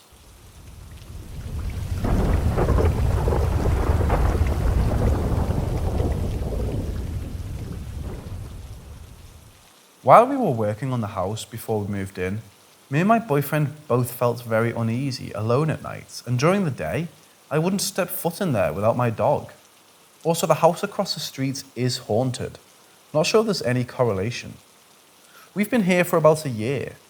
Our first night, I saw something in my dining room with white long hair totally glitch out, like mouth open, convulsing, head back and forth. Super fast, I don't know. I just went to bed because I was trying to convince myself it was just me. I seem to be able to sense and see energies, I guess. My daughter is 2 and told me people are in her room. She's become afraid of the dark and she screams bloody murder about something under my bed. More than 5 times when I was alone, the electricity cuts out and back on for a minute at a time. It will go on for 10 or so minutes and my dog will bark and growl so aggressively down the pitch black hallway. There's no outside door, it only leads to bedrooms. It scares the absolute shit out of me. My boyfriend has seen 2 old ladies looking at him through the doorway while he's sleeping. You feel the negative energy in here, it's very heavy. But there are more concerning things that happened which makes me feel very uneasy. My daughter started screaming in the middle of the night. I got up to go down the hallway to her, but I was stricken by pure fear to the point I was trembling, trying to make it to her. I felt like something was holding me back or making it hard for me to get to her. The back of our house is miles of woods. There's no reason for someone to be back there, but I'll see a flashlight go on for maybe a minute. I'm staring at it, it shuts off and moves 30 feet, turns back on about 5 times. I see this, send my boyfriend out to go looking with the dog, and he sees nothing. This happened on 3 different occasions. I'm the only human who can see the light, apparently. I'll sit outside at night to smoke and hear a woman talking in the woods. I run in to get him, and as soon as he comes out, she stops talking. The same with an animal crying. My boyfriend can't hear it, and as soon as he comes out, it stops. But I know it can't be crazy because the dogs also hear it. Finally, one night while we were in bed, I was asleep and didn't experience this. My daughter came in the room at night and started talking to my boyfriend, just rambling. He can't remember what she was saying, and all of a sudden, he got this feeling and yelled, "You're not," my daughter's name, and this entity disappeared. So now I have something in here that is able to make itself look and act like my child. I got so freaked out, my boyfriend called this guy. He's Spanish and he gave me something I never even got the name. It's in this plastic wrap. It looks like a cube of sugar, maybe with a strong smell. You throw it in a vase with water and it turns blue, and I put it in my daughter's room. It offers her protection. It's been a couple months and nothing significant has happened, except I can still feel it at night, like I'm not alone, and I get this random feeling of just dread. And I still hear shit outside at night. I know there's something here, so I just don't know where to start or how to get rid of it.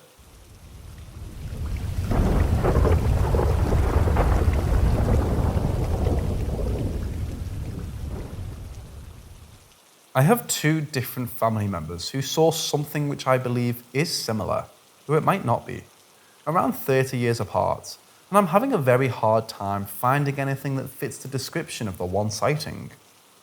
Around 2005, my brother would have been 6 or 7. He says he was walking up our steps to go to bed and saw a small elf-like creature dart down the hallway into another bedroom. It was around 2 feet tall. I can't remember exactly if the colour of his clothes were green or brown, but he said it had a long, thin, almost pointy hat on. In the late 70s, my uncle and father were kids laying in different bedrooms, and they heard walking up and down the stairs 3 different times.